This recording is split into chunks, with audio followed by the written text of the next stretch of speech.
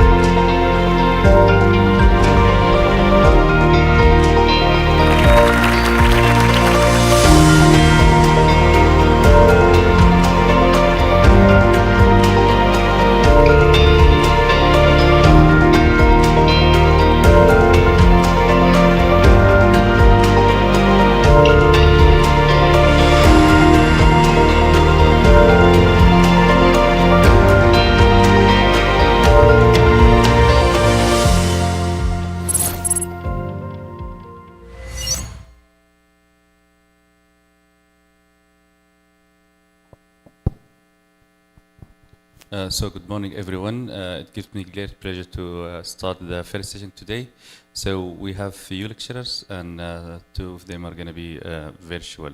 So the first lecture is going to be delivered by Edward Dubspot, who is the associate professor in UCL London, an interventional endoscopist gastroenterologist at Royal Free Hospital.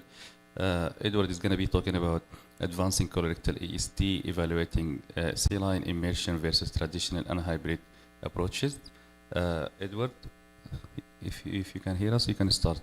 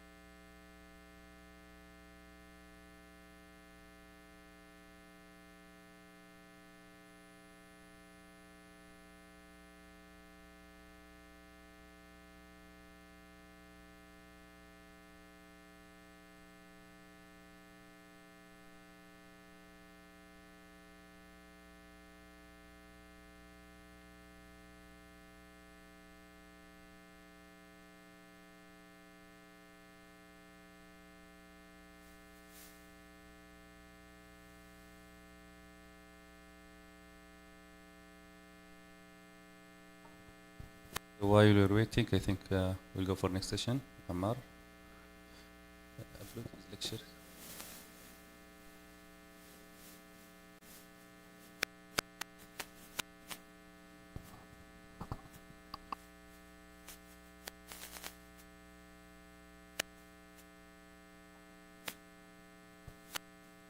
So the issue. We'll move to the next speaker, who's Dr. Ammar Khair. Dr. Ammar is a consultant advanced endoscopist at Cleveland Hospital, and he's going to be talking about post-polypectomy management, determining optimal surveillance colonoscopy timing for lower risk adenomas versus high risk advanced lesion. Ammar, the floor is yours.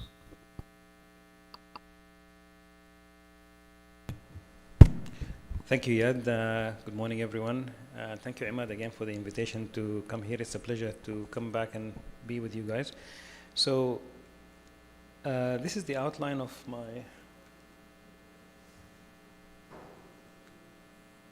So this is the outline of my talk. In the first half, we'll talk about some polyp terms and definitions. And then we'll talk about the quality metrics that are required to be met before we can apply these guidelines to average risk patients.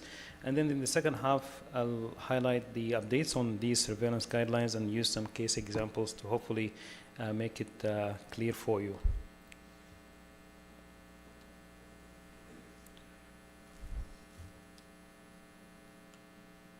So most of my talk is going to be based on these guidelines from the U.S. Multi-Society Task Force from 2020. So it's been 5 years since they've been out.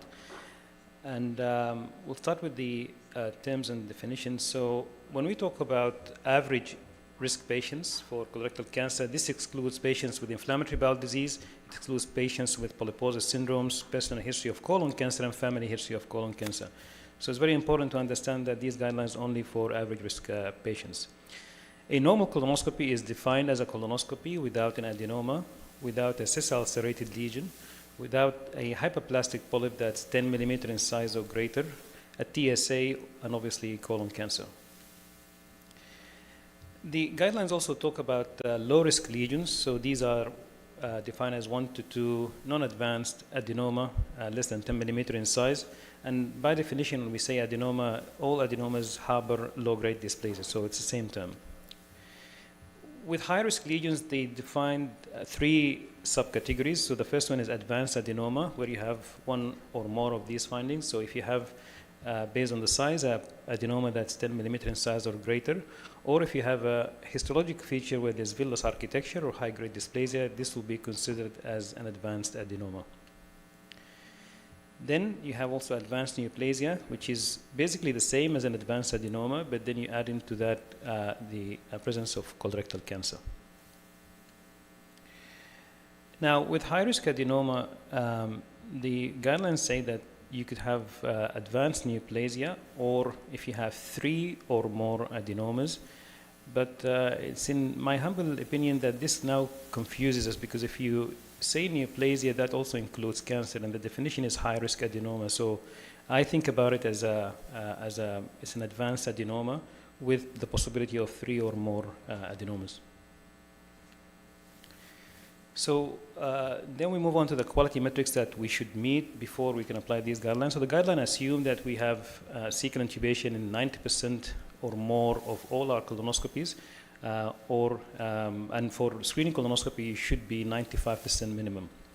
And that's also with photo documentation of the cecal landmarks, TI, IC valve, or appendiceal orifice.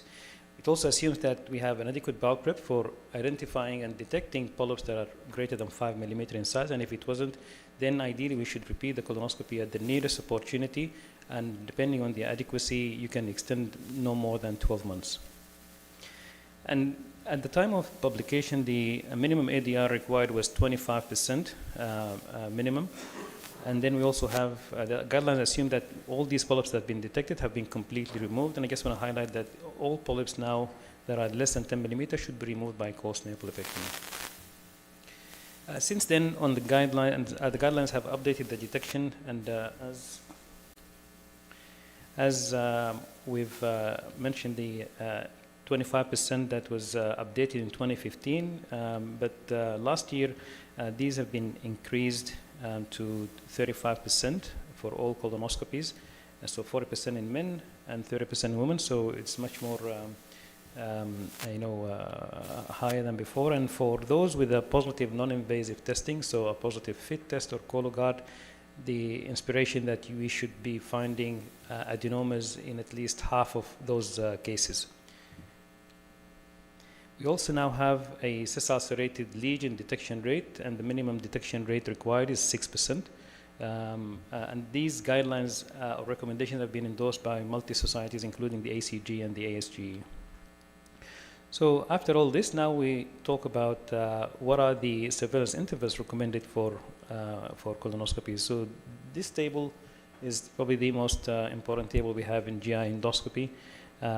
So the guidelines assume, as I said, that we've achieved high quality colonoscopy, achieving all the benchmarks required, and then that the polyps be removed, and based on that we stratify the surveillance interval. And the move now that we are now extending the surveillance on some of these low risk lesions that prior were monitored closer. But the main highlight, I guess, from the previous guidelines, that if you have a low-risk adenoma, so 1 to 2 tubular adenoma that's less than 10 millimeter in size, the recommendation now that we can go up to 7 to 10 years compared to the 5 years. If you also have a 3 to 4 low-risk adenoma, again, the guidelines can extend up to 3 to 5 years in contrast to the previous 3 years. The only difference here that if you have in a single exam and the screening colonoscopy more than 10 adenomas, that those ones we need to keep a closer eye. So now the recommendation is that we come back in 1 year instead of the 3 years. So I'll just quickly go through the tables on different categories. So for adenomas, so as you can see, we've been following adenomas for quite some time, and the evidence is quite good, and most of these recommendations are strong and based on high and moderate quality evidence. So quickly, if you let's say do an index screening colonoscopy and there's no, you have a normal colonoscopy as we defined it already, then the recommendation should be in 10 years. If you have a low risk adenoma 1 to 2, less than 10 millimeter, the recommendation is 7 to 10, which is different to SSLs. And if you have 3 to 4, the recommendation is to come back in 3 to 5, which is similar to SSLs. Now, if you have 5 to 10 that are less than 10 millimeter in size, we come back in 3 years. Or if we have an advanced adenoma based on the size, 10 millimeter or more, or the presence of villus architecture or high-grade dysplasia, then again we come back in 3 years. If you have more than 10 adenoma in single exam, as we said, now we come back in 1 year. And if you have a large adenoma that's 20 millimeter in size or greater, and we do piecemeal resection, the recommendation to come back is in 6 months. The guidelines also specify the subsequent surveillance. So you've done your screening colonoscopy. Based on your findings, you recommended the first interval surveillance. What do you do after that? So if you come back at the first surveillance, so in summary, if you find up to 4 adenomas that are low risk, so the size is less than 10 millimeter without any advanced histologic features, there is no change to the original recommendations.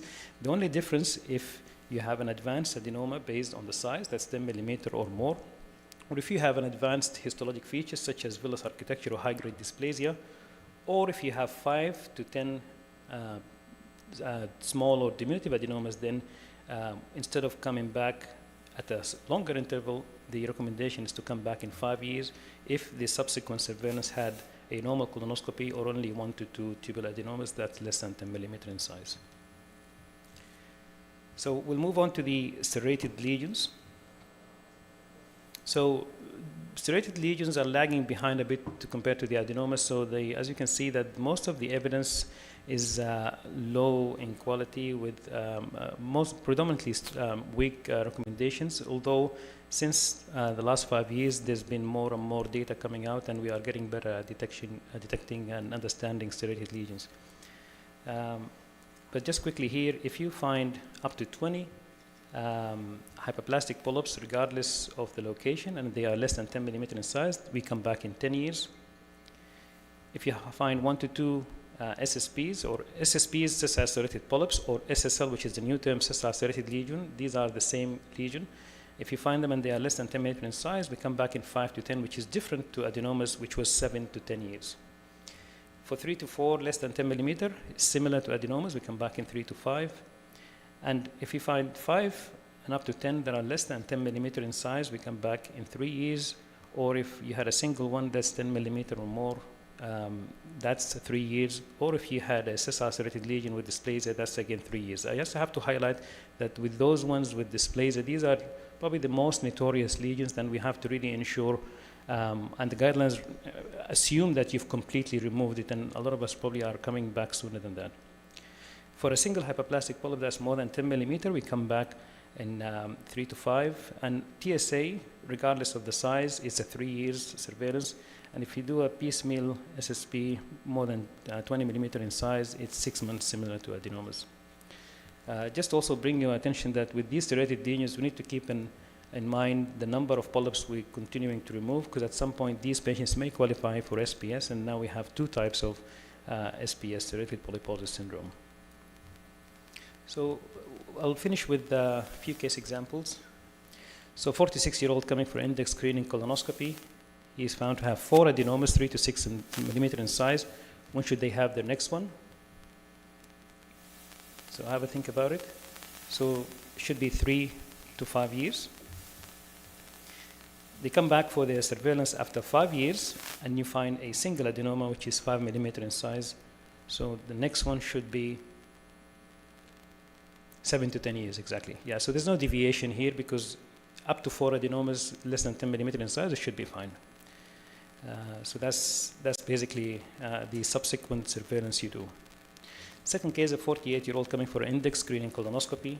You find a 5 millimeter SSL and a 12 millimeter adenoma. So 12 millimeter, this is considered to be advanced because it's more than 10 millimeter. So the next surveillance colonoscopy should be in 3 years. Okay, so we do that, and then after 3 years, you do a colonoscopy and there's no polyp found. So the next one here should be in 5 years because of the history of that large adenoma. So this is the deviation in the updated guidelines where we shorten the interval. Instead of having a normal colonoscopy to come back in 10 years, here we're going to come back in 5 years.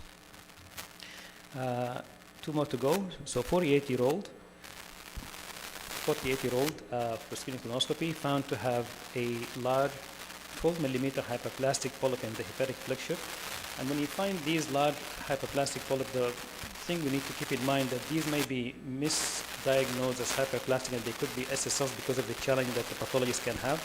And with that, they had also 12 hyperplastic that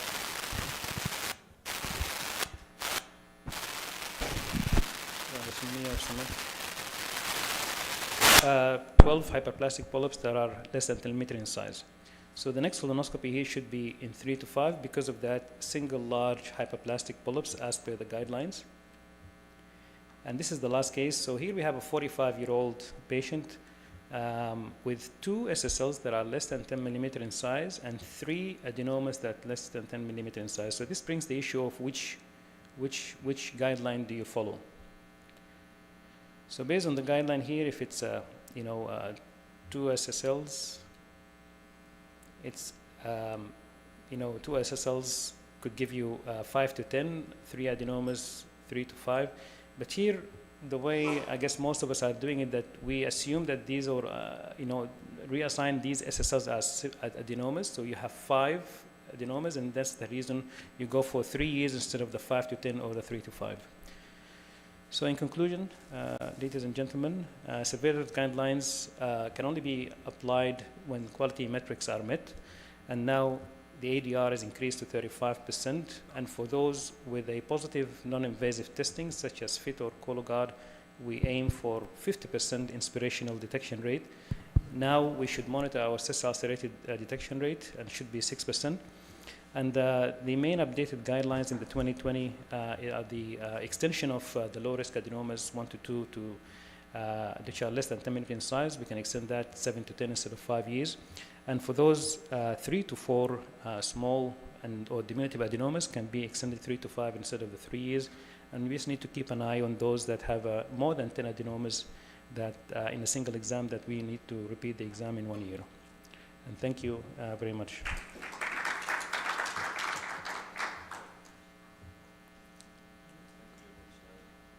Questions at the end? Or? Questions at the end?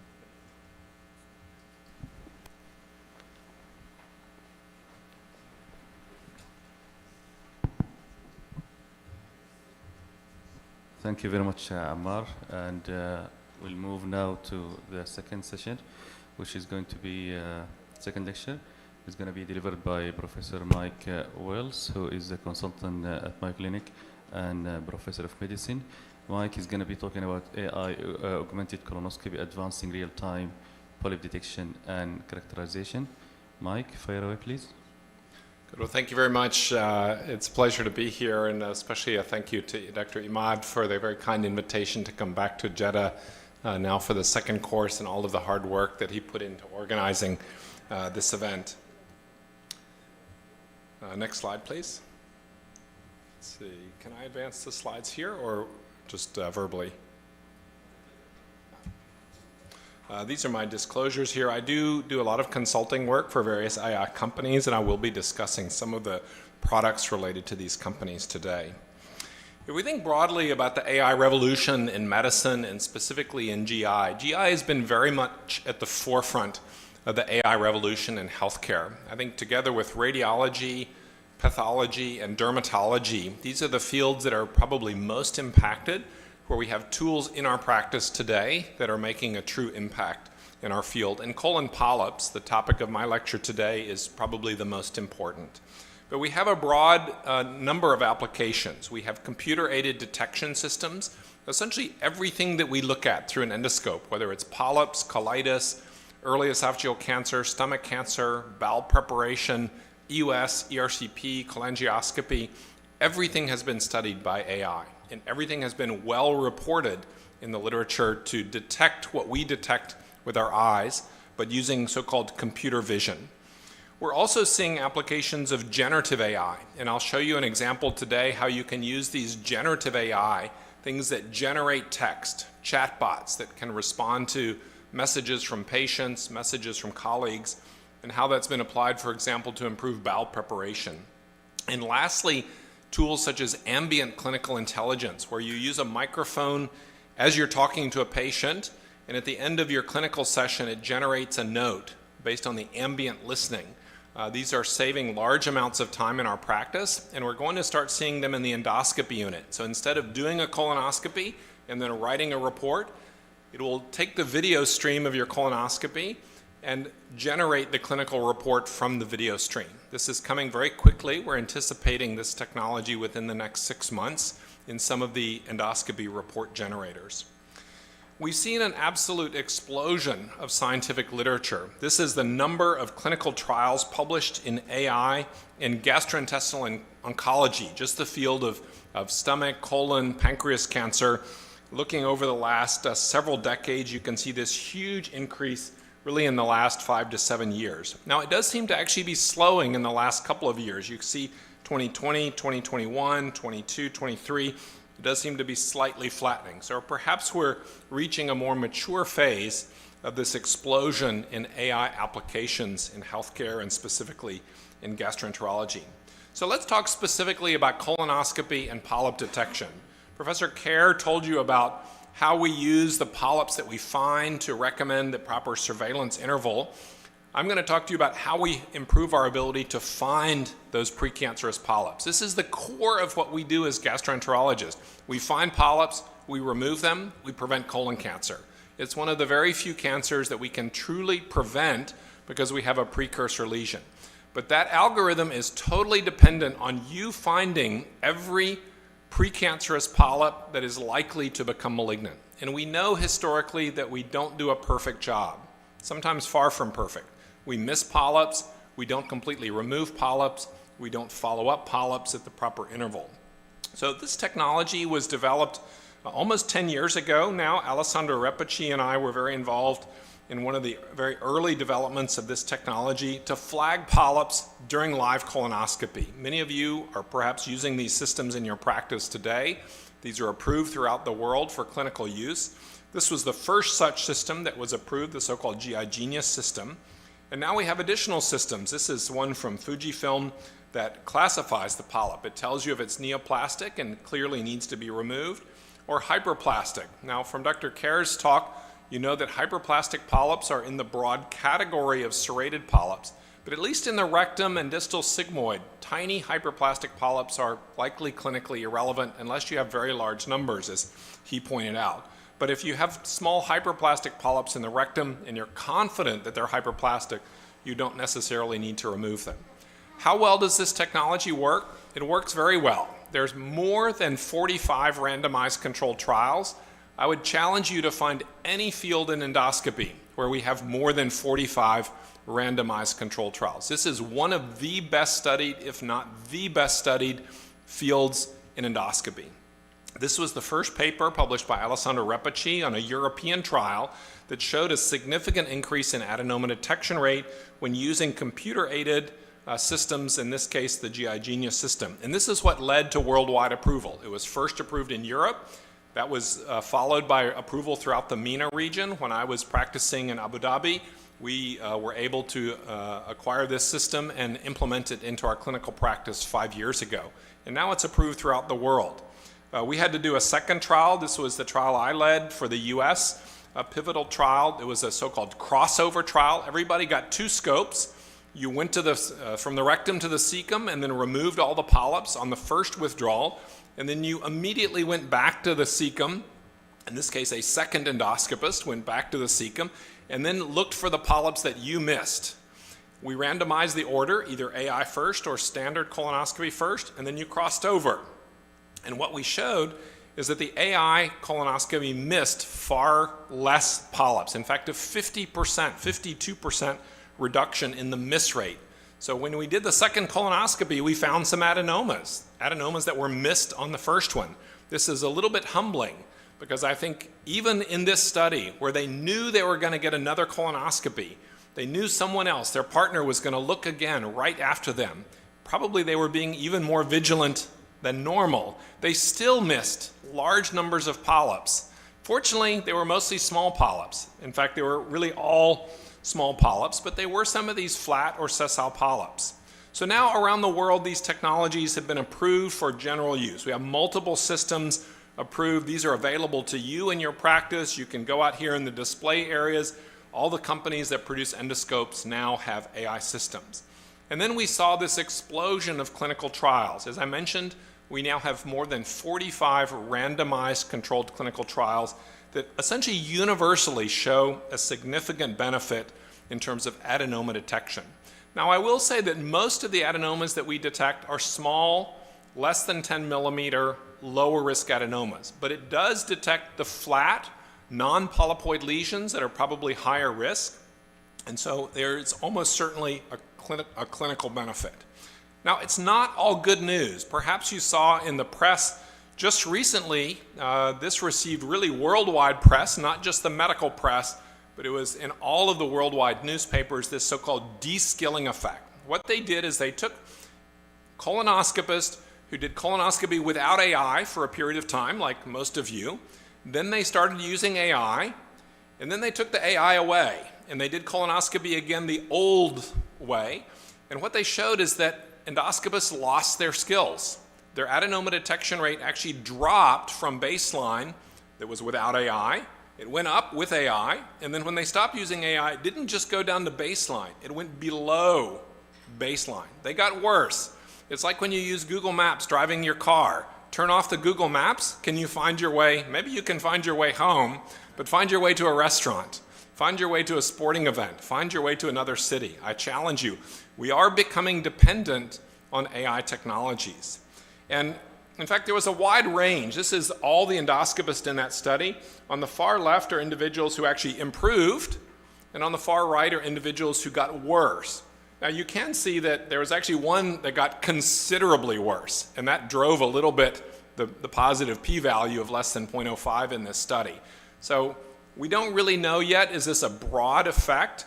We know from other fields though, from Google Maps, from other systems, that if we use these technologies, there is a certain dependence we develop on them. So we don't know how to mitigate that. Probably you should turn off the AI every once in a while and do it with your eyes and not your external brain. We don't know the answer to this, but I think this is going to be an important area to follow up. The other big question has come, well, it works in clinical trials. Those 45 randomized controlled trials were essentially all positive. But what happens when you actually start using it in your practice? Does it work? Well, the first paper came out and raised some concerns. This was a paper from a very skilled clinical trialist, Yuri Ladabaum. He's at Stanford University in the United States. And they bought the system and they put it in their practice in some of their rooms, but not all of their rooms. And they looked at what was the adenoma detection rate in the rooms with the AI versus the adenoma detection rate in the rooms without the AI. In fact, there was no difference. So at least at Stanford, now maybe they're very smart. Stanford's a place with a lot of very smart people. Maybe their adenoma detection rate was already so good that it didn't improve it. But actually in the lower curve, you see the effect on the low adenoma detectors on the left, the middle adenoma detectors on the middle, and the high adenoma detectors on the right. and they're with and without AI. And in fact, it didn't seem to make a difference if you were low, middle, or high. Now, since then, there have been multiple so-called real-world studies. This is now a systematic review of real-world studies, and in fact, other studies have not shown this negative effect. Let me say that another way. They have actually shown a positive effect in real-world studies. So if you look at a meta-analysis and you look in the lower part of that graph, the diamond is to the right of the line. That means that the adenoma detection rate is significantly higher in real world. If you put this system in your practice, as others did, you are more likely to find more adenomas. We did the same study. This is actually under review at one of the journals right now. So we put it in our practice at Mayo Clinic, Florida. And in fact, we saw a benefit. We saw a statistically significant increase in adenomas. We did it the same way. We had 8 endoscopy rooms. We could only afford to buy 4 machines. So you got put in the room sometimes with AI, sometimes without AI. It was not an intentional randomization, but it was effectively a randomized controlled trial in real-world practice. And it did, in fact, improve adenoma detection rate in our practice. Now, some other things you're going to hear later this morning about doing EMRs and ESD. When do you choose EMR? When do you choose ESD? Well, it depends on whether you think the polyp is invasive, especially if it's superficially invasive, one that can be cured by ESD, but is not cured by EMR. And can we answer that question? We've always heard about the Paris classification, the Kudo classification, the JNet classification. But even the Japanese endoscopists that invented these are far from perfect at predicting superficially invasive cancer in a flat polyp. So can we train AI algorithms to tell us which polyps are non-invasive and can be removed by EMR, which polyps are deeply invasive that need surgery, or which polyps are superficially invasive that can be cured by ESD? And in fact, you can. AI algorithms are better than humans, even better than human experts, at predicting which polyps fit into one of those 3 categories. Now, these are not yet commercially available, but I think we're going to start to see a significant expansion of these types of AI application for colonoscopy. Now, let's talk about some simple, mundane things. Can you make the bowel preparation better for patients? This is the #1 complaint of all patients getting colonoscopy. The bowel prep is terrible. Can I take less? Well, the answer is yes. A simple chatbot that tells you when you can stop taking the PEG solution, reduce the need for PEG solution. It reduced it by about 1/2 liter. This was a very interesting study. It was just published online a couple of weeks ago in Gut. It was a Chinese study. They developed a chatbot where you started drinking your PEG solution. Every bowel movement, you took a photograph of the toilet bowl and uploaded that photograph to the chatbot, and it said, keep taking your bowel prep or stop taking your bowel prep. And they randomized patients to just take 3 liters or follow the instructions of the chatbot. What it showed is that in both arms, the bowel preparation was identical. The Boston bowel preparation score was 7.9 in one arm, 7.9 in the other arm. The difference was, in the chatbot arm, they took 2.5 liters of prep, and in the standard arm, they took the full 3 liters of prep. So it significantly reduced the volume of prep needed by simply uploading a picture of the toilet bowl and the chatbot saying, stop taking your prep, you're clean, you're good to go. Even now, we can train AI algorithms to assess the bowel preparation. This was a study we did a few years ago in gastrointestinal endoscopy. We trained an algorithm to classify the prep as adequate or inadequate, essentially a Boston bowel preparation of 2 or better in all 3 segments. And in fact, we went head-to-head against the Boston team. Audrey Calderwood and Brian Jacobson invented the Boston bowel preparation. They're both at Boston Medical Center. And we compared our AI algorithm to the Boston bowel prep inventors, and it was, in fact, better.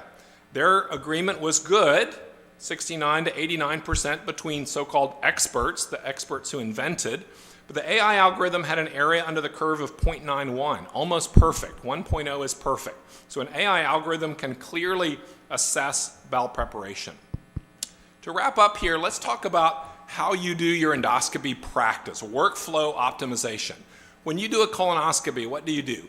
You remove some polyps, maybe you take a biopsy, you then go to your computer, you type in a note, A few days later, you get a pathology report. You make an assessment based on MR Care's recommendation, follow up in 3 years, 5 years, 7 to 10 years. You call or message the patient, and then you schedule that procedure. That's many steps. It's a complicated step. You even have to look up, oh, what's the current guideline? Was it 5 years, 7 years, 10 years, like he was quizzing us?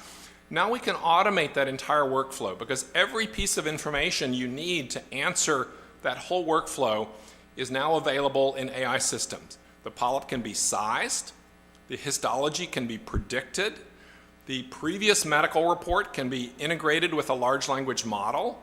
You can then, at the point of care, tell the patient, you had 2 adenomas, they were less than 10 millimeters, your next surveillance interval is 7 to 10 years, because I see that your last colonoscopy was also normal because it pulled it using a large language model. So the workflow optimization is going to be perhaps the most valuable tool, because you don't have to spend 10 minutes looking up the old colonoscopy report, the old pathology report, looking at your new pathology report and integrating that with guidelines. It can all be automated.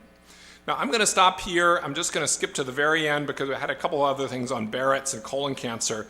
And I just want to thank you very much for the opportunity to come back to Jeddah. It's really wonderful to be here among friends and colleagues. Thank you. Thank you very much. Sorry?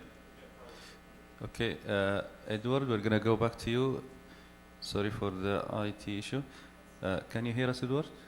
Yes, and can you hear me? Yeah, we need the slides for Edward, please.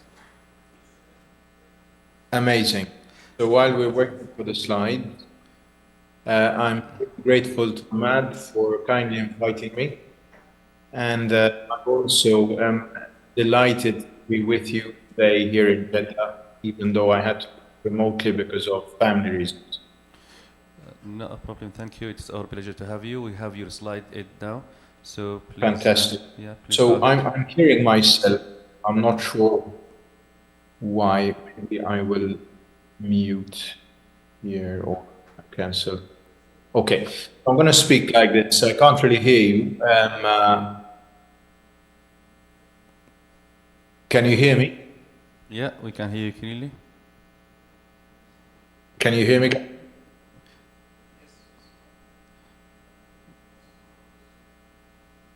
Yes, we can hear you. Go ahead, please. Fantastic.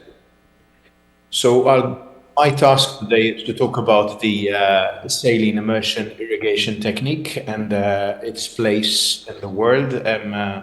Many a time, this is somewhat erroneously referred to as the underwater technique for ESD. But I'll show you why the name is erroneous and why saline should be incorporated when we speak about this, because it's part of the process of how it works.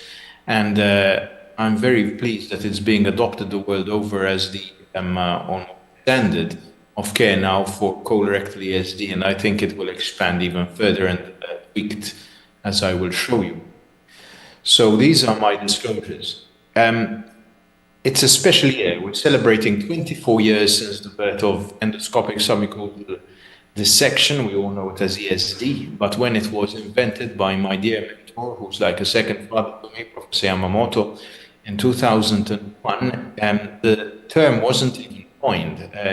Hiro came up with the idea of using a forceps that he modified with diathermy to take out something, unblock, which would not be resectable accurately with a snare, and so on and so forth, and the rest is history.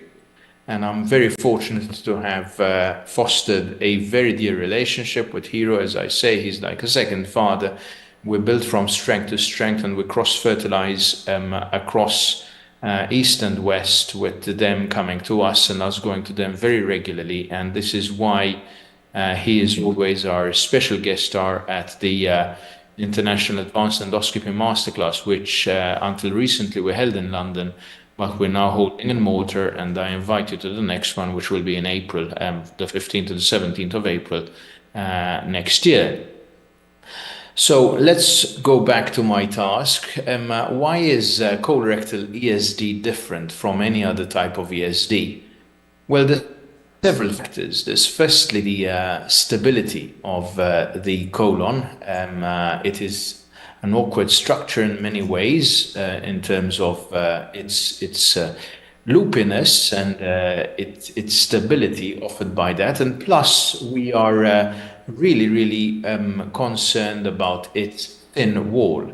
So anything above the peritoneal reflection, which is about 12 centimeters from the anal verge, becomes rather risky, because if you make a perforation, a large perforation in the muscularis propria, there can be problems.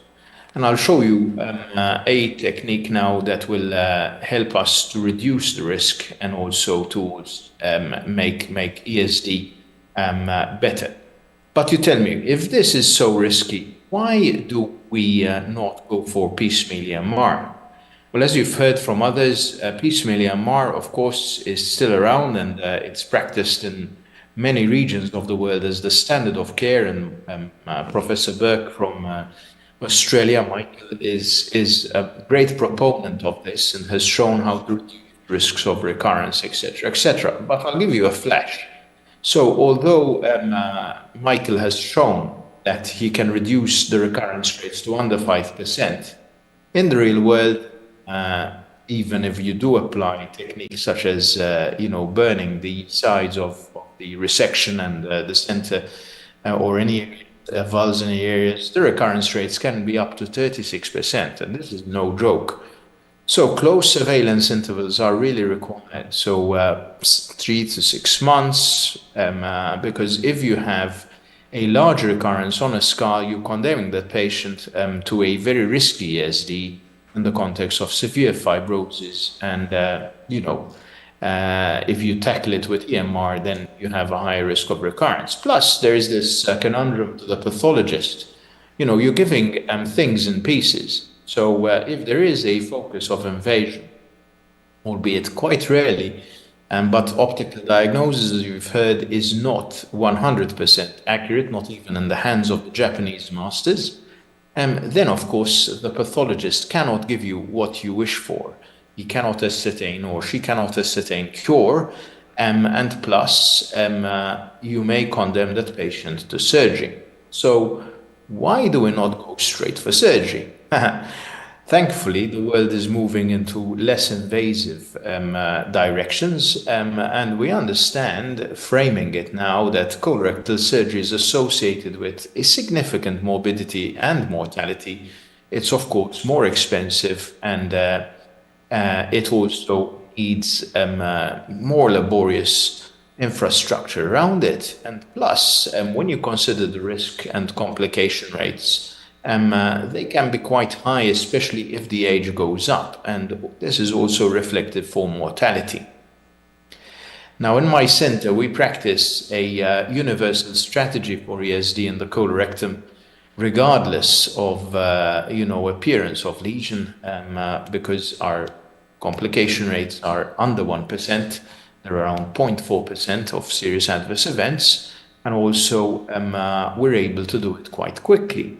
But if you had to go for a selective approach, as you've heard Michael Wallace just before me, you have to stratify by risk. And this is an excellent example of this, a paper, again, published by Michael Burke's group some years ago now, but it still holds a lot of worth here. So when you have a granular lesion on the top left-hand corner, even if it's vast, that can harbor a very low risk of invasion, especially if it is above the sigmoid colon. Whereas if you go down to the right-hand corner here, which is a non-granular lesion, especially if it's got depressed point, and especially if it is in the sigmoid or in the rectum, then you've got a very high risk. So if you're going to go for an ESD, and if you need to select your procedures, then go for things like that, or for a large sessile lesion with a nodule, because the risk is up, especially in the left colon, as shown by our Australian colleagues. But it's not just about the appearance in terms of Paris classification, it's also about what we see on the surface. And nowadays we're moving more away from dyes, because we've got a technology that incorporates light, blue light especially, that allows us to interrogate the surface, and this can tell us a lot. But remember that if there's going to be significant tissue like meat on the lesion, a nodule, then the surface may not be representative of what's happening underneath. So do be aware of this. And as the surface goes, we're looking for irregularity. This is not rocket science, and the more irregular it becomes, the more likely that this is not something that you should be touching endoscopically. So if you have something that's completely bizarre, send it to your surgical colleagues. Do not resect it endoscopically, because you'd be exposing the patient to an unnecessary procedure and its associated risk. And you wouldn't be curing that patient if it is invasive, because you do need to supply those lymph nodes to ensure that there aren't any springboards to future metastatic risk. And of course, when we understand the lesion, we are predicting or trying to predict the risk of lymph node invasion. Now, this was the original Kikuchi level. We think that this is less relevant now, but we have to keep it in mind, because submucosal invasion is still quite important, despite it falling into less importance in consideration of tumor budding, meaning the tumor is already sending an invasive front despite its original level. And of course, we need to ask our pathologist to look for lymphovascular perineural invasion, because if we are ascertaining or trying to ascertain cure with an ESD, we need to be oncologically sound. This is a microsurgical procedure. It's not really an endoscopic one, although it is an endoscopically driven technique. You have to consider that this is like oncologic endoscopic microsurgery. So let's shift to the technique. Before we go anywhere, we need to think of the imperative basics. You can't do anything if you've not got good prep, because if you've got a complication, then you're going to have fecal peritonitis, and plus you need absolute clarity, especially if you're going to use the saline immersion technique, and consider everything else, even the best scope that you have in the unit. And as doctors, we are not treating polyps. We are treating patients, so think of the patient as a whole. If you can do it, or if you're able to do it, it doesn't mean that you have to do it. You have to consider the patient, their age, their comorbidities, and everything else. And especially, do consider everything else. Train your team, have a large room with space available, and train your team properly. And of course, optimize your technique. If you're not good at it, or if you're having issues, then refer on to someone else. And it's not really about the cutting, it's really about the fine tip control. And you have to master this with the left hand so that the right hand can control the torque. So your middle finger needs to be on the little wheel to enable that fine tip control, because otherwise you are not going to be able to control that knife as appropriately as it should be. This is about kit, so I'll skip through this. Now we're going to get into techniques, so we do need a distal attachment. This is going to be our surgical retractor, as it were.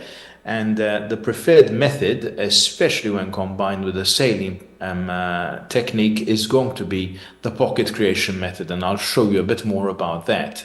And we prepare knives which can inject. I don't care about which company you go for, as long as you can have an injection through the knife that speeds up the procedure and disallows the need for changing instruments throughout the procedure for injection. So do go for a knife that you can inject through.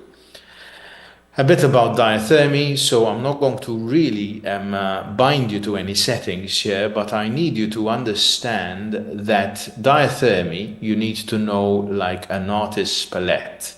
A good artist, and I paint, so I understand a bit of this, doesn't go for a certain color for a certain situation. No, an artist who is good at what he does knows how to blend his palette. So what you need to remember is the more yellow you have, the more cut you have, the sharper the instrument and the colder it is. So you're going to have less coagulation, but a sharper instrument. When you go for coagulation, that sword, that cutting device is going to be very hot. And heat in endoscopy usually translates to the risk of deep mural injury. So you get the coagulation, you minimize bleeding, but you have to be wary about the fact that it can cause a perforation.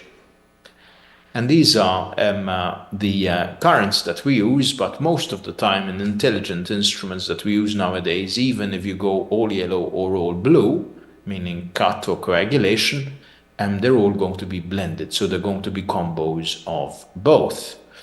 And I need you to understand that the most important way of delivering coagulation is to increase the effect and also the interval, because the interval means that coagulation is stepping in more frequently. So the higher the interval, the more frequently the heat will step in. Duration stands for cut. So if you want a very sharp instrument, you would go for something like endocut I, effect 1, meaning it's cold, duration 4, meaning cutting is coming in very frequently, and interval 1, meaning it's going to have less coagulation. That's a very sharp cut. So I won't dwell on this further, but do understand your diathermy. So before we cut, we need to understand the lesion, as I said, the patient, and discuss. So let's go for strategy. So the pocket creation method is the method that was developed by Professor Yamamoto, my mentor, and it makes sense because it, rather than making a circumferential incision and allowing the fluid to leak out, remember that we're putting fluid in the submucosal space to lift the lesion away from the muscularis propria. He thought that if you make a circumferential cut, you are destroying that whole purpose because the fluid would leak out. So he thought of making a tiny incision distal to the lesion on the anal side and then undermining the lesion and then opening around it once you've actually done the job.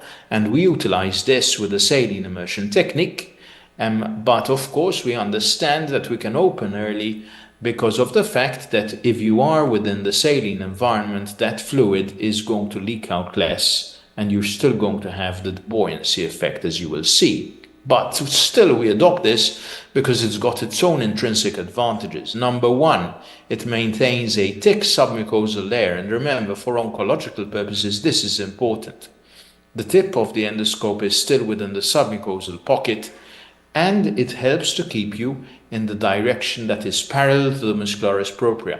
In ESD, everything needs to be parallel to the mucosa, parallel to the muscularis propria. If you dive too deep or if you look too high up, you're going to either damage the muscularis propria and lead to a perforation, or else if you look too high up, you're going to damage your lesion, and that is going to be an oncological boo-boo. Plus, if you've got the scope within the lesion, within that pocket, you're not going to have the artifact of respiration. You're not going to have a moving target, which is really, really good, especially around the flexures. But let's shift gear. Let's go back to the saline immersion technique. How did I discover this in 2015? So essentially, I was using a scope which had a 2.8 millimeter channel, and I was using a knife, the flush knife BT, which wasn't made slim at the time, so it occupied my whole channel. And I was really, really getting fed up with the gas-liquid interface, which disturbed my views, and I couldn't aspirate, so I had to take out the knife, aspirate the gas or the liquid, and then go back in. And I got truly frustrated because 5 minutes later I was in the same situation. So I decided to flood the place with my pump. And I had water in the pump. But of course, water, even though it can ionize, it needs a much higher current to ionize. This is why saline is important. So the knife would not cut well.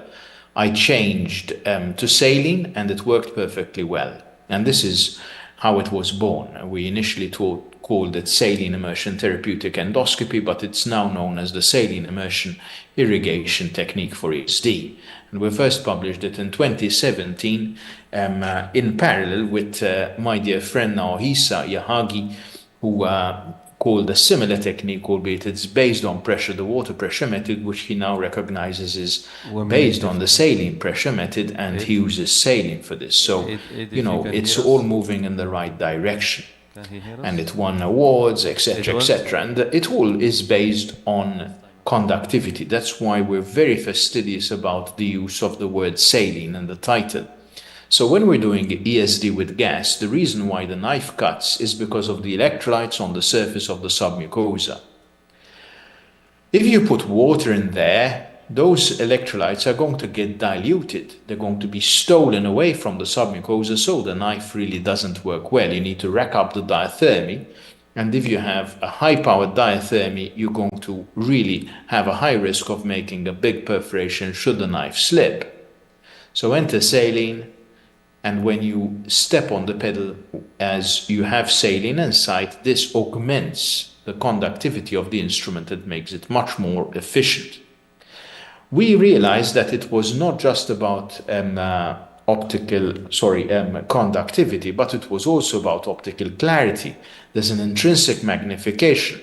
We have buoyancy. It lifts your lesion, creating natural traction, negating gravity. And this was first described by my good friend Ken Ben Muller, of course, father of the underwater EMR. And underwater EMR still really works with water itself, because when you are using EMR, you're not dependent on the salinity of the surrounding fluid, because the snare, as you close it, is in constant contact with those electrolytes that are in the submucosa. They're not being diluted as you close. So it's important to understand that for EMR, underwater is a correct terminology. But for ESD, it doesn't make sense, because if you use water, it really doesn't work. So saline is critical.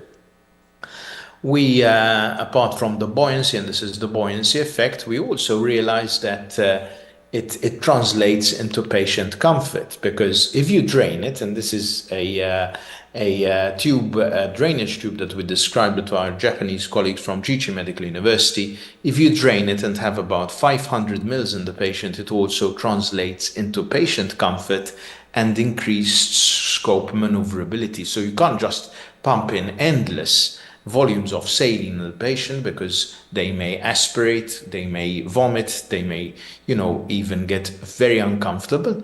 And plus, your scope maneuverability is going to be diminished, like when you distend the lumen with gas. So you need to drain this.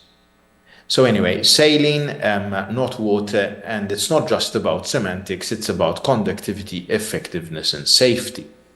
And these are publications that we've got the Under Sailing Club now all doing it, and it's being taken on by the world. So I've been asked about settings, and although I told you that diathermy should be like an artist's palette, these are our settings for the saline immersion technique. So on the yellow side, we've got a very sharp instrument with little heat, effect 1, duration 4, a lot of cutting, and interval 1, less stepping in of the coagulation. For vascular dissection, we tend to press the saline pedal, irrigate, as well as the blue pedal, which is SwiftCoag 2.5. And that allows for what we call the frozen effect. It literally causes the blood vessel to go completely white. You see the whiteness spreading. That's why we call it the frozen effect. And it is extremely useful for precoagulation of vessels. We don't use the coagulation forceps anymore, as long as we are irrigating as well as pressing on the coagulation. This is why I set it up like this. And it also blows away those bubbles which are generated by electrolysis. You need to flush them away or suck them through the Asclepius tube, because these contain hydrogen and a bit of oxygen, and you can actually have a tiny pop. It's not going to be harmful, but flush away those bubbles. You'll get better visibility and reduce risk, absolute risk to nothing.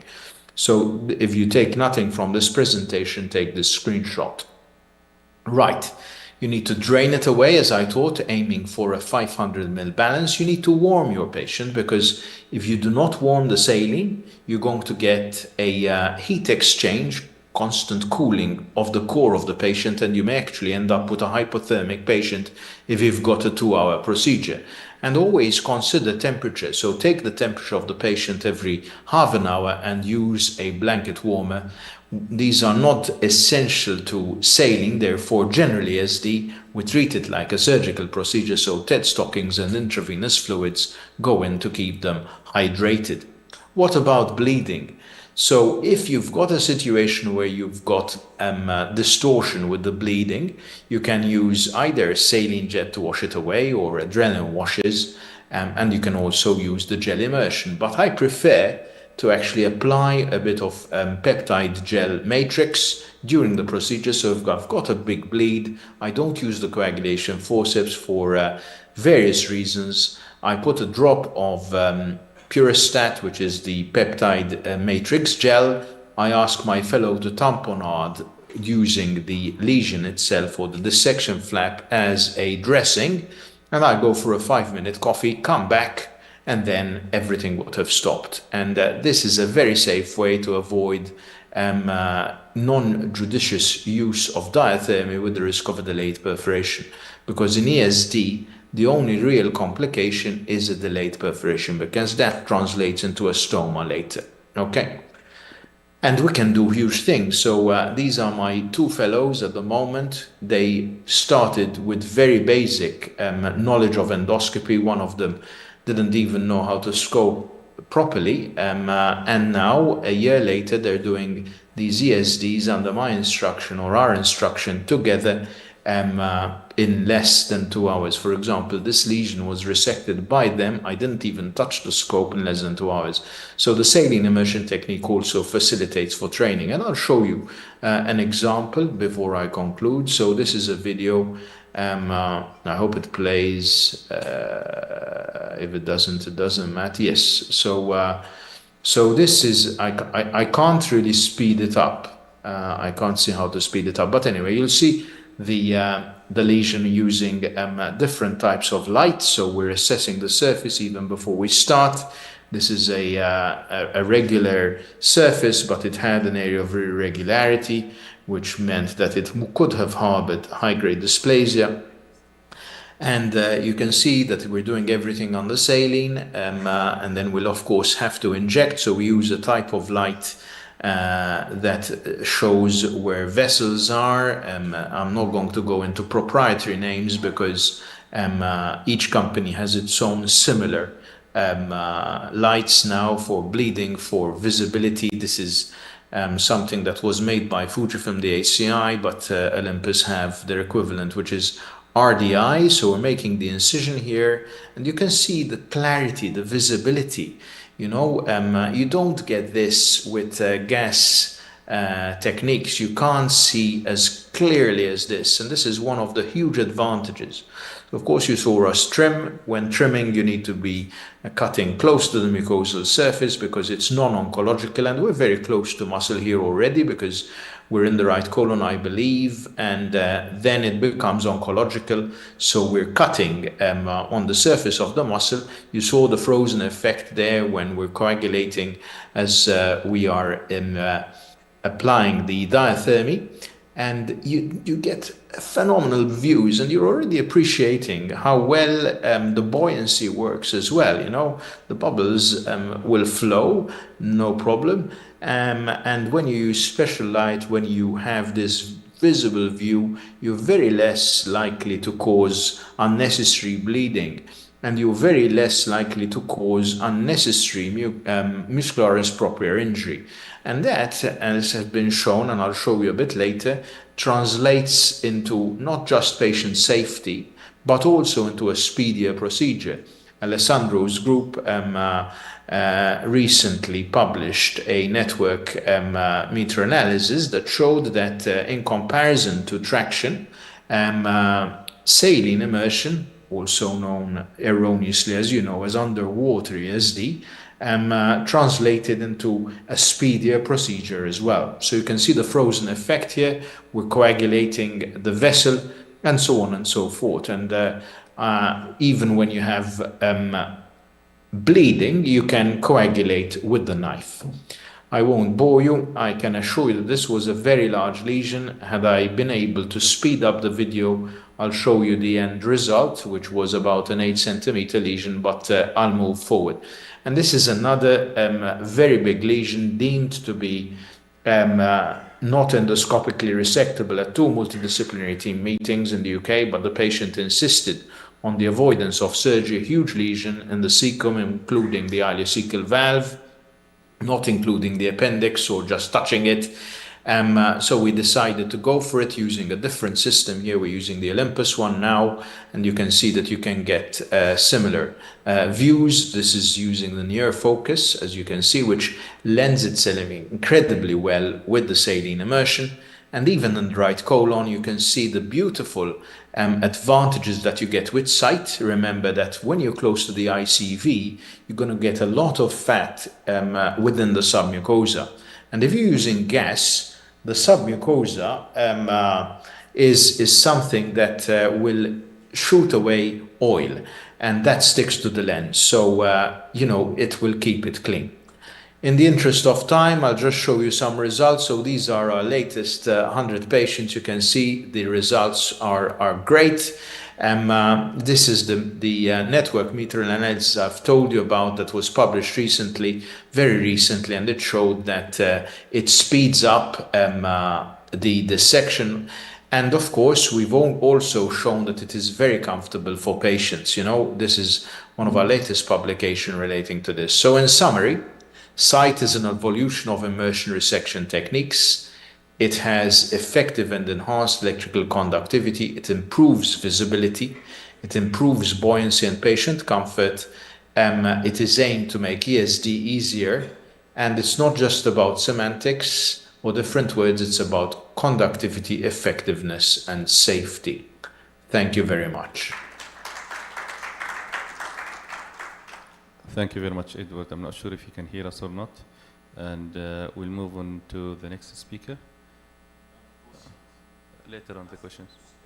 If you don't mind, Ed, can you stay for the rest of the session? So we're going to have the questions later on.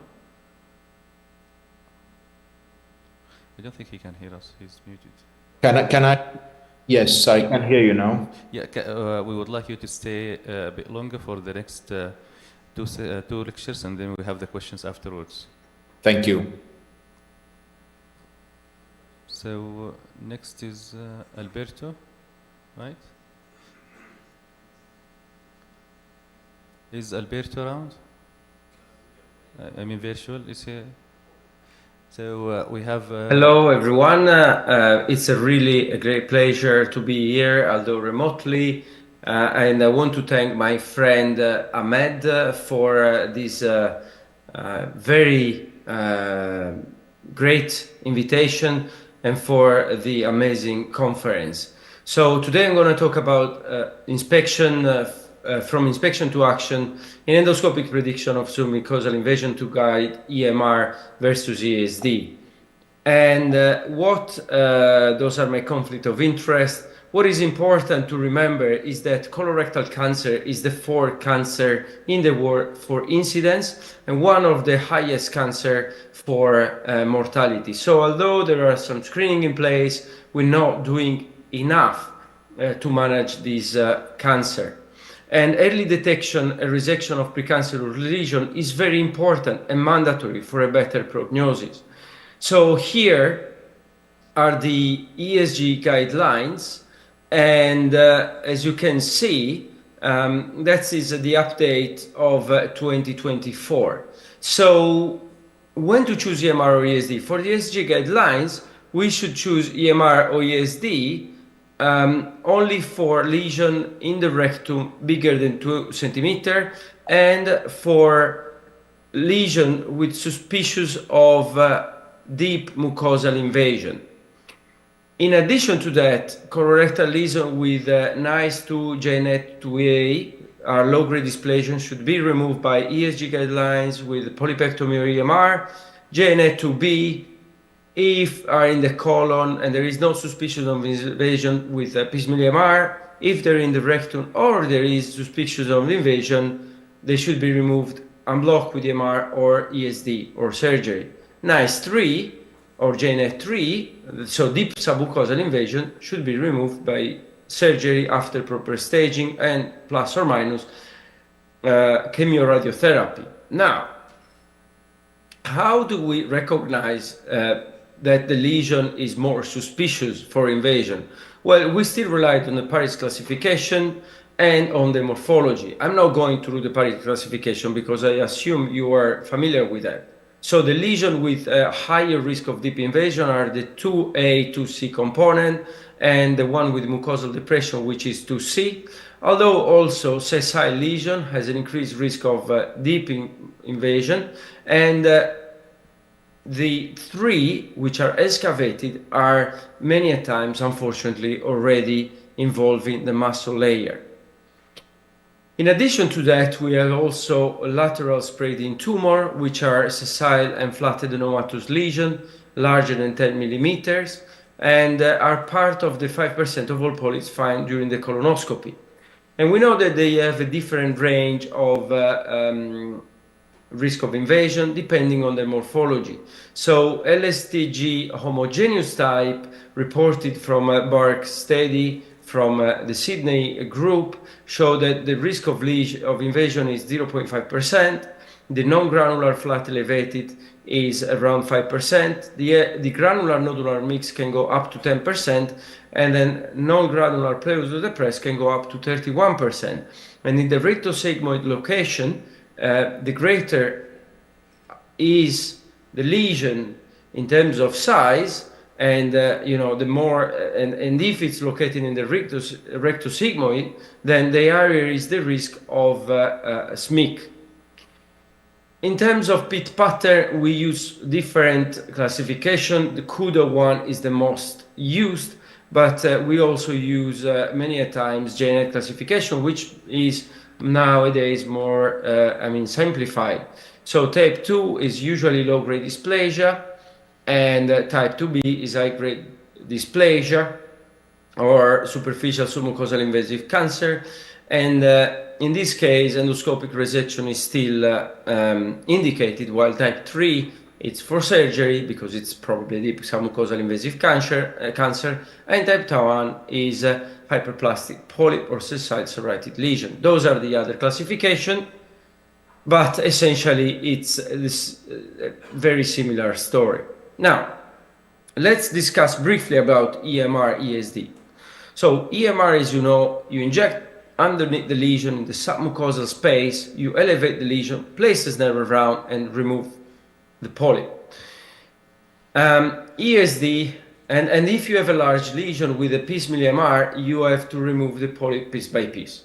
ESD is instead, you inject underneath the lesion, and then with a knife, you dissect underneath the lesion and you remove the lesion en bloc. Now, the risks are EMR has around 1 to 2% risk of perforation, and the risk of bleeding during the procedure and after the procedure. ESD has about 4 to 5% risk of perforation, and there is a risk of bleeding during the procedure, usually is using, and it can be managed endoscopically. In terms of surgery, ESD has been proven to be very safe, and the risk of surgery following a perforation is extremely small, is less than 1%, far less than 1%, and it's when we're not able to close the defect endoscopically, which is very rare, or is when we have a post-ESD perforation, which is 0.5% risk. So all in all, ESD nowadays, even in the Western countries, is very safe. And all in all, nowadays, there are more and more endoscopists performing ESD, especially younger endoscopists, because the ESD has spread a lot across Europe. We don't have to go to Japan anymore to learn ESD. We can learn it here in Europe. We have excellent centers. And what are the main benefits? If you do a piecemeal MR and is intuitive, you don't provide to the pathologist the full specimen. So you ended up giving him small part of specimen, and the pathologist won't be able to give a full assessment. In addition, on the opposite with ESD, you can give the full specimen and the assessment is thorough, and you can tell if the histopathologist can describe about the margins, can describe about the lesions, the cells, the budding, when there is the budding, the lymphovascular invasion, etc., in details. The other thing is When you do piecemeal MR, you might leave some cells in place and you'll never know because you don't have the whole specimen to give to the pathologist. In terms of recurrence, ESD, if it's completely remove and block with R1, R0, sorry, with no R1, but only R0 lateral and deep, then the risk of recurrence is almost zero. And on top of that, the follow-up endoscopy should be in 1 year time. But nowadays the guidelines and the evidence is kind of pushing the boundaries. And there are some groups that are pushing for a later follow-up, which is very important. For EMR, the follow-up is after piecemeal MR, 3-6 months, and then 1 year. Now, yes, there are some groups that advocate the fact that if you use ablation, you can have around 2%, 3% recurrence rate. First of all, this is only in expert center, and the variety of recurrence, there is a wide range. It goes from this 2 to 3% to 20% in non-expert centers. Second of all, if you have a recurrence, then you have to treat the patient again. And if this recurrence is not treatable again with EMR, you have to go to the ESD. But the thing is, with the EMR, piecemeal EMR, you have to do a colonoscopy in 6 months' time, and then in 1 year time, and then in 3 years' time. And if you have a recurrence, you go back to square one. So with ESD, if you are at zero resection, you go for 1 year, or maybe in the future for 2-3 years. So there are a lot of benefits around that. And this is important. Saying that, the SMIC for this procedure, so the depth of invasion in Western countries was about 4% to 6%. And in Japan, it's been much higher, between 11 to 21% risk of deep submucosal invasion. So where is the difference? And I'll tell you what, we recently done a multi-center study with more than 3,000 ESD in Europe, the study was led by my team at the Royal Free Hospital. And we found that the overall rate of risk of submucosal invasion is about 18%. So it's much higher than what previously suggested by guideline, by Western evidence. And why? The big difference is because this study was only based on ESD rather than piecemeal MR. And I'll tell you what, in addition to that, there is also, of course, LST non-granular pseudodepressed have a risk of invasion between 23 to 40. The LST non-granular flat elevated have a risk of invasion that goes from 6% to 27%. The sessile risk of from 12 to 36, and the LST granular mixed nodular have a risk that goes from 13% to 90%. But even the granular homogeneous type, which were reported as very low risk, has a risk that goes from 6% to 11% of deep submucosal invasion. So there is new evidence, and I think hopefully we're going to publish soon this data, but hopefully the guidelines in the Western countries will adapt. So yes, morphology is important. Yes, describing the lesion and looking at the lesion, interrogating the lesion pattern is important, but it's not 100% reliable. So what about this lesion? This lesion is a lesion in the rectum, is 2 centimeter. It's 1S with probably 2B, 2A, 2B. And when we resect this lesion, it's a 77 years old man with multiple comorbidities, and it was carefully assessed with the MBI, near focus, and we decided to go for site PCM ESD, done in 50 minutes, non-complication. We found that this was a sessile tubulovilus adenomatous polyp with high-grade dysplasia with associated submucosal well-differentiated adenocarcinoma. There was an invasion of the tumor of 6 millimeter, Kikuchi level SM2, SM3, and BD1 budding, but no lymphovascular invasion. Because of the patient comorbidity, we went for conservative management. There was an R1 in the deep margin of 0.4 millimeter, conservative management because of patient comorbidity, 1 year follow-up, fine, no recurrence, healthy scar. What about this lesion? This is a lateral spreading tumor, which is non-granular, pseudodepressed, I would say. And which resection would you choose? We went for an ESD. Here, the trimming. Here, we are approaching the center of a lesion. As you can see, there is quite fibrotic in the center. We were a bit worried about a deep invasion. We continue the trimming and the cutting. And as we go forward, we pass that area of deep fibrosis. So we make a circumferential incision, and then we open the pocket. What was the result? This was tubulovillus with low-grade dysplasia, R0 resection. And in theory, because of the initial picture, this should have been, you would have thought that this was going to be a much risky lesion regarding deep submucosal invasion. I'll give you another example. What about this lesion? This is 1S2A, and it's a 50-year-old man, 6 centimeter lesion in the distal ascending colon, carefully assessed, GNet 2A2B, and removed with a site PCM ESD, no complication. This is a lateral spreading tumor, granular mixed type. And guess what? We found that it was high-grade dysplasia with associated invasive, well-differentiated adenocarcinoma. And the depth of invasive tumor from the muscularis muscosa was 3 millimeter. So it was a lateral R0, but R1 in the deep margin.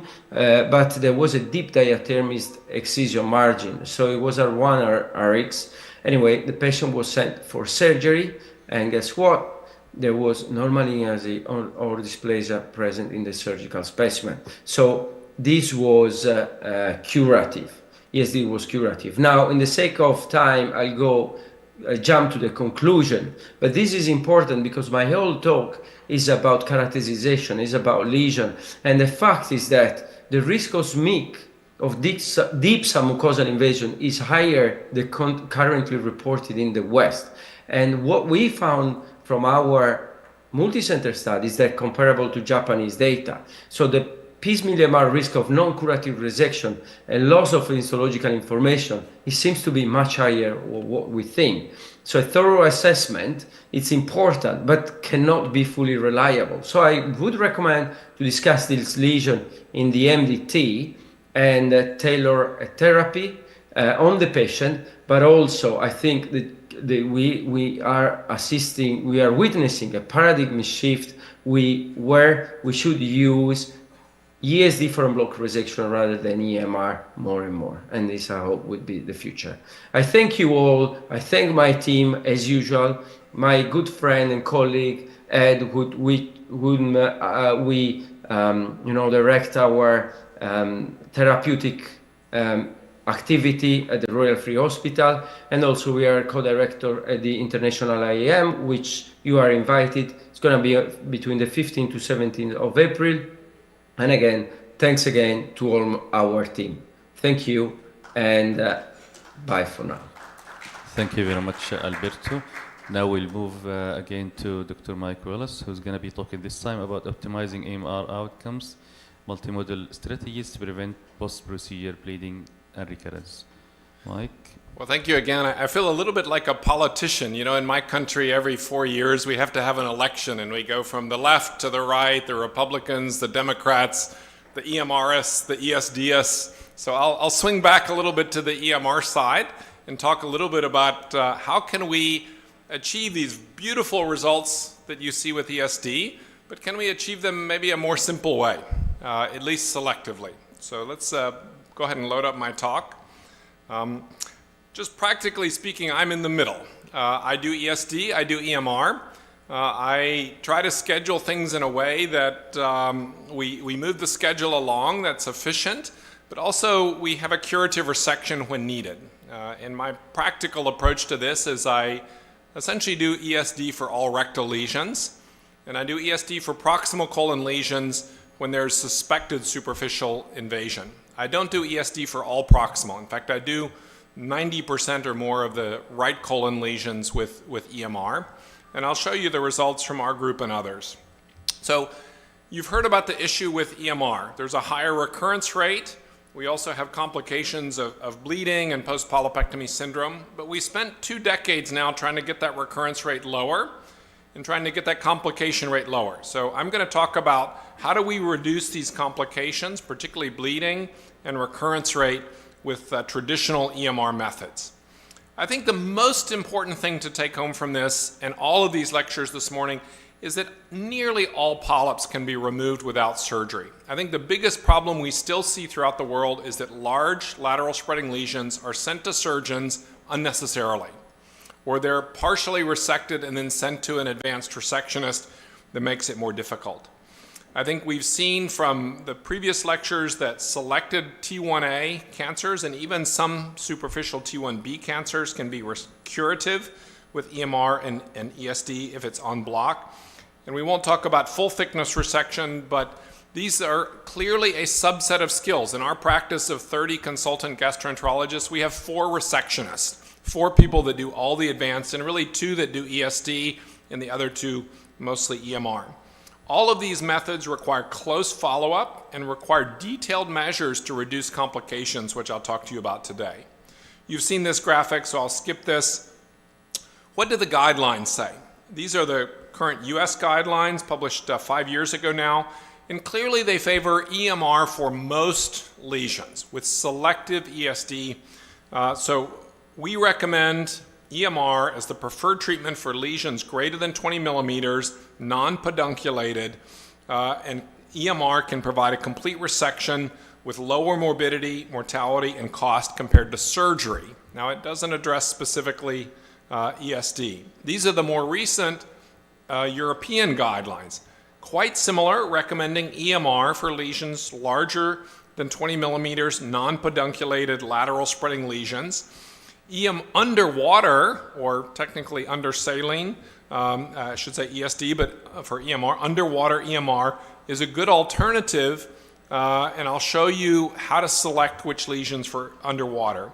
ESD may also be considered in selected cases in high volume centers, selected meaning where you suspect superficially invasive carcinoma, and that all of these lesions, at least by EMR, should now be treated with diathermy around the rim, and I'll show you the evidence from 2 large randomized controlled trials.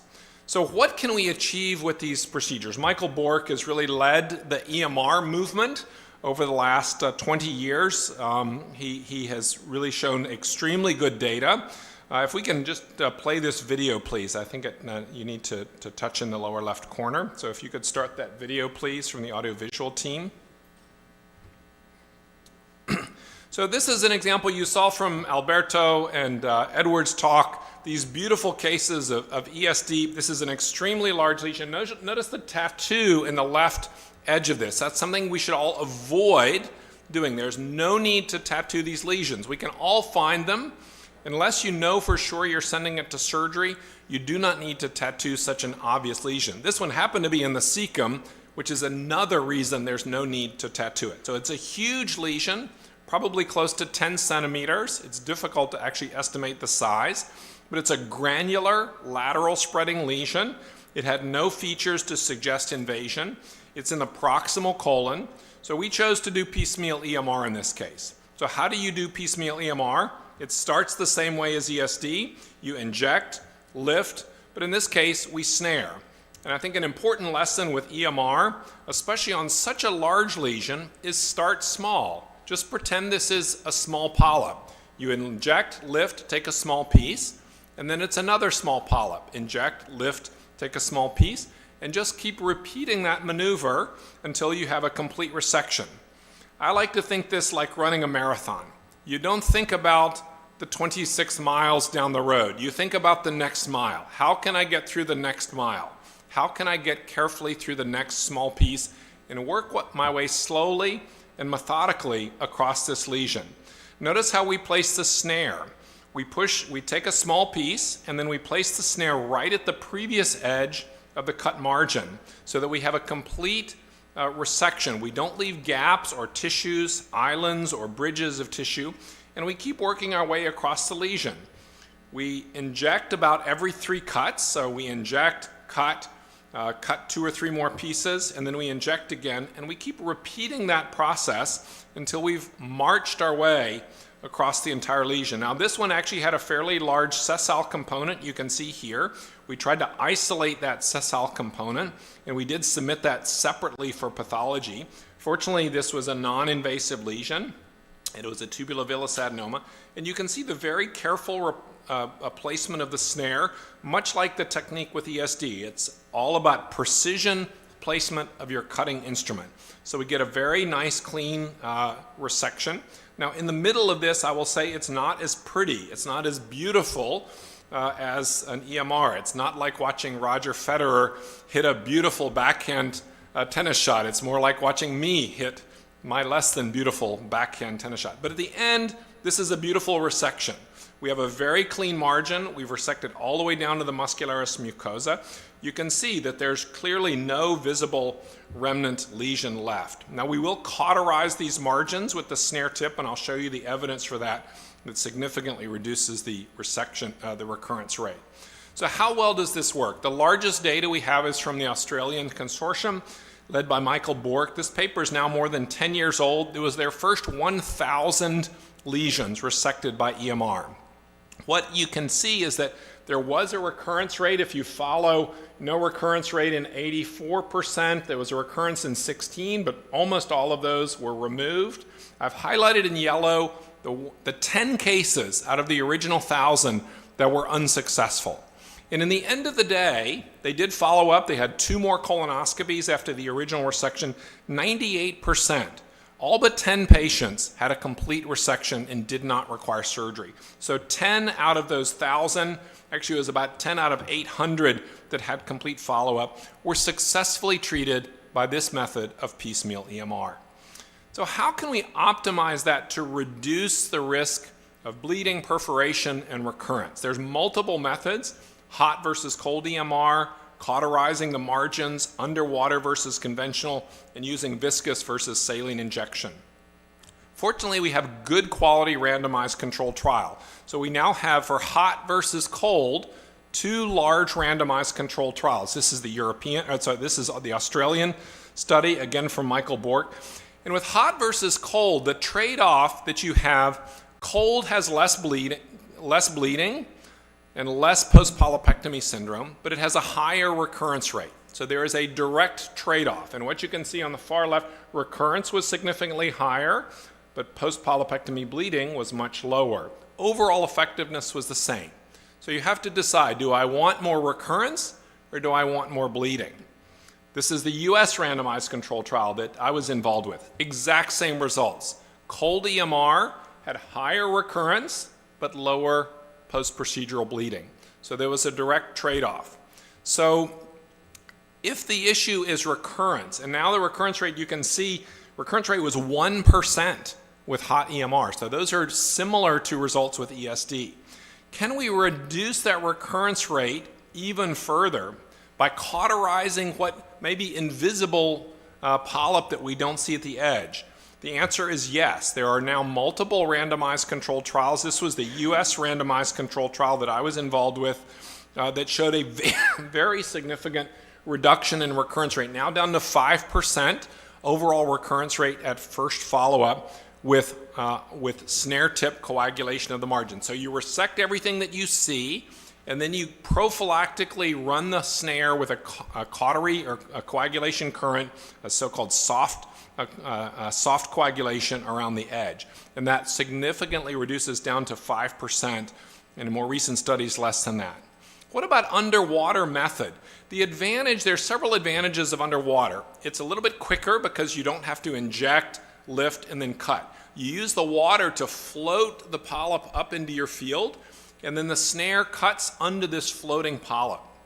The other advantage is that the polyp remains smaller. And this is particularly advantageous in polyps between about 2 to 3 centimeters, where that makes the difference between getting an en bloc or a piecemeal resection. When you inject a 2 to 3 centimeter polyp, it becomes a 4 centimeter polyp with the injection, and then it becomes a piecemeal resection. But with underwater, that polyp stays 2 centimeters, and you can resect it en bloc. And that's exactly what was shown here. The recurrence rate for underwater EMR was much improved for polyps in that 2 to 3 centimeter range, but there was no difference once you got over 3 centimeters. And the reason for that is there was a higher en bloc resection rate with underwater. So selective use of underwater EMR for polyps in the 2 to 3 centimeter range, where it will allow you to achieve an en bloc resection. What about using ESD type techniques where we mark the margin with a cautery dot? You take the snare tip and you put little white dots around the lesion before you do a piecemeal EMR. Why might this work? Because once you start the EMR, you can lose track of what the original margins were. The field becomes bloody, it becomes changed by the resection, does margin marking.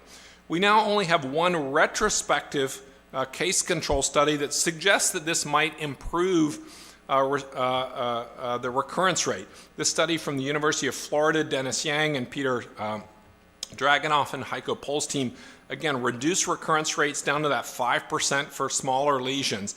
Now, this was a non-randomized, retrospective, single center, so we don't have as high quality evidence. Now, we do have good evidence now that hot EMR with margin ablation has reached the level of recurrence rate of ESD. So this is a meta-analysis of traditional hot EMR with margin marking. And what you can see at the very bottom, the recurrence rate, EMR with margins ablated, and ESD, there is no difference there between the recurrence rate. So I think the argument that ESD has a lower recurrence rate is no longer valid in highly skilled EMR with margin ablation. We've achieved extremely low levels of recurrence rate.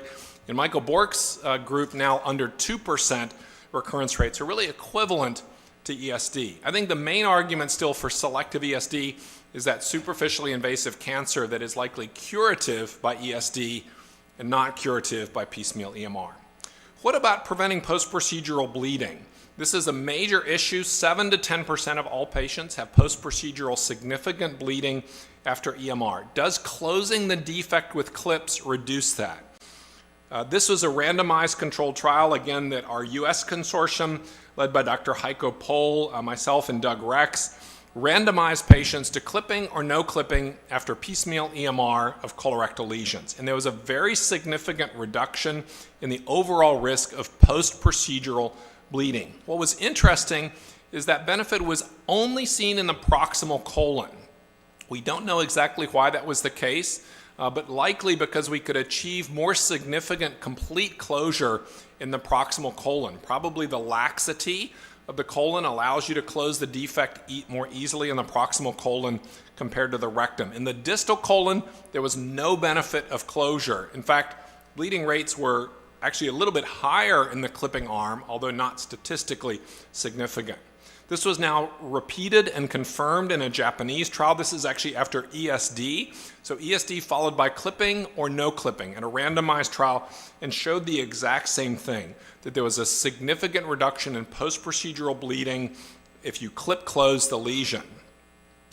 I'll just for the sake of time, I'll skip ahead. This is now the meta-analysis. Again, more than 50% reduction in post-EMR bleeding with clipping. And that benefit is limited to lesions in the proximal colon or in patients on anticoagulation. So in green are all the lesions that benefit from clipping. Large lesions, proximal lesions, when you can achieve complete closure on antithrombotics or platelet inhibitors or dual-acting agents. But in the distal colon and the rectus sigmoid, if they're not on antithrombotics or antiplatelet agents, there was no benefit of clipping. Which electrosurgical setting should you use? We're generally using for EMR the EndoCut Q method on the Irby generator. This was a randomized trial of effect 2, effect 3, or effect 4. Essentially, there was no big difference. Intra-procedure bleeding was slightly better with effect 2. So if you're going to choose one setting, I would say use EndoCut Q, effect 2. Just do Q2. If you like to think of big ships, the Queen Elizabeth II, this massive SHIP QE2, effect, endocut Q, E, effect 2. Just remember QE2. So what about saline or viscous agents? The bottom line is the viscous agents are preferred. This is a meta-analysis of viscous versus saline randomized controlled trial. There were fewer recurrences with viscous agents, and there was more en-bloc resection with viscous agents. So to summarize, again, don't send these polyps to your surgeons. Send them to your advanced endoscopist. Virtually all non-invasive and including superficially invasive lesions can be removed by advanced techniques. To improve complete resection, wide field, hot EMR, or selective ESD if it's in the rectum or suspected superficial invasion. You should prophylactically cauterize the lateral margins. Maybe you should mark it before you start the resection. Maybe underwater, especially for 2 to 3 centimeters, and use a viscous agent or whatever is available to you for injection. And to prevent bleeding, close polyps more than 2 centimeters in the right colon or in patients in any part of the colon that are on antiplatelet or anticoagulation. Thank you very much. Thank you very much, Mike. And I think our last part of this morning session is debate discussion. Mike, if you come to the podium, Ammar as well, please. And this is going to be a debate, and is going to be led by Dr. Sami Gidaybi, who is a consultant colorectal and assistant professor of surgery at King Abdulaziz University. So the title is Age Threshold: Revisiting Screening Initiation at 45 versus 40 for high risk group.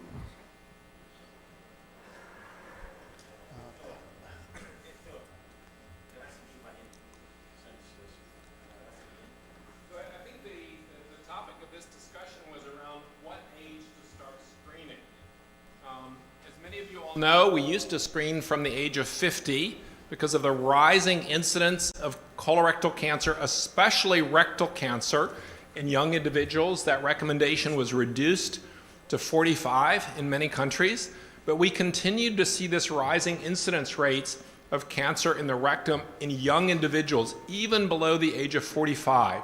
And when you see one of these patients, a 40-year-old with rectal cancer, before they should be screened, it's tragic. And you say, shouldn't we be screening everybody, maybe over the age of 40? So that's why we're having this debate today. Yeah, of course. So we need to respect our surgeons, and I don't want them to feel lonely here. So basically, Dr. Sami Jubaida is actually one of the new rising stars in the colorectal surgery, and he's an asset in our GI oncology unit, who joined us recently, and he's very active. And he is actually given the talk about and the question I gave him, like, do you think screening should be starting at a younger age? And I will just leave the podium for him for a second, and then we can join and do the debate. Thank you, and good morning, everyone, and welcome to the beautiful morning of Jeddah. Thank you, Matt, for the invitation. As Dr. Wallace said, whether this screening should be pushed further from 50 to 45 to even 40. And I'll touch with this, like Dr. Wallace said, with a small introduction. Now we're doing so good with the screening program of colorectal malignancy with colonoscopy that the incidence of colorectal malignancy after the age of 50 is actually dropping slowly. But when it comes to younger age, the incidence of colorectal surgery cancer is actually increasing. At least in the last 2 decades, it's going up about 1 to 2% each year. Colorectal cancer, again, is the third most common cancer and the second leading cause of death for cancer-related death. Like Dr. Wallace said, so we're going to start the debate. Why should we push the screening program to below 45? I think what drives this question is when you see a young person with a rectal cancer and you think, why shouldn't we have screened this? Let's take a 42-year-old patient, no symptoms, no family history of colorectal cancer. you see that and it's tragic. You know, if you'd started screening early, you potentially could have detected that. I think the argument against this is that although the incidence rate is rising, colorectal cancer is still relatively uncommon in young individuals. By current estimates, to find one cancer in someone between age 40 and 45, you have to screen about 5,000 individuals. So that means 5,000 people undergo colonoscopy to find one and likely prevent one cancer. Now, that one cancer, it weighs heavy on our heart, and we really want to prevent that. But I think we do need to remember the numbers, that it's going to take about 5,000 screening colonoscopies to prevent one cancer in someone under the age of 45. So there is a balance, and a difficult balance. Dr. Kerr? And why do you think the age of 40 or 45? And we do see same number of patients with colorectal cancer during colonoscopy for different reasons who are younger than this. I think, I'm not sure, I don't have the answer for that. But if we're dropping the age for 45 or 40, I think we should drop it further or change the screening technique or strategies. Good morning. May I pass a comment? Yeah, Dr. Despa? So essentially, in my mind, I think that, as Mike said, we're echoing, I think, there is an increasing incidence of young colorectal cancer. This might be related to lifestyle, ultra-processed foods, whoever. But the only, I think, is going to be in primary care. And rather than doing these for colonoscopy in the slightest of suspicion, one should have a lower threshold for a fit test. At least this is what we practice in the UK. I'm not saying we're picking up everything, but there is a drive to institute fit tests earlier.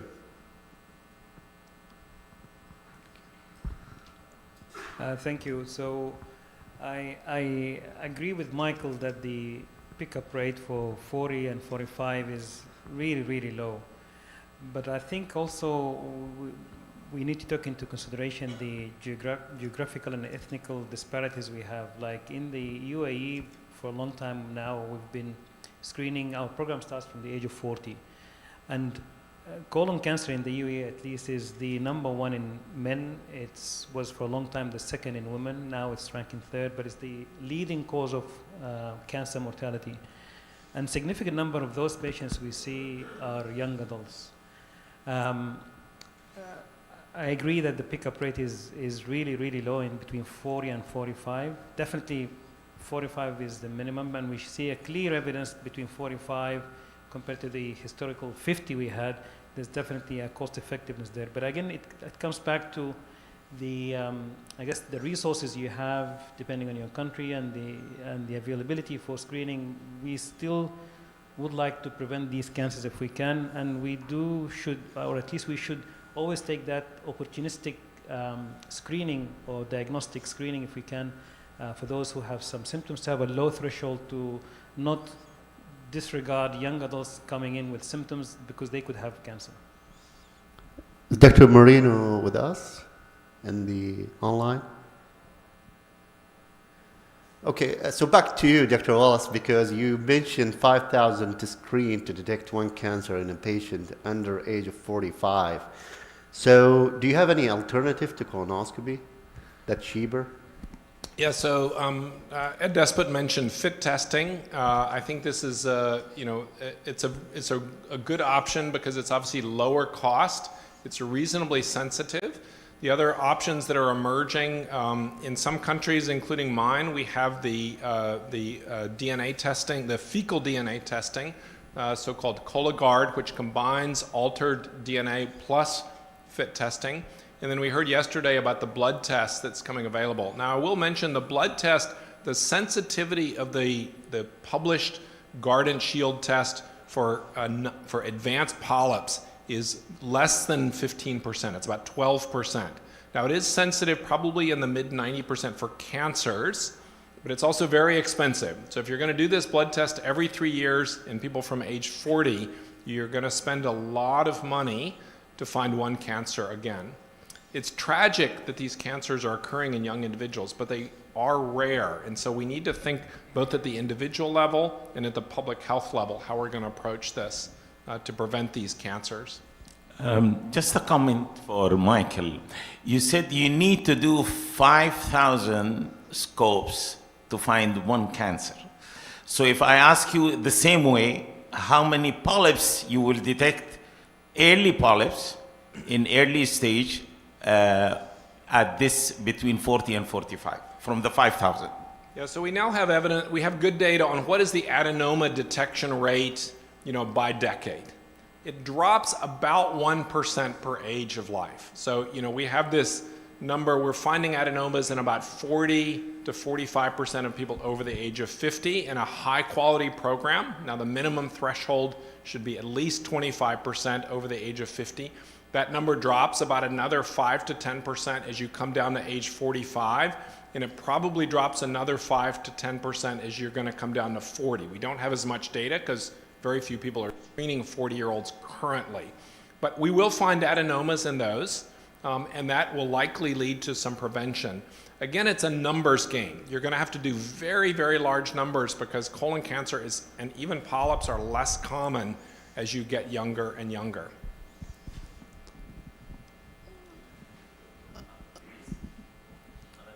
Since most of the problems that occur between the age of 40 and 45 is the recto or rectosigmoid area, probably instead of starting screening colonoscopy at the age of 40, it's just that to consider between 40 and 45 just to do proctoscopy once yearly maybe.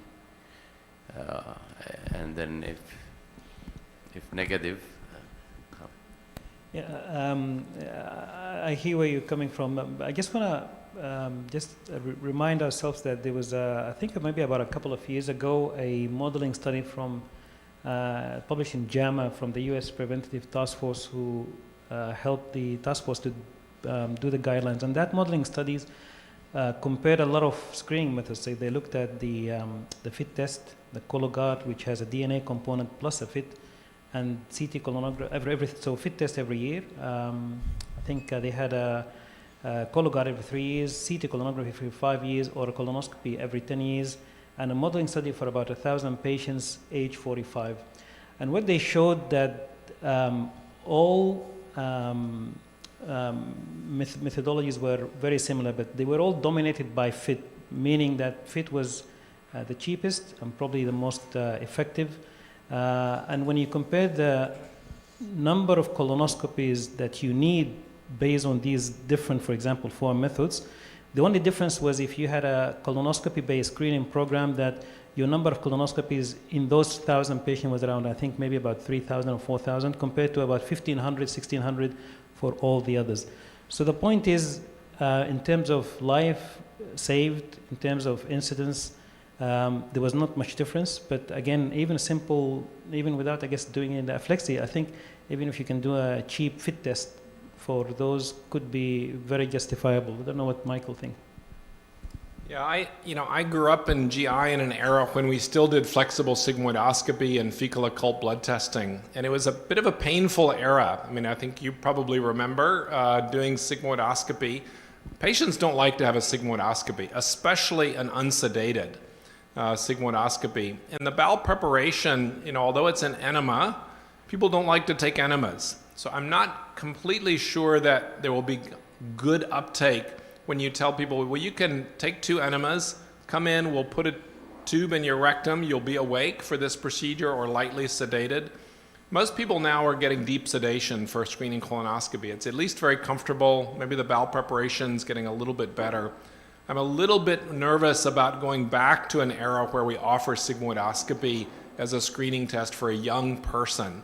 I think the FIT test, we have better data, so I think if we're going to screen young people, it's probably going to be a non-invasive test, such as a FIT test. Professor Ahad? Yeah. Well, I wanted to raise a point about, the difference between early detection and screening. Actually, what we are doing here in the country, it's early detection, and we should, do it. What we are usually doing it is for those who are having symptoms or signs. But to do screening, mass screening for the whole country, I don't think that's cost-effective at all.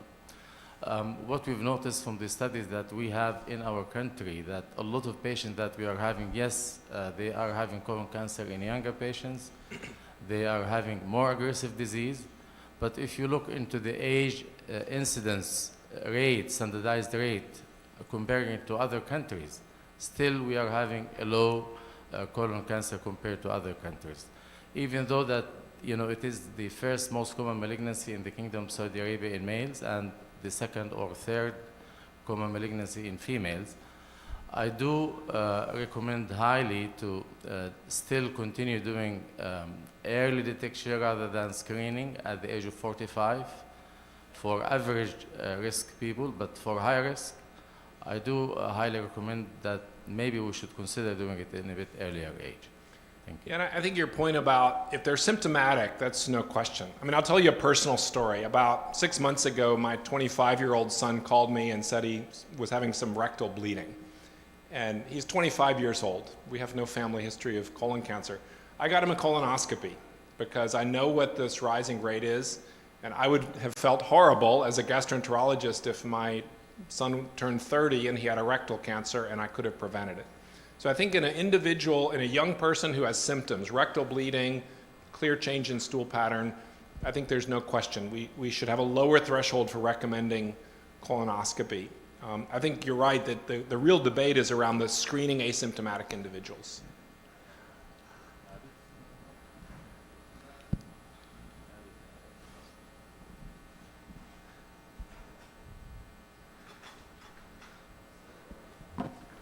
Okay, so I have a few slides just supporting the study. Okay. So if we can have the slides up.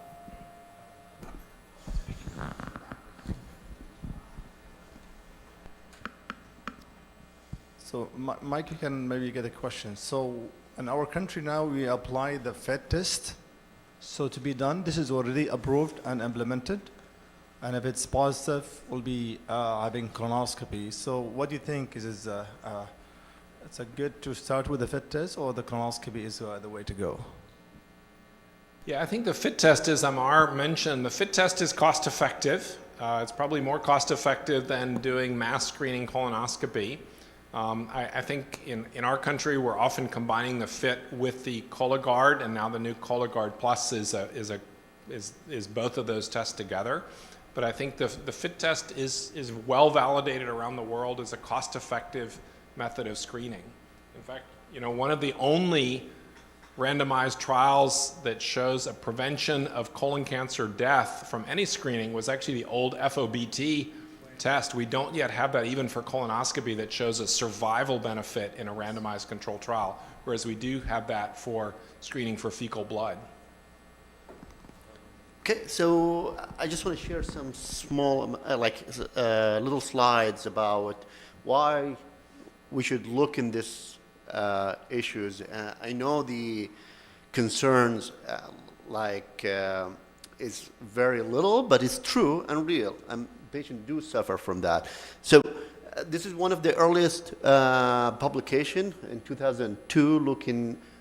Should we screen people between 40 and 49s? And again,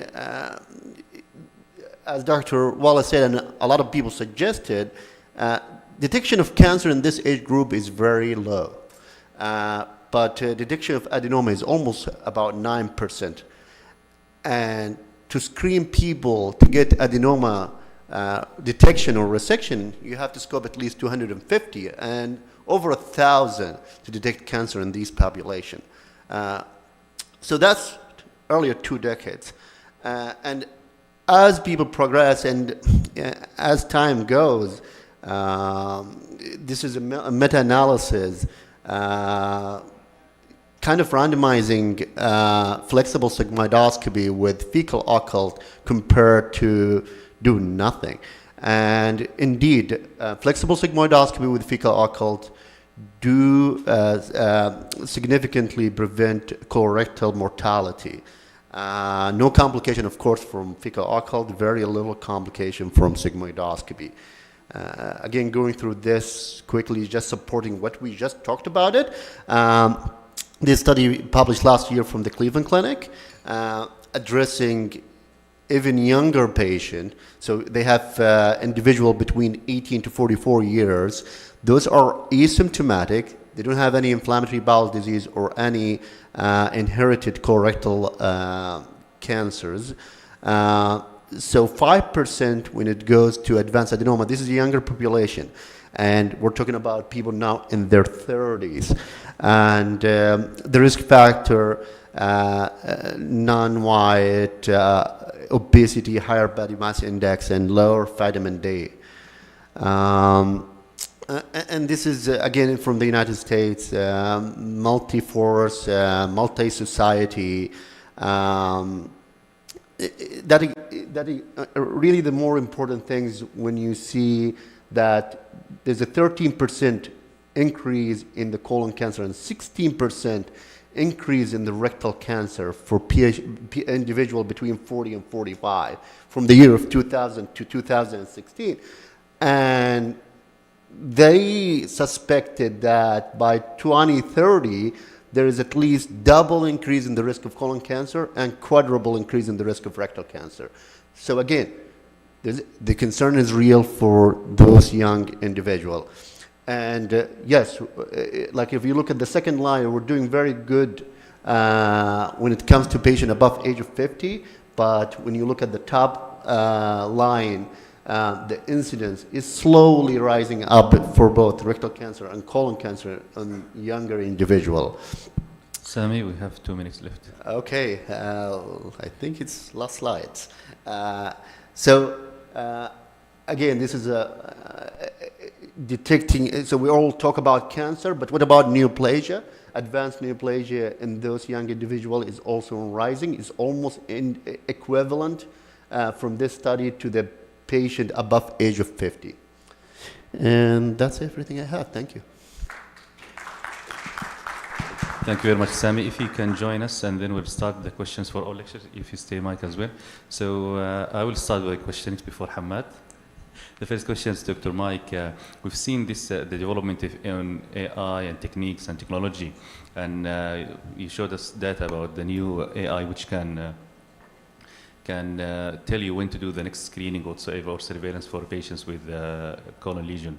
How far do you think we are from the era where the AI assisted colonoscopy will tell the endoscopist how to remove the polyp or how to deal with it? So the big question in terms of how to remove the polyp, if you look at the broad system, should I do surgery, ESD, EMR? I showed you the data that suggests these systems are capable of doing that right now. So those systems are not yet available in clinical practice, but the data is there to support it. So the only barrier between what's in the published literature and in your clinical practice are really the regulatory hurdles to get these systems into your practice. I will say around regulation of AI tools, it varies from country to country. In my country, in the US, if you're using it internally to support a decision, does that actually not require FDA approval? If you're using it, if you developed it in your hospital and you're using it in your hospital, the regulations are lower. It's only if you're selling this product. So I think we're starting to see more and more tools like this used internally.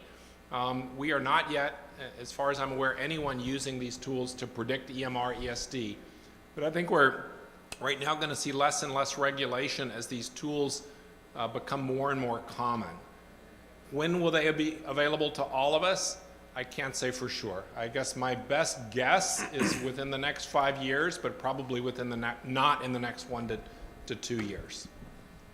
So any questions from the audience to Dr. Edward? So Edward is here, Alberto is here, and Michael Wallace make me very scary. The question to a general guy, I'm Dr. Al-Uthmani Hamad, gastroenterologist from a public hospital, Ministry of Health, with no AI. So what worried me, Michael, what you said, and I want to hear from the international panels, we are working, there is a fellowship program, and you have 3-4 rooms going. And Michael said, if I scope, and I always say to my juniors, and I always say to my nurses, that 4 eyes better than 2 eyes, 6 eyes better than 2 eyes, 10 eyes better. Please all concentrate. 3, 6, 9, 12. 3, 6, 9, 12. In and out, in and out. And still, you're making me very worried that if you come after me and you scope my adenoma detection, you will find some polyps. So I need practical point from the international polyp, from international speakers, not for Imad, not for a center, for me as a GI in a government hospital. What I should do to increase my adenoma detection rate? And are we allowed to leave fellows or someone to do in the other room and I'm doing other rooms? Tell us practical point. Let's hear from international and then from Michael. Practical point for a general gastroenterologist. Thank you so much. Very relevant question, I must say. I think, as I alluded to in my talk before I started talking about resection, imperative basics. I think we can talk about all these tools such as AI, but if we don't get the basics right, we're going to miss lesions. No one is perfect, and even the best endoscopists in the world will miss lesions. But the chances of missing something significant, if you have excellent bowel preparation and you're using the best scopes that you have available, that is the imperative basic here. So bowel preparation I just want to to be add. gotten right. I just want to add one point. I was in when colonoscopy cancer screening program started in US. And Douglas Ricks, I was attending one of his, and he's doing 25 colonoscopy at that time. He say, my adenoma detection, I miss polyp less than 5 millimeter, about 10%. That was, I think, in 1999. So complete your comment. So yes, of course, we recognize that colonoscopy, that is how we consent, has at least a 10% miss rate. It's probably less than that if you're careful. So I think before we even start speaking about AI, we need to go back to the imperative basics. We need to get the bowel preparation right, okay? And by right, meaning that it has to be really, really good. Good enough, at least, to be able to use a water jet pump. So you need to have that water jet pump to clean off any debris. And use simethicone and carbocysteine flushes. We have a separate jug with carbocysteine and simethicone. Don't put it through the water jet pump because it will cause a biofilm in the channel. But we flush it down the main biopsy channel when there are bubbles and when there's mucus. In the right colon, you have to be especially vigilant for adherent mucus patches, which many a time would signify the potential presence of a sessile serrated lesion.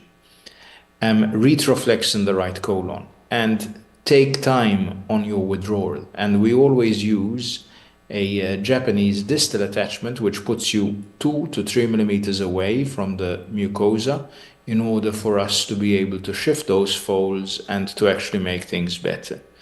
And take your time. I think the imperative basics first. Michael showed you that artificial intelligence, yes, in the initial phase had been shown to increase adenoma detection rates. But we cannot assume that everyone is going to have artificial intelligence available. And we don't know what will happen to these systems in the future in this uncertain world that we live in. So we cannot be dependent on them. So I think it's an analogy to driving manually and automatic. If you get used to driving automatic, you may forget how to drive manual. So get the basics right. Train yourself how to fly mechanical. And then maybe rely on the electronic and use your best scopes. Nowadays, we have very, very good scopes available, Ultra HD, 4K.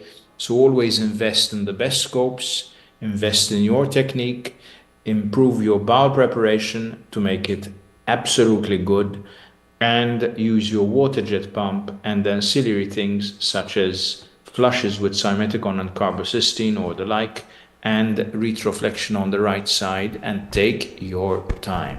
These are my messages. Thank you, Edward. So we're going to conclude with Michael. If you want to make a quick comment in the next Yeah, 2 I would add minutes. two things that cost absolutely nothing. Look twice in the right colon. It's been shown in multiple randomized controlled trials. If you look twice, it actually doesn't matter so much if the second look is forward or retroflex. Both find more polyps equally. The second, as you alluded to, have your nurses or your techs watch the screen. The more eyes on the screen, the more polyps you will find. So they're not on their phones. They're not, chit-chatting in the room. All eyes on the screen. So with that, we come to the end of the first session for Can the for day. the panel we ask one more question? Hamad. One for he's on the line. Okay. Edward, You're requested by name. Edward, you said that a guy he doesn't do colonoscopy. After 1 year, he's good in ESD.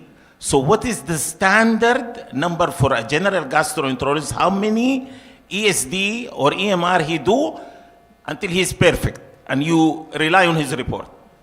Okay, so look, that guy was very basic in colonoscopy. What I do to my fellows, and I think this should be done the world over, is to deconstruct them and focus on the basics, on how to hold the scope, wax on, wax off. Really, I don't go by numbers, I go by skill. Okay, so the numbers game is declining, and it is all by skill set. If your fellows are going to allow yourself, their teacher, to deconstruct them in the way they handle the scope and go back to basics and get that fine tip control, they will learn very quickly. And my message from today's talk is, yes, a good EMR is better than a bad ESD. But I think we have the writing on the wall saying that we should train our colleagues early. We should train them on how to remove things en bloc, because if a pandemic, for example, happens and you are dependent on that follow-up, you may have a big recurrence which may morph into a cancer.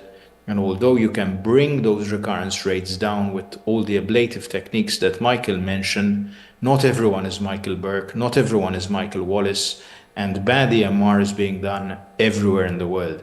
So we need to train them young, train them early to get the highest quality up, not based on numbers, but based on skill sets and, proof in the pudding. Thank you. Okay, thank you so much all. I would just like to ask Dr. Ali to come forward to the stage so we can hand him his certificate before he is leaving. He's actually not going to finish with us to the end of the day. So we're going to take a picture with him, and then we are all good to go for the coffee session for 10 minutes, and then we go back for the second session.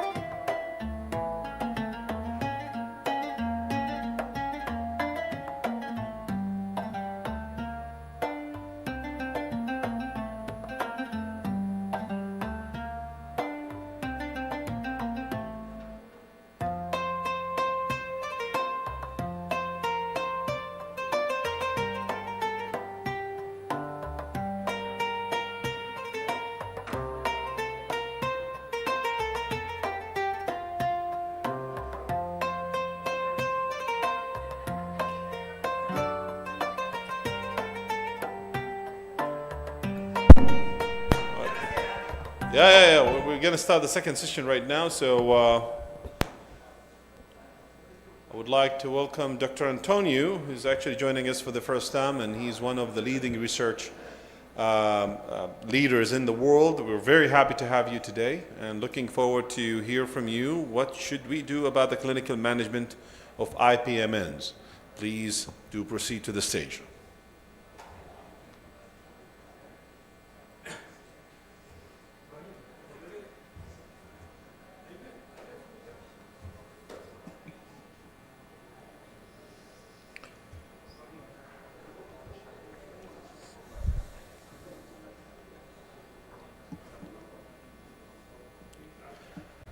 Okay, maybe I start.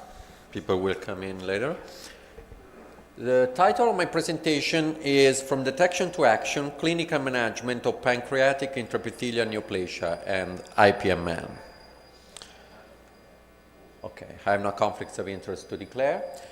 As we all know, we have several types of pancreatic cystic lesions. We have the pseudocysts, that are a consequence of an episode of acute pancreatitis. Of course, no malignancy, no potential for malignancy. We have the neoplastic cyst, the mucinous type, and in this case, the intraductal papillary mucinous neoplasm, the IPMN, and the MCN, the mucinous cystic neoplasm, lower but still possible potential to develop invasive carcinoma, serous cystoadenoma, no potential for malignancy. Let's talk about IPMN, the main focus of our lecture. The main characteristics are the multifocality, the communication with the pancreatic ducts. This is the landmark feature for the diagnosis of this kind of lesion. And we can detect it with radiological imaging, MRI, CT scan, but the highest sensitivity and specificity for this sign is with US. So endoscopic ultrasound is very important for the diagnosis of this kind of lesions. These are some radiological images, MRI, with the communication between the cyst and the pancreatic duct. The MCN is occur almost exclusively in female patients. Location in the body tail of the pancreas, slow but possible progression towards invasive neoplasm. Monofocal usually, no communication with the pancreatic duct. This is an example. The serous cystic neoplasm, the classical aspect, honeycomb with multiple septa, multiloculated cyst, no potential for malignancy. So what to do? First of all, we should be familiar with the concept of pancreatic precancerous neoplasia. This is a precancerous condition that may develop into advanced carcinoma. Of course, is asymptomatic, so when we have the diagnosis is incidental. We should be able to detect it, and in this case we need for early biomarkers. We will see some example later. But we have the risk to miss the pancreatic precancerous lesion, but also we have the opposite risk to overtreat cystic lesion that will not need to be treated, in particular with surgery. And in fact, if we look at the surgical series, this is an example from Verona, the main Italian pancreatic center, nearly half of the resected, in particular MCNs, were not neoplastic, were without risk to develop invasive neoplasia. So we should be careful, we should avoid the overtreatment also of this lesion. So we have several tools for a proper diagnosis of the pancreatic cyst: demographics, imaging, clinical, cystic fluid analysis, cytology, and when needed, histology. US is useful. We already talked about it for the communication with the pancreatic duct, the characteristics of the cyst. With the ancillary techniques, for example, the contrast enhancement, we may study, we may evaluate the septa, for example, or eventual intracystic mural nodules. We published some years ago a meta-analysis with Andrea Lisotti about the characterization, the diagnostic yield of contrast enhancement endoscopic ultrasound for the characterization of the mural nodules within the cyst. And as you can see, okay, this is the pointer. The sensitivity is very high, almost 90%. Specificity 80%, so a good compromise. So with the ancillary technique, endoscopic ultrasound can be very useful. In particular, the contrast enhancement is useful to discriminate between a contrast enhanced solid mural nodule and a mucinous plaque, for example. When needed, tissue acquisition can be useful. We have several tools. Of course, FNA is not really a tissue acquisition, but we may try to collect to get some atypical cells with cytology. We can perform the biopsy of the solid nodules, if any, and we have the microforceps, the moray, to sample the wall. The cystic fluid analysis, we may evaluate the carcinoembryonic embryonic antigen. These are the well-known threshold, below 5 nanogram milliliter non-mucinous cyst, beyond 192 mucinous, but we have a broad gray area of indeterminate situation. Sensitivity is honestly too low, so the risk of false negative is unacceptable. Better with glucose, the glucose evaluation with the threshold of 50 milligram deciliter, below mucinous, beyond non-mucinous. Sensitivity and specificity are quite high. This is the string sign. We reported this image in our guideline with ESG. We may try to stretch the drop of the cystic fluid between the thumb and the index finger. And if we see this stretching, this may help to discriminate between mucinous and non-mucinous cysts. Of course, this is not a number, not a validated threshold, just our experience. We mentioned before the molecular analysis. When available, this mutation can be detected, for example, in IPMN lesion, and this one in lesions that are towards advanced carcinoma. But this kind of analysis is expensive, not widely available, and still the issue is the sensitivity, because all these mutations cannot be present in all patients, of course. But this could be a useful tool.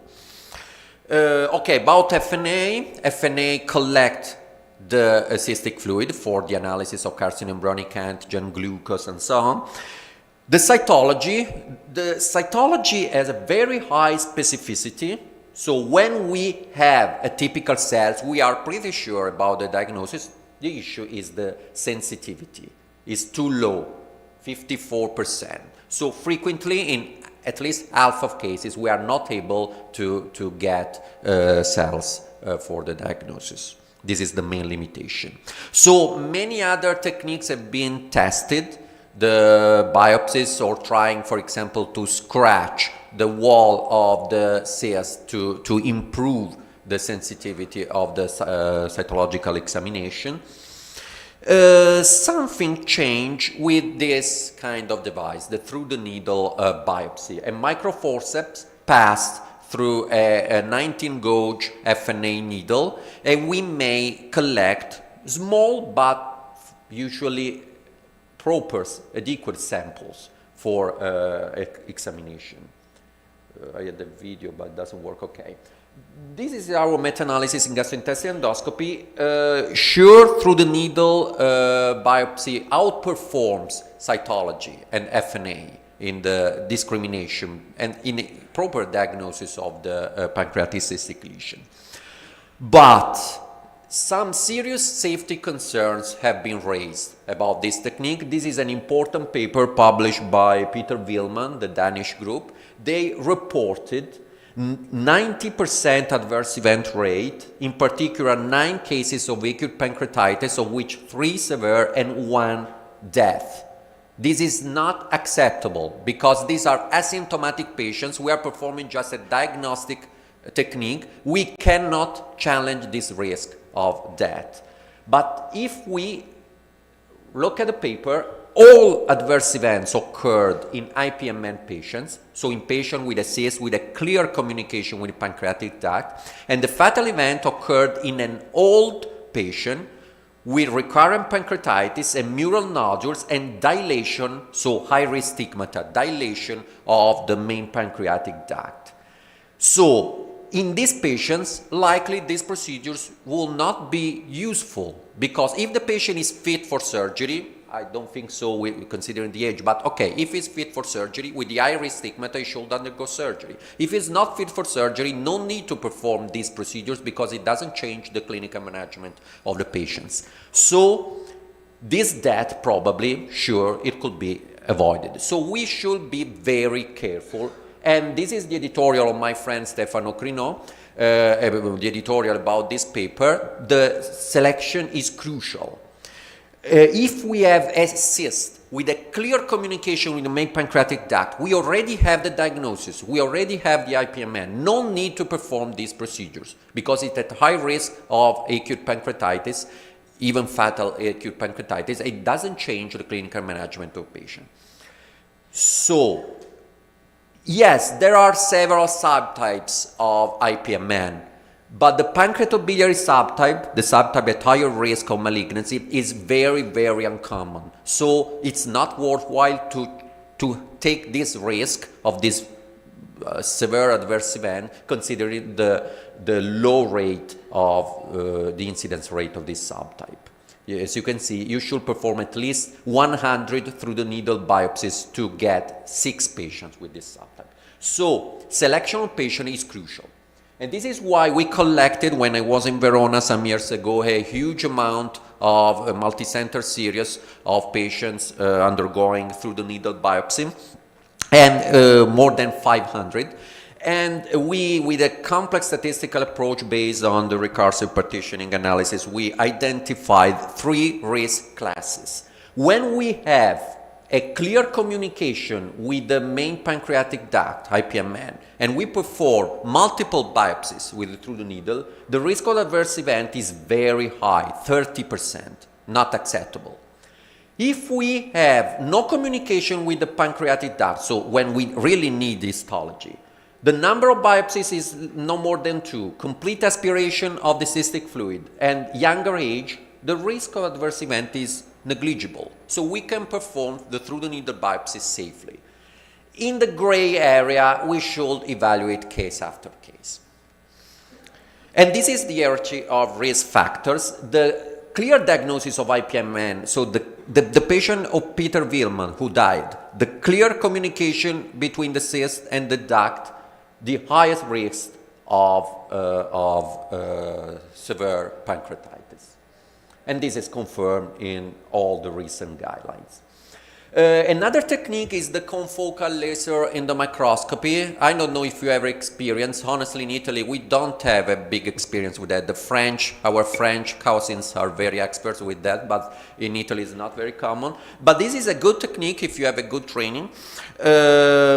Safe because we don't puncture the lesion. Okay, we put the needle into the pancreatic cyst, but we don't get samples from the wall.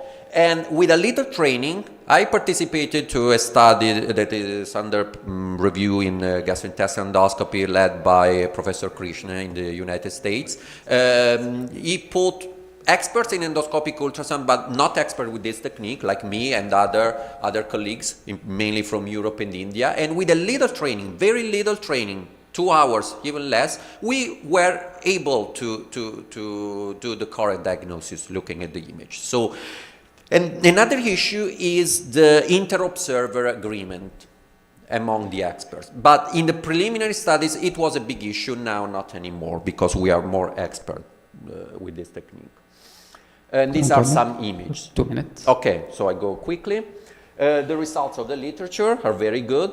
I just mentioned our guideline that published some months ago. It's a technical review with guideline. So we, with DSG, we suggested, okay, better the glucose level, dosage of glucose level over carcinoembryonic antigen, through needle biopsy only when needed, and never when you have a clear suspect for diagnostic suspect for IPMN, and when there is experience available, and the tool is available because it's expensive, the confocal laser on the microscopy could be useful. So this is different approach. Information from the whole cyst, the cytology, when we are able to get cells, cystic fluid analysis, also the confocal laser and the microscopy that scans the cystic wall, or a piece of the wall with the biopsy.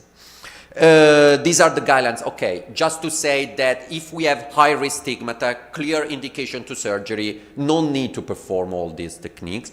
Just I want to conclude with, okay, this post, this is just to explain what not to do. This is a LinkedIn post from an Italian colleague. Of course, I will not tell the name. First time we use Moray. Patient presenting with jaundice, first high-risk stigmata, jaundice, indication to surgery. Large head of the pancreas cystic lesion in communication with the pancreatic duct. So we have an IPMN determining jaundice, okay? They perform the Moray with 4 passes, so very high risk of complication, but the funny thing, not really funny in my opinion, is that they did not get anything special at histology, okay? But given the patient presenting with jaundice, despite the absence of dysplasia, the patient was referred to surgery. So why the hell you perform all these procedures? Your patient had the serious risk of to die because of severe acute pancreatitis is if you have positive histology surgery. You don't have positive histology surgery. What the hell you are performing these procedures? This is a kind example of what not to do. And this is just a summary. If we have a clear communication with the pancreatic duct, this is in IPMN. If we have the clear honeycomb aspect, this is a serous cystadenoma. In the gray area, unilocular oligocystic lesion, big lesion, more than 3 centimeters. Okay, we may try to study better the lesion with all these techniques. Thank you. Just one word I want to say for those interested in research with the ESG, we are preparing the research camp in Munich in Germany in February, world-class faculty with Dinis Ribeiro, Fuccio, Yuichi Moric, Van Hoof, Henriette Rich. So for those who are interested, the application is until November 3rd. Thank you. Thank you, Dr. Antonio. We'll keep question for the end. Now I would like to introduce my friend and colleague, Dr. Nawaf Abul Faraj. Dr. Nawaf is an assistant professor at King Abdulaziz University. He completed his internal medicine and gastroenterology fellowship at University of British Columbia, and followed by advanced therapeutic endoscopy at McGill University. The floor is yours, Dr. Nawaf.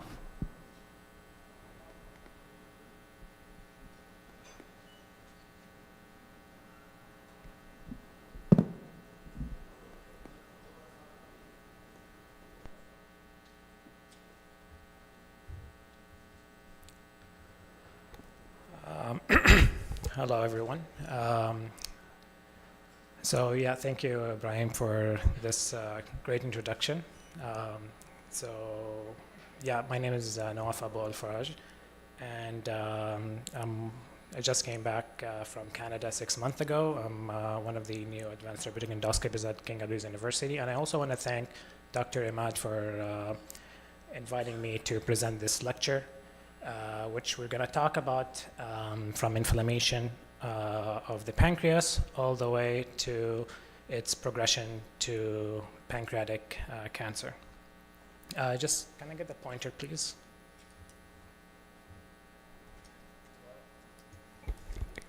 Can I get the pointer, please?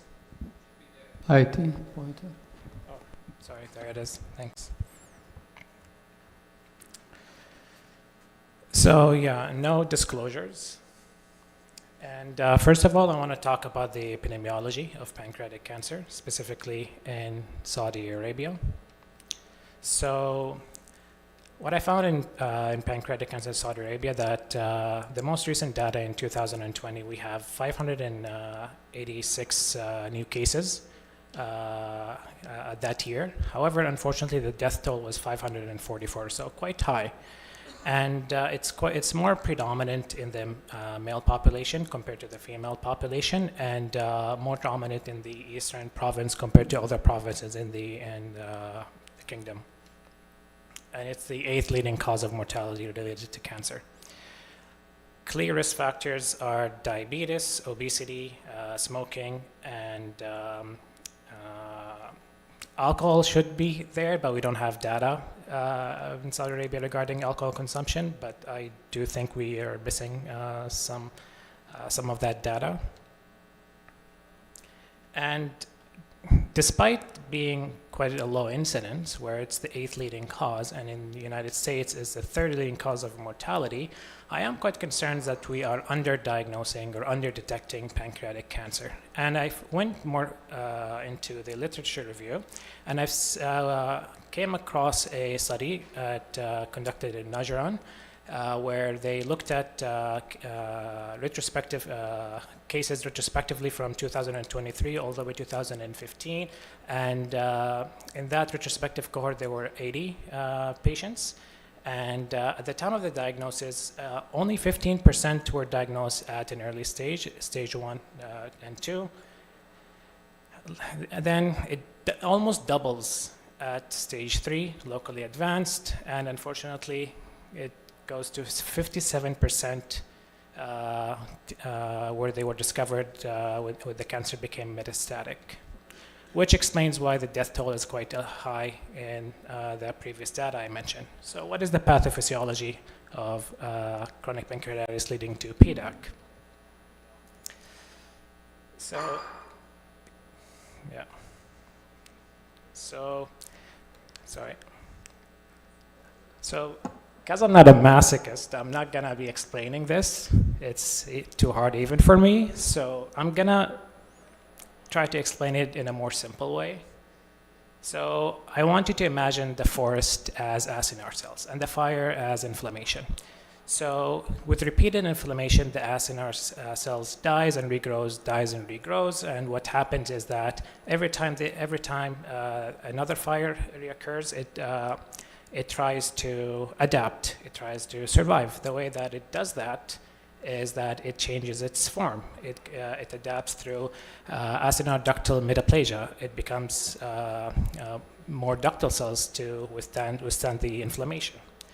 And also, epigenetic kicks in, where they can easily remember how to grow back as ductal cells every time the inflammation comes back again, until one day a lightning strikes and a KRAS mutation occurs, which leaves a cascade of inflammatory mediator, regulator, which leads to cascade of inflammatory cytokines that leads to pancreatic or the ductal metaplasia all the way to pancreatic interepithelial neoplasia and unfortunately PDAC. So the pancreas heals, yet never forgets its molecular memory because it becomes the seed of malignancy. So what is the evidence behind my story? So I came across this large Danish study where they looked at a nationwide cohort of 12,000 patients with chronic pancreatitis matched to the general population based on their age and sex and comorbidities. And what was striking is that within the first 2 years, there were patients, or the population with chronic pancreatitis had 16 times more likelihood of developing PDAC. However, with time, that dropped. So in 5 years, it became 8 times more than the general population. And in 9 years, it's 3.5 times compared to the general population. So what's going on there? Why is the two-year mark is quite impressive? So the question comes in, which came first, the chicken or the egg? Did pancreatic ductal adenocarcinoma lead to chronic pancreatitis, or was it the other way around? It's hard to say, because we're not sure whether it's reverse causality, where the early PDAC is masquerading as chronic pancreatitis or not. But based on the studies, it's quite concerning that there are some reverse causality, and that's why we see this high spike in the first 2 years. However, then it plateaus. It doesn't go down to 0, it goes down to 2%, 3%, which means that inflammation does play a role in development of chronic pancreatitis. However, the initial 2-year value, I think it's inflated because of the reverse causality. So this is why in the first 2 years, I'm just going to go back, we should manage these patients as PDAC until proven otherwise. Okay. So why PDAC is easy to miss with chronic pancreatitis? Why, especially within these first 2 years, where we can't say for sure which came first? Well, because ductal distortion, inflammation, it leads to false negative cytology. Hypervascular fibrotic tissue gives us this tumor mimic imaging or mass, what do we call it? Mass forming secondary to chronic pancreatic lesions, and even with cross-sectional studies, we have a lower sensitivity. And with expert EUS cytologies, we miss 1/3 of PDAC cases. However, we do have hope in the future. And this comes a new scan, which is the FAPI scan. It's quite similar to the PET scan that we use. However, instead of detecting the glucose consumption by these cells, it detects the desmoplastic stroma, which is quite abundant in PDAC compared to chronic pancreatitis. However, this is quite, it does have very good sensitivity and specificity, but there's limited clinical access, and there's not yet a unified standard protocol in terms of when to use it or how to use it. But going through the literature, I would say the clinical takeaway in terms of imaging, we still should rely on our basics, which is EUS, MRI, PET scan if needed. And then if we have access to this new scan, then we can use it as an adjunct. So the other question is that, does proactive surveillance help? Well, focusing on the high-risk individuals,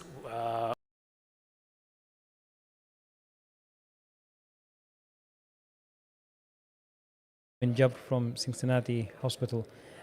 So this is part of the podcast we have at the second IGCC meeting. The topic for today will be mainly on pancreatic lesions. So we'll start with Michael on pancreatic cancer. As we know, it's a very notorious disease. We have really poor outcome for those patients.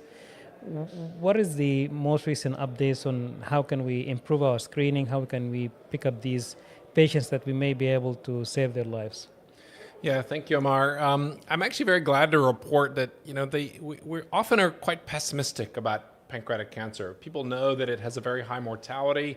Often when people hear the word pancreatic cancer, they think there's no treatments. But actually there's been tremendous progress, especially in the last 5 years, in early detection. And the benefits that we've seen in other cancers, colon cancer, breast cancer, cervical cancer, esophageal cancer, where much of that benefit was driven by early detection. We're now starting to actually see that in pancreatic cancer. We're seeing a shift from detecting most of these at advanced stage, and people who are enrolled in screening and surveillance programs, we're finding it early and much more curable. The big difference with the other cancers I mentioned is that it's still relatively uncommon, and so we don't screen the entire population because it's not frequent enough to do, for example, a screening MRI on everyone. But what is well established now is that screening individuals who are at increased risk is effective and does lead to higher cure rates. who is at increased risk? Number one, if you have a strong family history of pancreatic cancer, and that's defined as 2 or more first-degree relatives. They don't have to be first degree to you, but at least one of them has to be first degree to you, your father, mother, brother, or sister, and the second one should be a first degree to that person. So 2 affected members, first degrees, or 3 any members of your family that have pancreatic cancer. So those individuals should consider screening. The other group that we have identified that benefits from surveillance, and we're going to hear much more about that in a moment, are people with cystic lesions of the pancreas. These are like polyps of the colon. They're detected commonly. They're precursors to cancer, and we're going to hear more in a moment about how we screen or follow those. But in the familial group, the current methods that we use to screen those individuals, first we do genetic testing to see if they have an inheritable pathological variant, such as there's mutations BRCA1 and 2, what are often known as the breast cancer genes, but they also affect the pancreas. Other less well-known ones like CDKN2A, which causes multiple melanomas, as well as pancreatic cancer, and several others like Lynch syndrome, which causes multiple polyps, but also causes pancreatic cancer. In those individuals, either just based on family history or also based on known genetic pathological changes, we enroll them in a screening program. What screening means is every year we image their pancreas. It can either be by MRI or endoscopic ultrasound, or alternating between MRI and endoscopic ultrasound. 2 large studies, one done in the United States called the CAPS Consortium. CAPS is the Cancer of the Pancreas Screening Consortium, and another one in the Netherlands led by the Dutch group, where there's a large number of individuals with a genetic change that puts them at risk. In both of these large cohort studies, they've shown that people who have screen-detected cancers have a much higher survival, even when you adjust for things like lead time and length time bias. They have substantially higher overall survival, especially when you detect it at stage 1 or the high-grade dysplasia, or what's called PEN and pancreatic intraepithelial neoplasia. So these individuals are really the ones we're targeting. I think if you or one of your patients has this family history or get genetic testing and have a genetic change, even if you're, the member of the family had a breast cancer and they had a BRCA1 or BRCA2 mutation, these are the individuals that should also get screened for pancreatic cancer with the methods I talked about. Yeah, excellent, thank you. Now, for the general gastroenterologist, we frequently see, for example, patients who may have an episode of pancreatitis. They're smokers. They have, let's say, one family history, second-degree relative who's had a pancreatic cancer. What do we do with those ones? Yeah, so that's another at-risk group. So particularly, idiopathic pancreatitis, especially over the age of 50. We know that group, there is a significantly increased likelihood that the underlying cause of that pancreatic cancer, of that pancreatitis, could be an occult pancreatic cancer. So in that individual, let's say over the age of 50, has pancreatitis, you can't explain it by alcohol or some other reason. Yeah. We generally wait until the acute episode resolves, and then we do an imaging test, either MRI or endoscopic ultrasound, often endoscopic ultrasound, because we're also looking for occult stones in the bile duct, occult chronic pancreatitis. So it's a good way to follow that patient, is to wait a few months until the pancreatitis settles and then do an endoscopic ultrasound. And where we are at the moment with liquid biopsy or circulating tumor DNA, is that promising? Where we are at the moment? It is promising. So you probably are aware that the first available liquid biopsy or circulating cell-free DNA test was approved for colon cancer screening just recently. However, the companies that make these tests, it's not just specifically looking for one cancer. They're looking for multiple cancers. Although the first approval was for colon cancer, these tests also are so-called MCED, multi-cancer early detection test. And they detect many of the common cancers, including pancreatic cancer, ovarian cancer, breast cancer, lung cancer, prostate cancer. So they're detecting those cells that have DNA damage or mutations that are circulating in the bloodstream. I think we're going to see, after this first approval that we just saw for colon cancer, we're going to likely quickly see a panel of tests that are approved. Now, I will say that these tests are actually available right now. People can purchase these tests and pay out of pocket. We're seeing that increasingly now that people are choosing to do that. In fact, in our hospital, we've set up a whole separate clinic called the MCED clinic, the multi-cancer early detection, because people are walking in the door and saying, I bought this test, it's positive, but I don't know where the cancer came from. So what should I do? The good news is the test often gives you some clues where it's coming from based on which mutation is detected. And it gives you some clues should you be looking in the lungs, in the pancreas, in a woman, in the ovaries, to do, for example, a pelvic ultrasound. Quite often we end up doing a whole body MRI scan. Yeah, excellent. Thank you. Dr. Momin, another dilemma we have is pancreatic cystic lesions. We frequently encounter them incidentally. And can you help us to understand what is the current update on how to manage these lesions? Which method we should use, which one we need to sample, and how do we survey them? Yeah, that's a great question, and we're seeing this more and more often, at least in the US. Patients now, like, who go to the ER, I would say almost every patient will get like an abdominal CT scan for some reason. So with the quality of the scans we have too, now we have those like higher quality CT scans, we're detecting more than ever pancreatic cystic lesions. And that's another, it creates a dilemma because patients come in, they say went to the ER with abdominal pain. That's definitely not related to any pancreas cyst, but they got that CT scan and now it shows a pancreas cyst. What do we do from there? And what's going to be the next step? And it makes sense because also information is available online. Patients Google that and they find that in some cysts, which are actually rare, not the common ones, these can be pre-malignant. And it's justifiable and it makes sense. Our goal now is to detect cancers early. Can it be preemptive in treating those cysts if they have malignant potential? So the majority of the cysts, and that's what we typically assure the patient, we have a pancreas cyst clinic at our hospital that basically manages those patients. You get the referral for those incidentally detected cysts. There are some factors that put patients at higher risk, so we become more meticulous with certain cysts, specifically those who have the family history, they have the high risk genes with predisposition to pancreatic cancers. Those are automatically transitioned into the screening program for pancreatic cancer with taking those cysts in mind, and Dr. Wallace already explained in detail what can be done for those. So I'll go to those ones who do not have the family history, they do not have the genetic mutations for pancreatic cancers, but they have an incidental cyst. So when we look specifically at that cyst, there are certain criteria that would say this is a higher risk cyst versus none. The types of the cyst, the four major types of those are the IPMN, which divides into two subtypes, a side branch or a main duct IPMN. And then we have the MCN, and we have the pseudopapillary neoplasms, which are very rare, typically a spot diagnosis on imaging, and those can be managed, like typically you have a clear path for those. But the ones that can get mixed up are the side branch IPMN, main duct or combined, and then the MCNs.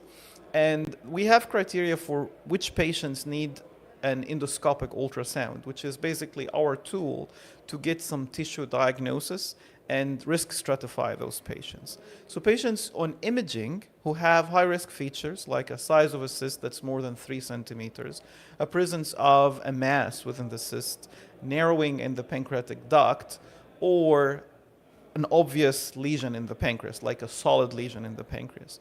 Those patients need to get an endoscopic ultrasound. And when we do the endoscopic ultrasound, we typically evaluate the lesion itself and evaluate the pancreas as well.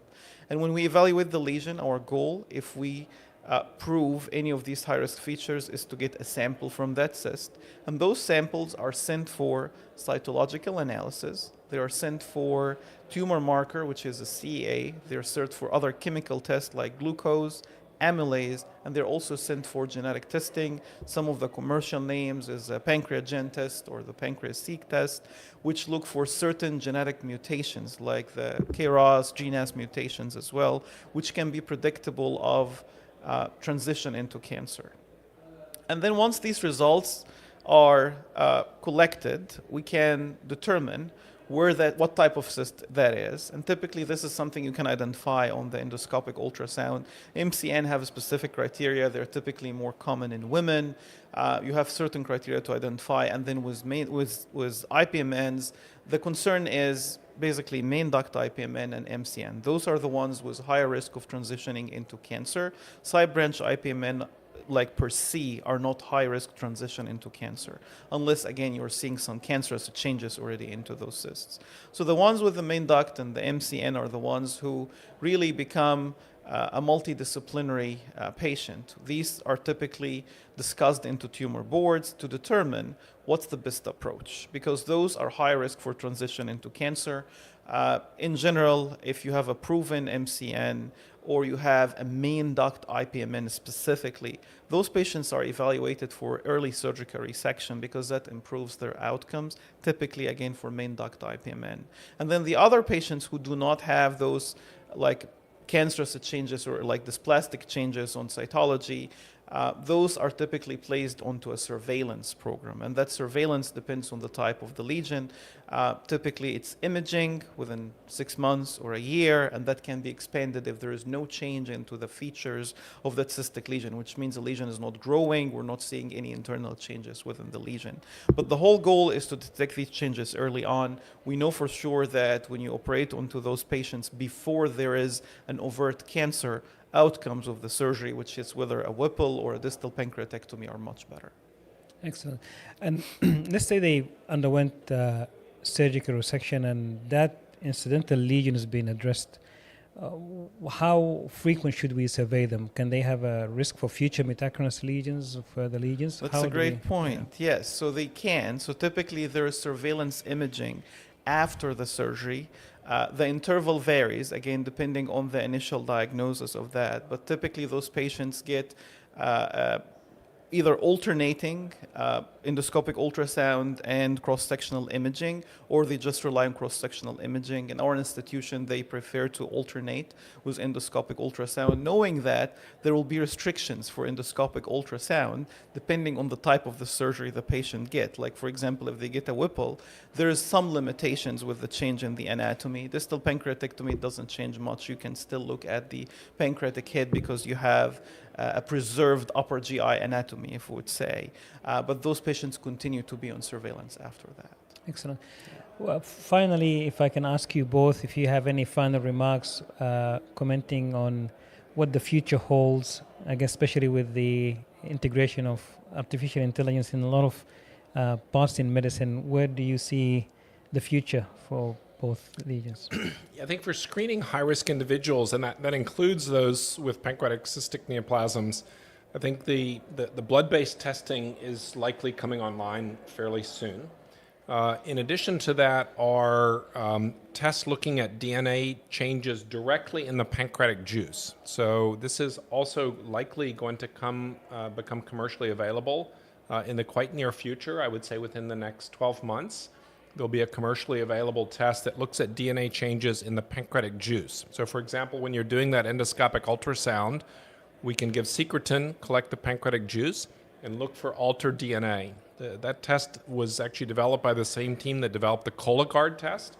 So it's not looking at mutations, it's looking at altered methylation of DNA in the pancreatic juice. And it's now actually been very well validated and is going to become commercially available shortly. So we'll likely add that. And then lastly, using AI algorithms to enhance on the cystic neoplasm side, it's usually followed by MRI. So there are AI algorithms that are becoming very accurate at saying which are low risk and high risk.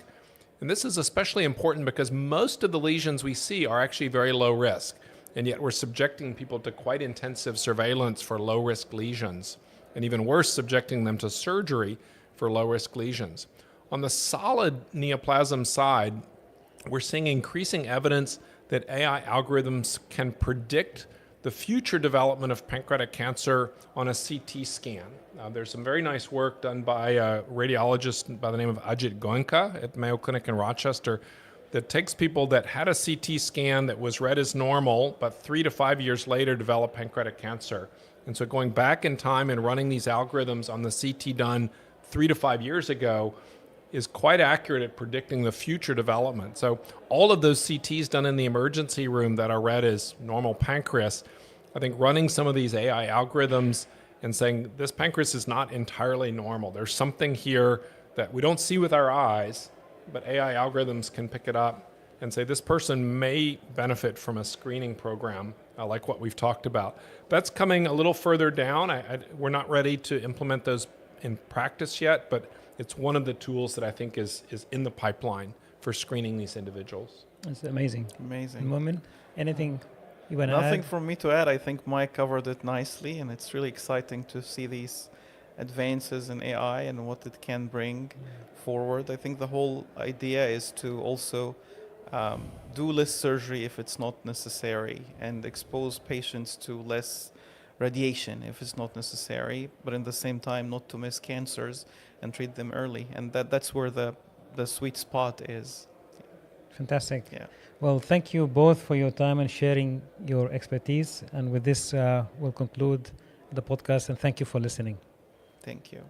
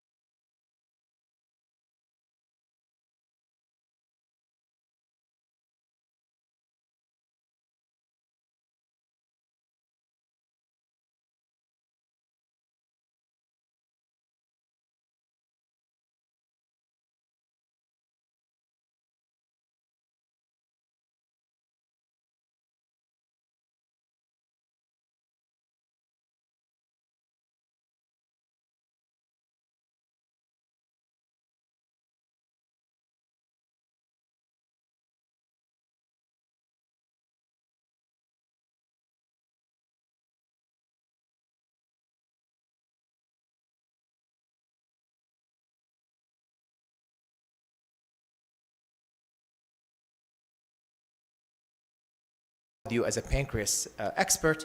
This cyst is 2.2 by 2 centimeters septated in the neck of the pancreas with mild septal and peripheral enhancement on MRI, which was done as a follow-up, no upstream dilation, noted no mass or solid component. And I think this is a good time to discuss the overall scheme of pathology of pancreatic cysts, where we pay a lot of attention to IPMN and mucinous cystic neoplasms and cystic neuroendocrine tumors due to the malignant potential, but there are a lot of pseudocysts and serous cystadenomas out there that absolutely have no potential for malignancy, that do not require surveillance. And those are the ones you can kick out of your practice if they're not symptomatic and you are confident they are serous cysts or inflammatory cysts otherwise. This is from the case I presented. It's a kind of a multi-loculated or lobulated cyst in the neck of the pancreas with no upstream ductal dilation and no visible mass.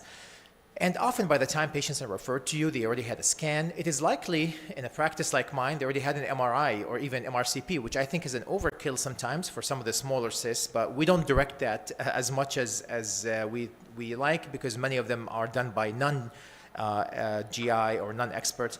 The truth of the matter is that imaging will only be good at telling you what type of cyst you're dealing with in half of the time. So it's a toss of a coin, in my opinion. If you have some aggressive features of the lesion, then imaging is actually good in showing you an enhancing mass, a large nodule, a ductal dilation, or some of the high risk or red flag features. Obviously, there's concern about doing imaging from a cost perspective, but also exposure to radiation, especially CAT scans. That's why I don't recommend CT scans for surveillance of pancreatic cyst for the long term. This is a quiz I put our advanced fellows through. I show them all 4 of these cysts and ask them if they can get the accurate diagnosis just from a single snapshot. And over the years, no one has gotten all 4 of them correct. The closest fellow has gotten 2 out of 4, actually. That's about it. And this is just to demonstrate how ineffective sometimes imaging is in telling you what kind of cyst you're dealing with. A serous cystadenoma on the right, a mucinous one up here to the left, pseudocyst, the left lower, and solid pseudopapillary tumor in the right lower.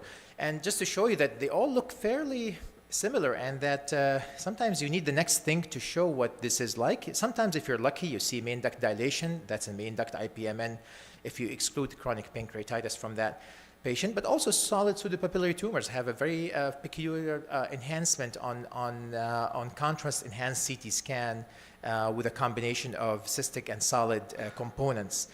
So what's next? I always advocate for EOS because I'm an endosonographer, and I don't think that every cyst needs to be FNA'd, but I do think that cysts over 2 and very likely over 3 centimeters warrant at least one baseline FNA to classify the cyst appropriately. This is what the guidelines are telling us as far as when do you resort to EOS. AGA guidelines are the most conservative and probably the least subscribed to guidelines as opposed to the mainstream ACG or ICG International Consensus Guidelines, which call for FNA for cysts over 3 centimeters or whenever there is a concern about mural nodule or thick or enhancing septations, lymphadenopathy, or increased CA19-9. The basic question, though, will EOS change your management? It's another test we have, but whether or not it will impact patient outcome is not very clear, to be honest. And this is why a lot of the data that we see out of Japan, which only and sometimes solely depends on imaging, unlike us in the West, where we are heavy on EOS, doesn't really show that we benefit the patient outcome as much when we completely depend on EOS. But it is a technology that's available. It's minimally invasive. FNA has passed the test of time. Complications are way under 1% from bleeding or pancreatitis, so we actually use it when we can. And when does it really show its worth? I think in situations like that, when you have a small mural nodule, and MRI is not good at detecting small masses under 6 millimeters in size or 5 millimeters in size, and this is where EOS shines. You cannot detect a 5 millimeter nodule on CT scan, in my opinion, no matter how good that CT scan is or the timing of the contrast. So mural nodules are important to detect, and EOS will show you even the smallest of these nodules, and it will differentiate them from mucin aggregates, which are pseudo or false nodules that you see on the right side. We see a lot of mucin aggregates inside these cysts that are not risk factor for anything. So we would ignore them. However, a true nodule would have a similar enhancement to the pancreatic parenchyma and would more often than not be irregular, not a perfect circle or sphere as is the mucin nodule. So when do I do FNA? Sometimes you don't. A classic serous microcystic adenoma. A very first lesion I saw with my mentor here, Dr. Wallace, more than 20 some years ago, and he showed me that on an EUS, and he said, you're not going to get much on FNA, and I still subscribe to that 25 years later. I do not get FNA, usually anything out of FNA. I do FNA assist if it's an atypical serous cyst, unilocular or oligolocular, but not for a classic microcystic variant like the one on the screen. Also, I think, Antonio, you alluded to the fact that the unilocular cyst that solitary unilocular that's otherwise non-differentiated is worth FNA because it could be a mucinous, it could be an atypical serous, and this is where the cytology and the fluid analysis could tip you towards a diagnosis. So not all the cysts require FNA, but the guidelines, many of them, there's no shortage of EUS cyst guidelines, or at least 10 of them in the last 20 years. Some of them have been updated 2 or 3 times, like the International Consensus Guidelines. Some of them are radiology-based, some are GI-based, and I can tell you that they differ in many areas, but also they come together in many areas. This is where they convene on surgical referral indications, for example, jaundice, dilated duct, malignant cytology, definitive mural nodule on CT or MRI. So there are some similarities, but I'm hoping to shed some more light on fluid, because if you're going the extra mile and doing EUS and you're getting that much fluid, what do you do with it? Cytology is highly accurate but not sensitive, or highly specific but not sensitive, which compromises the accuracy overall. So if you see malignancy on cytology, then that's the case. The problem is it's not sensitive to detect that. Depends on sampling error and other issues related to where you get the biopsy done. And obviously you need a good cytologist to call it. A lot of contamination due to crossing the duodenal wall or the gastric wall. So this is not something you can always depend on. In this specific case, the case I presented earlier today, the FNA showed no mucinous epithelium or dysplasia, and there was only extracellular mucin on cytology. EUS overall showed no concerning features, but it was a multicystic, as you can see, lesion with no ductal dilation. Next thing we get is CEA, and over the years I started to lose more and more confidence in CEA. I started with at a high point, and I'm at a lower point right now. The performance at the cutoff of 192, optimized by the CYST cooperative study by Bill Brugge, published over 20 years ago now, showed that this level optimizes the diagnosis of a pancreatic cyst at 192 nanogram. However, it does not correlate to malignant potential. It has absolutely no prognostication power in telling you which cyst will become malignant over the course of time and which cyst will not. It will tell you that this cyst is at this point of time behaving like a mucinous cyst. And the higher the threshold, so if you take 1,000, for example, you have a much higher specificity. You compromise the sensitivity. Obviously, the higher the threshold you choose for CEA. You need about half an ml to an ml to do a CEA. So the next thing I've been going to more often than not lately is glucose. It's a lot easier, it's cheaper, it doesn't require as much volume, and you can even do it in the chemistry lab or point of care at your glucometer within the suite without having to spend a lot of money. And now we have several meta-analyses showing that actually it outperforms CEA as the next biochemical test you need to get on your fluid analysis. And it does provide 90% sensitivity compared to 67 sensitivity of CEA, with a significantly better area under the curve, as you can see in this specific paper. And I like glucose because it has uncommon false negative results, which means it's excellent biomarker to exclude mucinous cysts, which is what you really want from this exercise. And adopting a cutoff of 50 milligrams per deciliter is, and even 40, I think in my practice I like to use 40 more than 50 as a threshold to diagnose a mucinous cyst. So the lower values mean it's mucinous, the higher values mean likely serous or non-mucinous.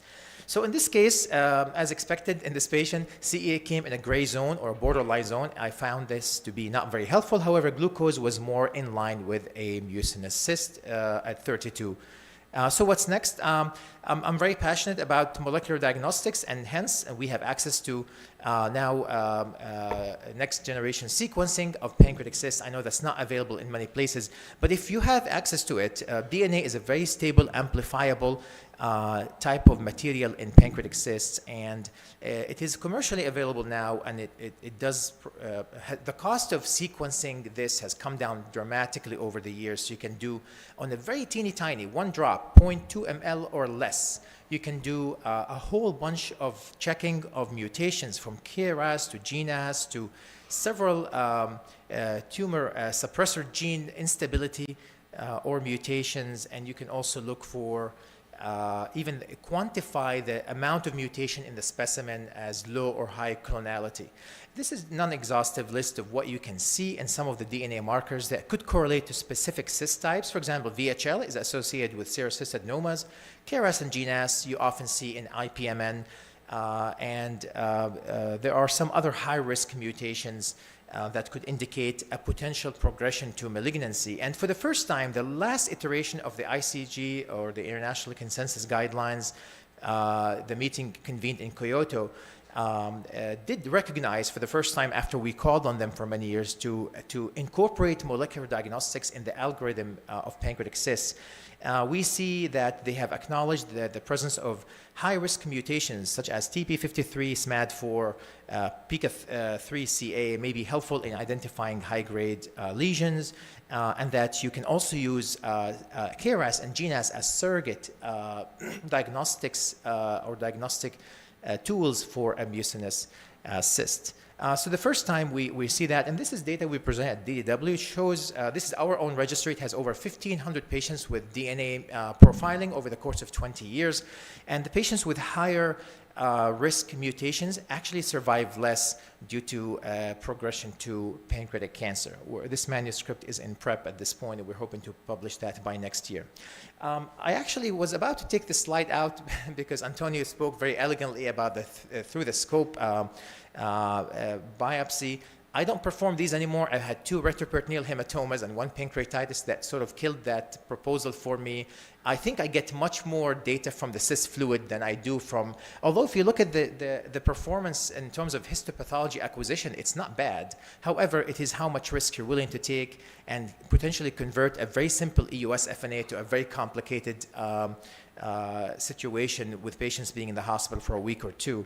But when you do get it, you get a diagnostic accuracy close to 70% if you're about to do a biopsy on that. This is our institutional algorithm and how we manage. We have a pancreas cyst and cancer prevention program, a highly protocolized program. We follow over 2,000 patients.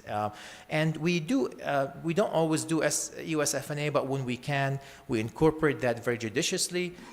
We are becoming less and less aggressive in imaging patients who have had stability over the course of at least 3 to 5 years. We're backing off of some of the surveillance, and there's not time to get into the whole surveillance, although I think this would be worth a very important point to discuss how often the cost and the effort involved in MRIs and imaging and blood work year in and year out. If you detect a cyst in a 45-year-old female, you're going to follow her until she's 75 or until she dies. And this is a lot of money and effort and time. And I think we're over-surveying for sure, and we're not doing a very good job in detecting cancers early in some occasions. The problem with pancreatic cancer, it converts, or the progression, the biology of the cancer is so aggressive that sometimes in between surveillance, I have 5 cases in the last 20 years where between the annual surveillance, patients actually develop metastatic cancer. It's a field defect, and interestingly, when they develop cancer, they develop it not in the cyst, but somewhere else in the pancreas, and the cyst itself actually remains stable.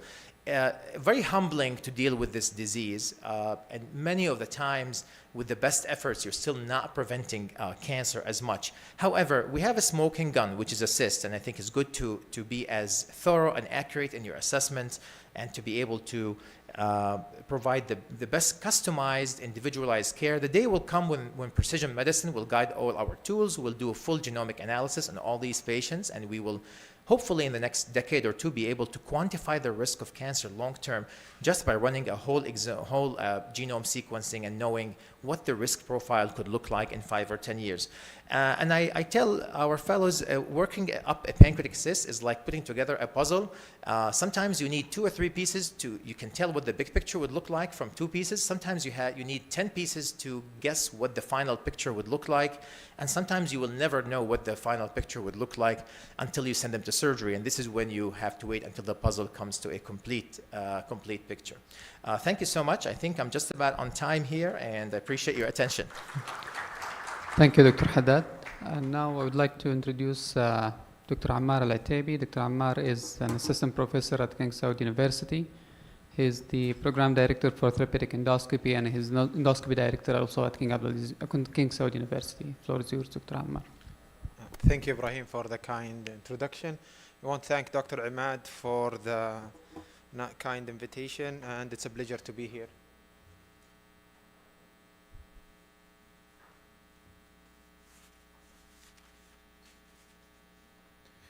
Okay, so I have nothing to disclose related to this topic. So as we know, the endoscopic ultrasound was first introduced in 1982, and the first linear EUS was in the early 1990s. And the first reported case of EUS tissue acquisition was for a pancreatic head of mass in 1992. And since that time, it has been an important tool in diagnosing intraluminal gastrointestinal lesions, as well as extraluminal lesions for pancreatic lesion, lymph nodes, mediastinal lesions, as well as pelvic lesions. So like any other procedure, there is a possible complication. The complication rate in general is not high. It's around 2.5% in many reported studies, and the mortality rate is less than 1%. So for the time's sake, I will focus today more on acute complication in form of bleeding, infection, perforation, acute pancreatitis, and we'll touch base on some organ-specific complication. So bleeding can happen intraluminally, extraluminally, intraperitoneal, retroperitoneal, or directly in the organ that we biopsied. It can happen immediately or in a delayed fashion, and luckily most of the time it's very mild and self-limited, but it can be clinically significant, which defined as a drop in the hemoglobin more than 2 grams, or patient present with signs of a GI bleeding in form of melena, hematemesis, or hematochezia. So the meta-analysis of 5,000 patients showed that the rate of the bleeding is less than 1% in general. But the bleeding rate is higher in patients who received antiplatelets, anticoagulant, or even the patient who had low-dose molecular weight heparin. So it does not matter the number of passes or the size of the needle. And this meta-analysis, it showed there is no significant difference.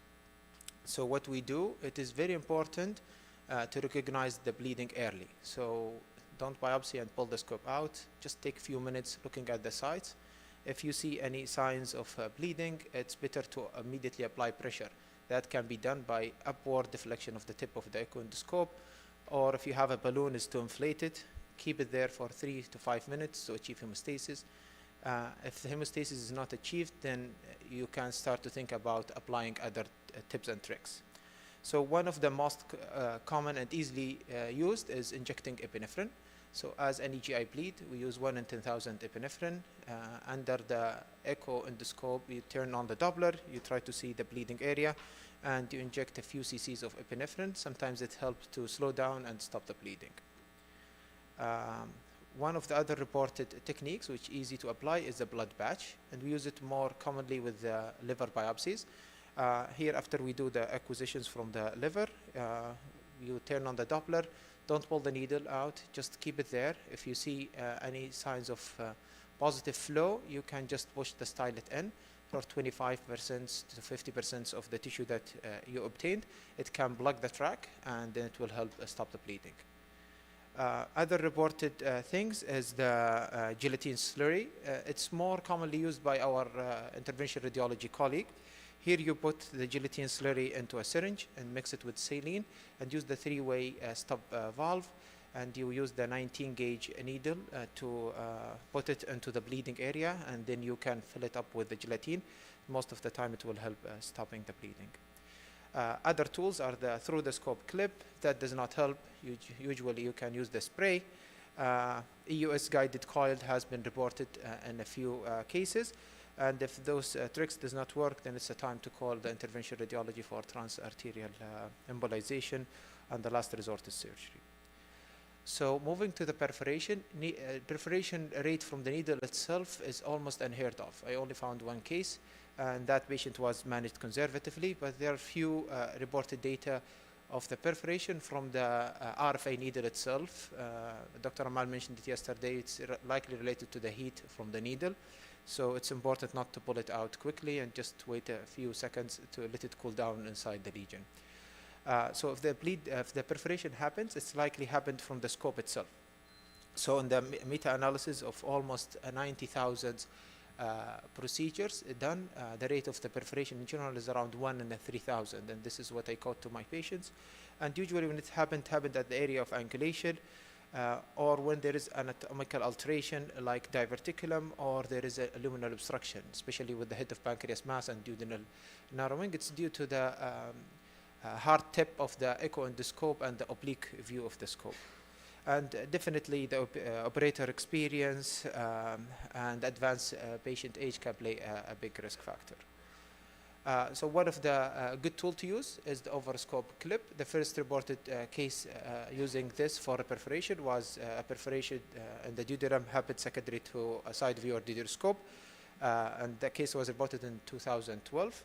And since that time, it is an important tool to have in every endoscopy unit. In the lower left, this is one of our patients who had a perforation during a cytoreductive surgery.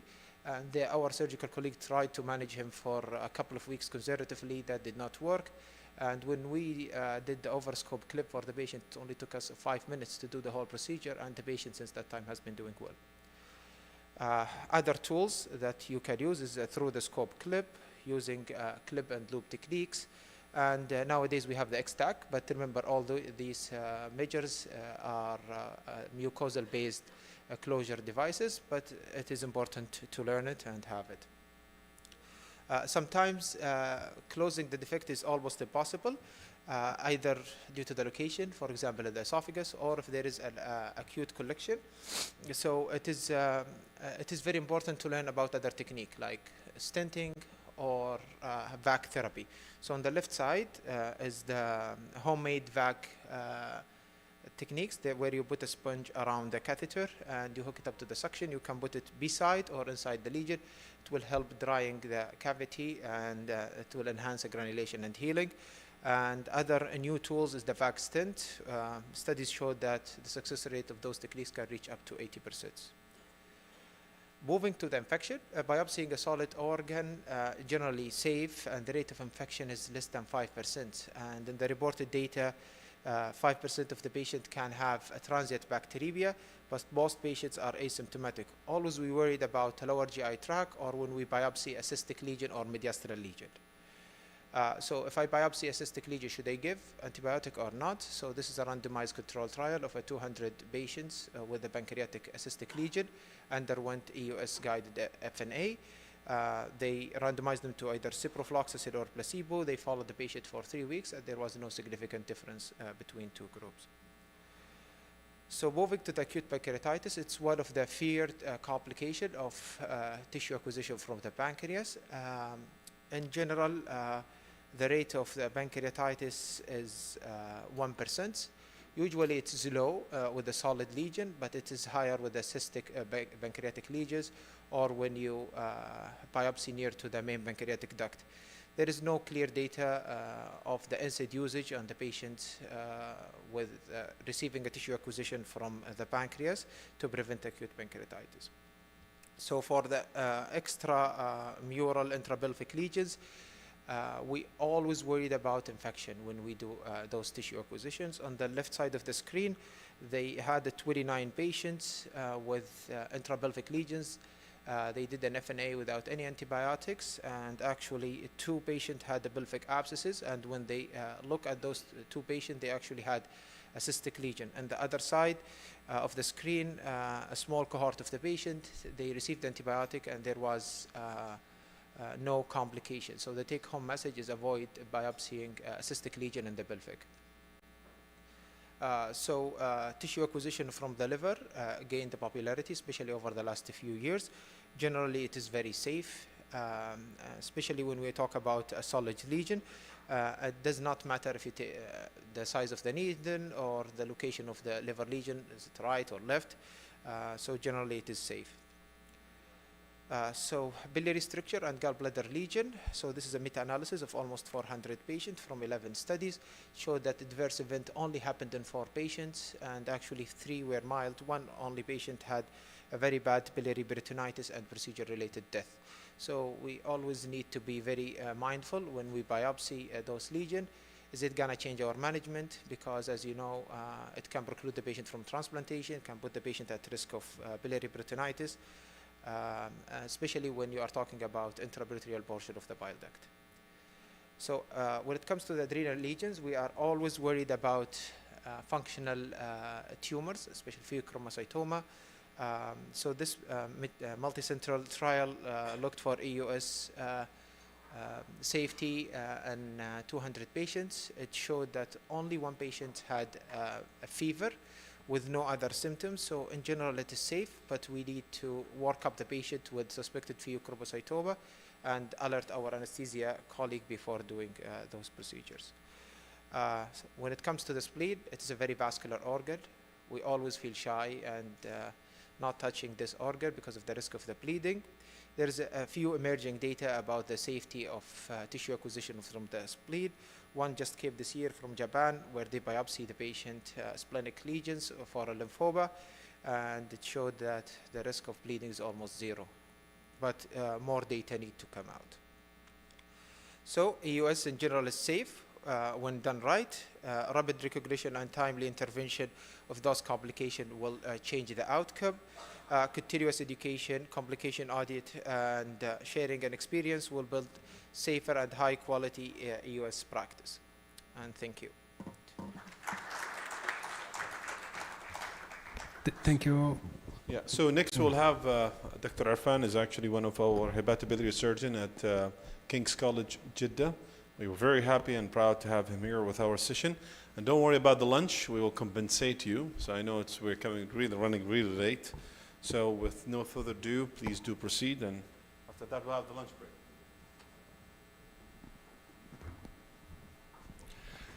Thank you very much, Dr. Ahmad, for the kind invitation.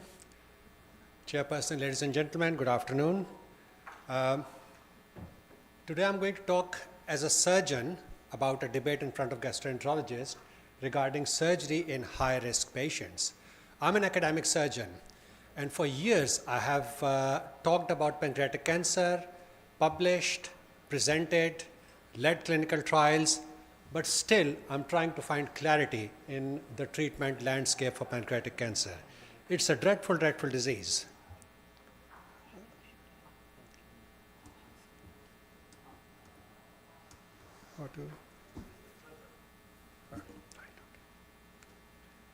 Right, the reason is the pancreatic cancer is full of controversies, starting from screening, diagnosis, treatment, which is chemotherapy, chemoradiation, surgery, palliation, follow-up, quality of life. And there's endless debates which keep on going about it. But the most important thing which I found out after working in multiple healthcare systems is that every country has got its own landscape. And we have to recommend to patients in that country based on that landscape. We try to find clarity with the eyes of the West. Remember, clinical trials, most of the clinical trials, over 95% of them include 20% of world population. There is very little data which comes from low-income country, and still limited data which comes from middle-income country. Cochrane review, which was published a few years ago, showed that 89% of the trials come from high-income countries. So we look through the wrong lens to treat pancreatic cancer. And again, this is just something which I talk about my own experience, Dunning-Kruger effect.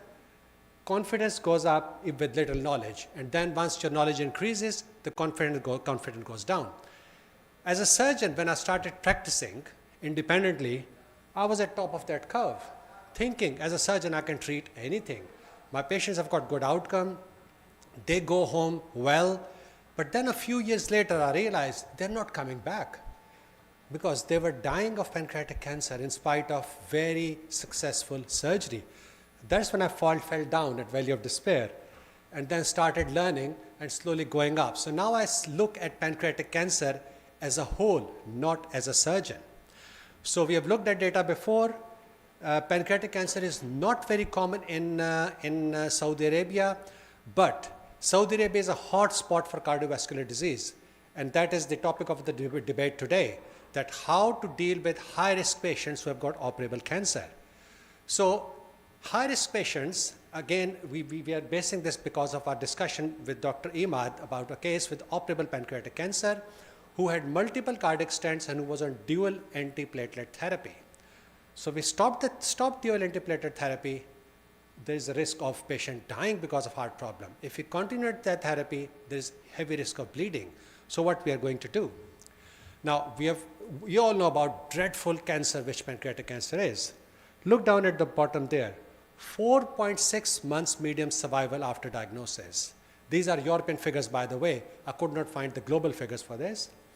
And 3% median 5-year survival after 5 years in all comers. And that 3% are the ones who have successful surgery. So only surgical treatment will reach that figure of 5 years. And whatever we do, it is a dreadful disease with dreadful, dreadful survival.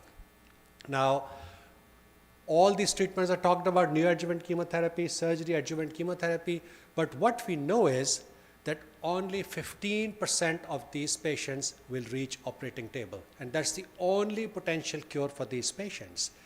And again, we have listened to this, 15% are resectable, 75% are irresectable. They are locally advanced or metastatic. That's where gastroenterology colleagues come in. Because palliation, we used to do palliation with surgery, not anymore. We have heard yesterday how good the palliation has become. So now gastroenterologists save our patients by providing effective palliation of biliary blockage and even intestinal blockage and duodenal blockage. But what about these patients, 15% patients who have got some chance of cure, which are in the screen? So what we do? The problem is we follow international guidelines. They all come from the West. Look at these guidelines.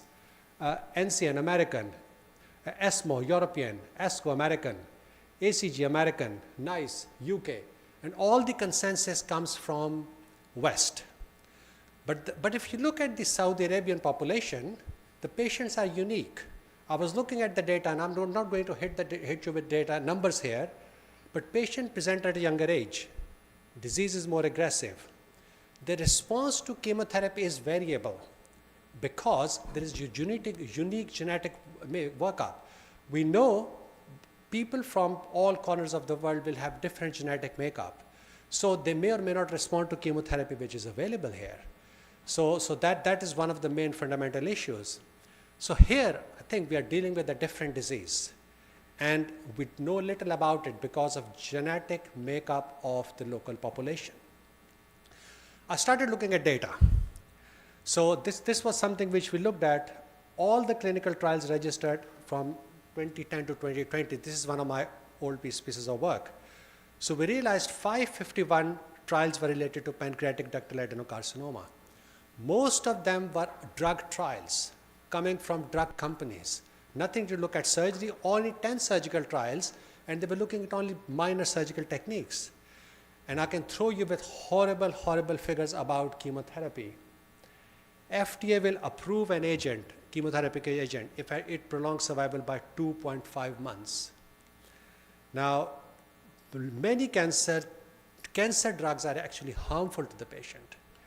And this study in BMJ said, lots of drugs approved by European regulators show no improvement in survival or quality of life. This is all in this book by Azra Raza, who's an oncologist in Columbia University. Her own husband died of cancer. So we come to surgery, which is my area of work. In surgery, the outcome has remained static for last 100 years. So if you look at the surgical, this is the history of surgical landmark, and we know pancreatic duodenectomy with Sir Old Godfather Whipple's, and we know about Whipple's operation, but he was not the first one to do this operation. His name comes somewhere in the middle, but he published it. But the first operation was done by Cordivella, followed by Kaush, I'm talking of pancreatic duodenectomy, their patients lived for 18 months. And today, if we do successful operation without chemotherapy, our patient will still live for 18 months. So we have not improved anything from surgery, but our outcomes are getting better. Surgery is getting less and less risky, starting from 60% morbidity down to 30% now. Mortality was 20%, it's now down to 2%. I'm talking of pancreatic duodenectomy. So it has become a safe procedure, relatively in short term. So only 2% patient will not survive pancreatic duodenectomy. So pancreatic cancer is a race against time, and I'm talking of those 15% of people who are operable. Because if we don't operate, they will live for 3 to 9 months. But with R naught resection, there is survival of 20 to 30 months, and some will reach 5 years. So surgery is still palliative, but it gives some survival advantage. So that's the advantage of surgery here. If we don't operate, disease will progress, and every week counts here. Now, what about palliative chemotherapy? If we don't operate, then we go down palliative route. So if we don't operate. So palliative chemotherapy will improve survival by just 3 to 6 months. It may provide some comfort, but long outcome, the option of long outcome is not there. So what happens if we wait? We delay, disease progresses, tumor growth keeps on increasing, local invasion keeps on increasing, and we close that window of surgical resectability. So let's talk about the cardiac patients in terms of surgery. We can manage the cardiac risk. The problem is bleeding during surgery, but we can look after bleeding. Bleeding is not a major issue. So what we do is, for any resectable patient, we look at their surgical risk assessment, and we run all these tests. Personally, we use PPOSM. As I mentioned, in patient with no cardiac risk, we give 2% mortality to the patient. Anything above 5% is unacceptable, and centers close down if we have more than 5% mortality in UK. So in cardiac patients, the risk of mortality definitely goes up. And that's where we have to work with our cardiologist, anesthetist, to decrease that risk. So these cardiac patients, which are going to be common in Saudi population, they come with dual antiplatelet therapy. We cannot operate with dual antiplatelet therapy. So what we do is we bridge the gap but not stop the treatment. So we temporarily pause one agent, usually continue them with aspirin, bridge the patient with heparin during surgery, restart anticoagulation before surgery, but spend more time meticulously looking at hemostasis. The problem can be any concurrent disease. For example, liver problems are common in this country. So if somebody has got liver cirrhosis or NASH, that's what we have to think about, because these patients are more at a risk of bleeding.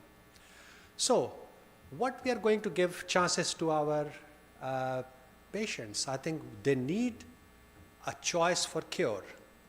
We need to act in the long-term interest, because if we don't act, it's probably harm the patient. So to delay or deny surgery out of fear is to let the disease decide the outcome. And that's the main problem. So for us, what we do is we confirm resectability of the patient, and that's what we did when we were talking about a patient, Dr. Imad. Assess cardiac stability. Then we take the patient to tumor board for MDT discussion. Make sure all the people are on board to decide about this operation. We plan bridging and timing and proceed under optimized condition. So the take-home message is we can manage the heart, we can manage the bleeding during surgery, but we cannot pause the cancer. And I think surgery should be prioritized in these high-risk patients. It should be done in high-volume centers. It should be done in centers who have got experience in doing these operations. That is very, very important. Now, as I said, I've grown wiser over years looking at pancreatic cancer. It's a dreadful disease. It has, and when we run clinical trials, look at the data, I get sleepless nights. And we still start asking these ethical questions. from these patients. These patients, if they get chemotherapy or surgery, it does affect their quality of life. As clinicians, we want to be aggressive with our patients, and we want to be as aggressive to give them quality of life. But I think that's where shared decision making comes in, to have a discussion with our patients to see what's the optimal treatment they want. So I always talk to them about aggressive treatment versus palliative treatment. Give them the numbers, what's going to happen. Or sometime doing nothing. Sometimes doing nothing is the right treatment for these patients, because quality of life is the most important thing. And by increasing their life expectancy by a month or two, but giving them poor quality of life is something we have to discuss with the patient openly. So thank you very much. Thank you for your presentation. We can take some question for all the presenters. The presenter, please, here. Can we ask the presenter to be there? Dr. Haddad.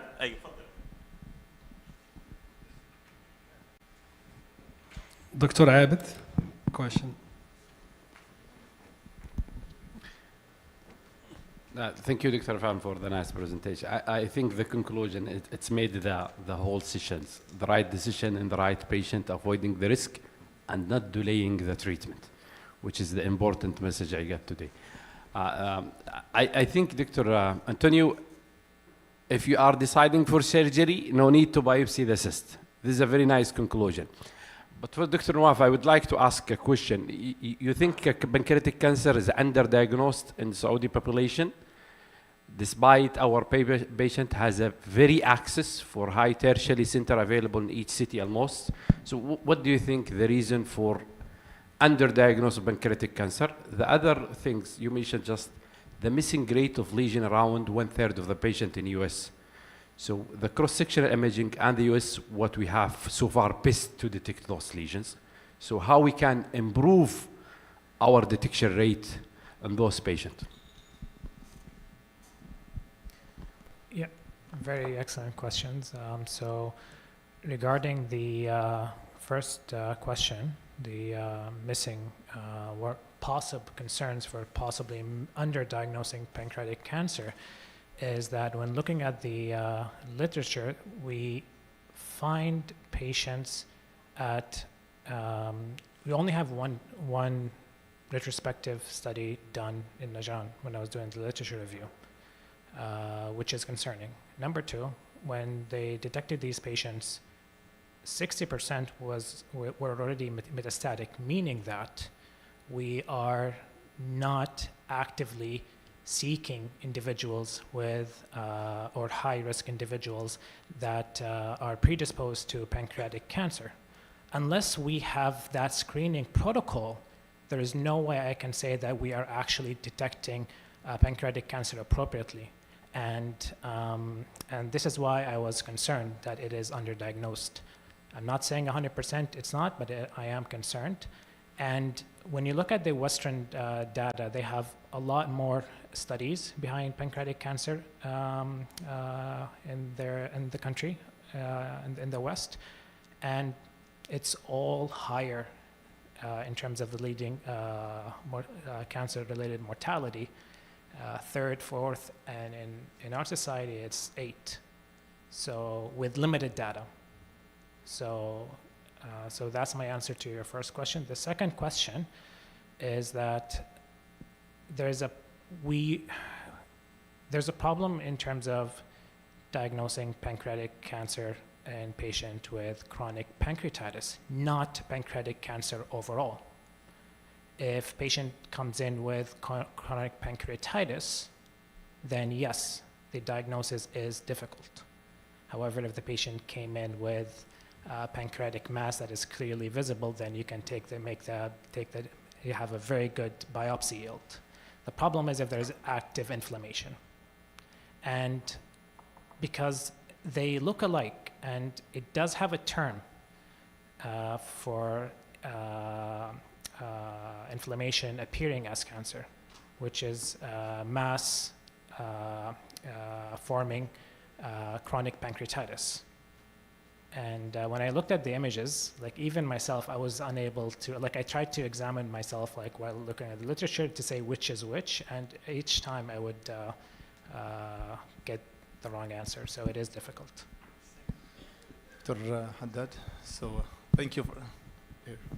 So thank you for the talk. I know this is very interesting, pancreatic cystic lesion. So two questions. In daily practice, we face a lot of difficulty sometimes to tell which is the type of the cystic lesion. Is it a mucinous, non-mucinous? So my question to you, despite we have a lot of technology, and still we go back to the fluid analysis and also the high clinical index suspicions of the lesions, and then if you need to push the patient to the surgery, so to go to the final conclusion. So you would just comment about these challenging and difficult cases. Thanks, Abid. I agree with you. We have not made a lot of progress over the years in appropriately triaging patients for surgical resection. I can tell you we're not resecting nearly as many patients as we did. Our tolerance to monitor cysts has grown tremendously in the last 20 years, largely driven by natural history data of IPMNs coming especially from Japan, growing us more tolerant to the risk, to knowing what, when to observe and how long. I would say any lesion deserves a baseline study. FNA, cytology, glucose, CEA, good MRI. And I'm talking about lesions are not, not the tiny ones. I'm talking about anything that's 3 centimeters or close, between 2 and 3 and higher. And then you can continue to follow the patient in any cadence you like. I think there are other nuances that play into that. Family history, presence of symptoms, presence of pancreatitis is a red flag in my opinion. So there is a need for a more customizable sort of follow-up plan than one strategy fit all, which we've done. Bring them back every year for MRI for the rest of their lives. I think we need to be a little bit more nuanced. The problem is we don't have a lot of tools at this point to drive that. And discontinued surveillance, or go from 1 year to 3 years of surveillance, or go from 1 to 5. I agree with you. But I want to put this out there because we heard a lot about risk of pancreatinectomies and pancreatectomies. People can die from these. And in the past, we've resected so many benign cysts with not even dysplasia. IPMNs, understandably, but they will never become anything. And in the past, we used to send them to surgery, and they would not make it through an operation with a 3% mortality of a Whipple, even in expert centers. I just want to put this out there that sometimes, even if you don't have a diagnosis, it doesn't mean you send the patient to surgery to get a diagnosis, because most of the time, unless you have one of the high-risk features, you're dealing with a low-grade lesion. Yeah, well, may I suggest something? Actually, the best time to ask these questions is at lunch. So why don't we gather all together here in the front, all of you guys, all of you, to take one picture, and then we can head to lunch. All of you, no exceptions, everybody.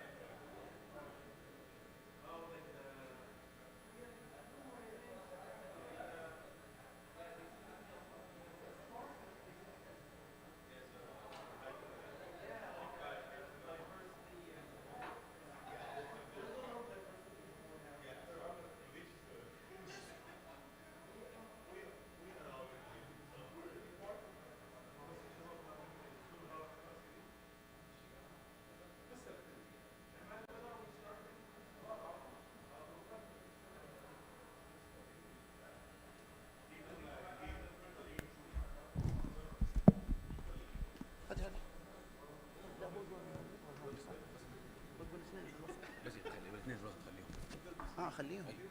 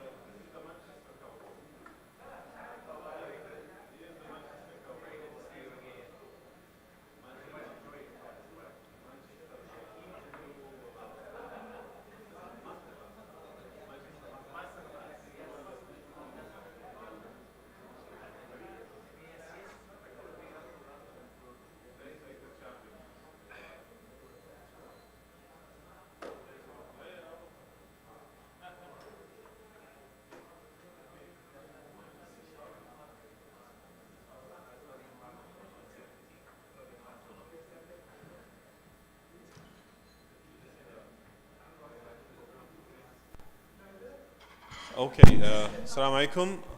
Welcome to the second half and last session for today. We're going to cancel the last session because basically it's only video cases and we're running behind. So this will basically finish with innovative procedures, and after that we will hand certificates and conclude. And please enjoy it. We're going to start with Dr. Mu'min Jabr, and do please proceed. Bismillah ar-Rahman ar-Rahim. It's a great pleasure to be here, really a true pleasure. Of course, thank you, Ahmad, for introduction, for allowing me to be part of the success of this conference since it started. And it's really so impressive and exciting to see the growth over 1 year. It's been really impressive. So I'm going to be talking about a topic that I'm very passionate about ESD. And this is mainly practical tips and tricks for a successful resection when we do ESD. So for those who do ESD, that will be very helpful. For those who do not, I think you'll get an idea about how do we tackle those complex lesions that you send to those who do ESD. So I think on both sides, there is benefit by watching these. This is the UC Medical Center. This is where I work and practice. These are my disclosures. Our learning objectives today will include defining what a successful ESD is about and how we optimize our techniques to get to that success. How do we do that? And then how to prevent and manage complications. That's going to be the outline for our talk today. And when I thought about successful ESD, I found that this matrix basically sums it all together, how an ESD is considered successful. For ESD to be successful, it has to be en bloc. So we have to be able to resect the lesion as one piece. That's the main advantage we have over other endoscopic resection techniques. It's also got to be efficient, because it might make sense to do a 4-hour ESD or a 5-hour ESD one or few times, but you cannot keep doing very long ESDs. It's not efficient for the endoscopy practice. So it has to be very efficient, and then at the end, it has to be safe. I mean, if you get a perforation with every ESD, that's not a safe procedure to continue to do. So when it comes to the optimization of the resection technique, efficiency should be taken into perspective in every step of ESD. So in marking, injection, incision, and dissection. Marking, in my opinion, is probably the most critical step of ESD. Marking in ESD is exactly like GPS, basically, when you're doing navigation. And when you think about GPS, you have to have accurate coordinates to be able to use it. That's the same way. You have to take enough time to look carefully at the lesion, identify the margins of this lesion, and then place your markings outside the margins of the lesion. Typically, we say you want to put your markings about 5 millimeters outside. You can increase that a little bit. But this is one of our cases. This is a lesion at the dentate line in the rectum. And one of the other things that we consider also when we do those dentate line lesions, for example, you are not going to mark on the dentate line. We actually are marking less and less in the rectum. Marking is not as necessary in the rectum as it is in other parts of the GI system, but marking is very important. So marking has to be efficient and accurate, and the only way to get there is by carefully inspecting your lesion. And once you identified the lesion and you looked carefully at the margins of the lesion, you decide which tool you're going to use. So the most efficient tool, and you're going to hear the word efficiency a lot in this talk, is using the knife itself. You use the knife, you just put a little bit of pressure on the tissue. You cannot put a lot of pressure, because once you use the electrocautery, the knife can go completely through the tissue. So a little bit of pressure, and you typically use a coagulation current to mark the lesion. The type of current can vary. It depends on what color of marking you want. Soft coag gives more like a whitish mark. Forced coag gives you more this charred marking, which I typically prefer. But any type of marking is good, so long as you'll be able to identify these markings as you're going through the procedure itself. One of the tips to do also is that we do double marking on one side of the lesion, and that will help you after resection to orient the specimen on the hard surface. So any lesion we take out, we pin it to a hard surface, and if you know that you put double marks on the anal side of the lesion, you can add a note to your pathologist and let them know that there are double cautery markings on the anal side. So if you do not have an R0 resection and there is residual tissue, you can know exactly where that residual tissue is located. Once we're done with our markings, the next step is injection. And when it comes to injection, there are 3 key questions that you have to answer and think about. Is where is your injection going to be in relation to the markings? And what solution are you going to inject? And how are you going to inject? So the location itself is basically when we inject, we're injecting outside the markings. This video might be a little bit confusing, but this is done in retroflexion. So the injection is outside the marking, but the scope is retroflexed. So the lesion is below the scope, basically. You can see the shaft of the scope in the retroflex image. This is a lesion in the upper part of the stomach, in the upper gastric body, fundus area. So again, you're injecting outside your markings. The type of solution that you use can also vary. So there are commercial solutions which typically have a longer lasting effect, and you need to know what kind of lift these solutions give. So some of those commercial solutions would give more of a vertical lift. These are the gel-based solutions. One of the best of those that we do not have anymore available in the US was called the Orize gel, which used to give a very good vertical lift. That's been pulled from the market for some safety reasons. But there are other solutions that might give horizontal lift. So you have to know what type of solution you're using, and you can direct that lift as you want as well. This diagram can I clarify exactly where your markings should be. So where your injections should be. So if you have the markings there with these gray dots, you're injecting outside, and you're kind of putting your needle about a 45-degree angle. And then once you inject, you want to lift that tissue up because the submucosa is a potential space, and you can really direct the direction of lift of the submucosa. Once you've injected successfully and you verified you have a nice lift, the next step is the incision part. And the incision is done outside the markings. So I always tell our fellows is that when you're making your incision, you're not connecting the dots. You're cutting outside the dots, as you can see here. And you always want to tailor your incision depending on the location of the lesion and your plan for dissection. By that I mean, like, is the incision going to be on the anal side first or the oral side first? There are some general rules, but in real practice, it really varies depending on the type of the lesion that you're resecting. In the initial cut, we typically use cut current, and then you go back over that initial cut and undermine the edges with a coagulation current so that you would coagulate any small vessels at the resection site. Again, this is the same lesion that we demonstrated the markings for, and we started by an oral incision followed by an anal incision. Again, that all counts into the dissection strategy that we're gonna use. So talking about dissection strategies, these are the techniques that we use for dissection. One of the common techniques that I personally use and I love a lot in the esophagus is typically my preferred technique in the esophagus is the tunneling method. And what tunneling method includes is basically we do an anal incision first. The razor marker is not working well, but I kind of labeled it by numbers. So there is an anal incision. If you think about this structure as your tubular esophagus, you make an anal mucosal incision that's followed by an oral mucosal incision, and then you dissect from the oral to the anal direction and leaving the lateral margins intact until you're done with your submucosal dissection. And then you can take the lateral margins off. And the advantage of that technique is that when you do that, you can see here in the video, there is the anal, we're coming back to the oral.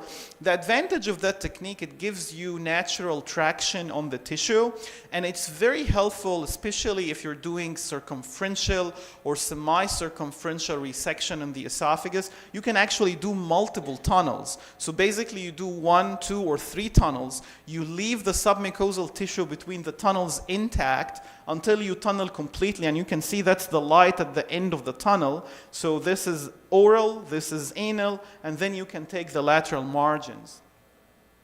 Another technique that's very similar, it's an iteration from the tunneling method, and I think Edward kind of pointed to that, is the pocket creation method.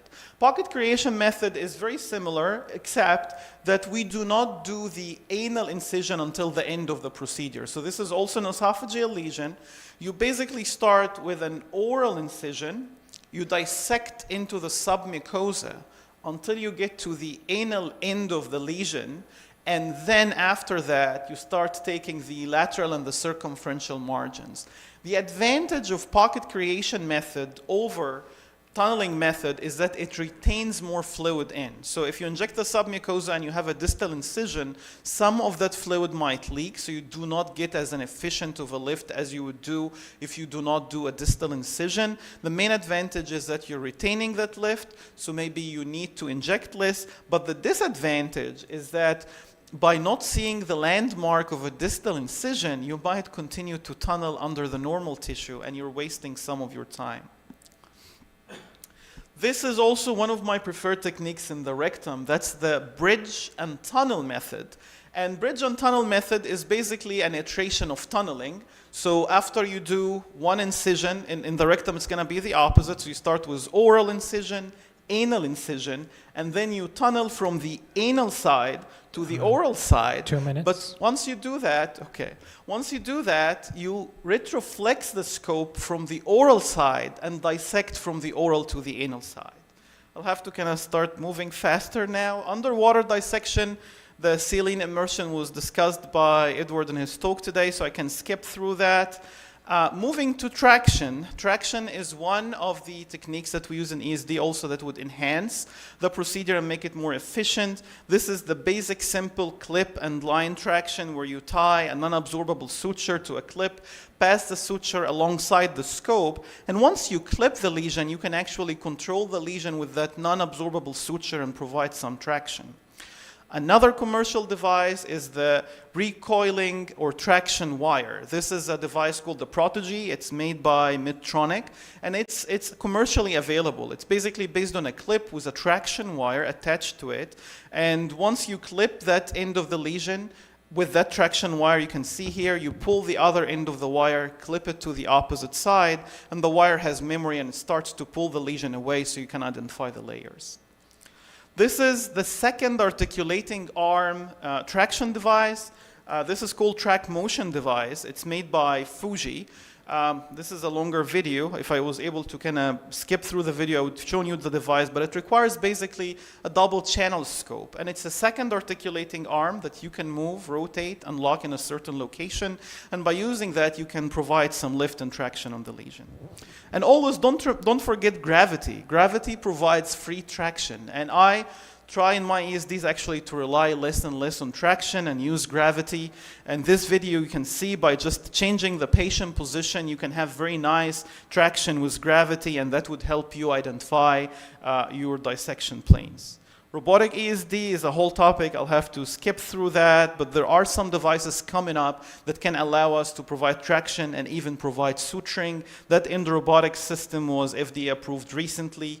And then I'll skip through some of these as well. These might take home a message. Successful ESD is on block, curative, efficient, and safe. Marking in ESD is like GPS. Take your time to assess the lesion and place your markings at appropriate coordinates. With the evolution of various ESD dissection strategies, selection should be tailored to lesion type, size, location, and operator experience. And when it comes to traction, less is more. And don't forget about gravity. Again, it's free and it can work in your favor.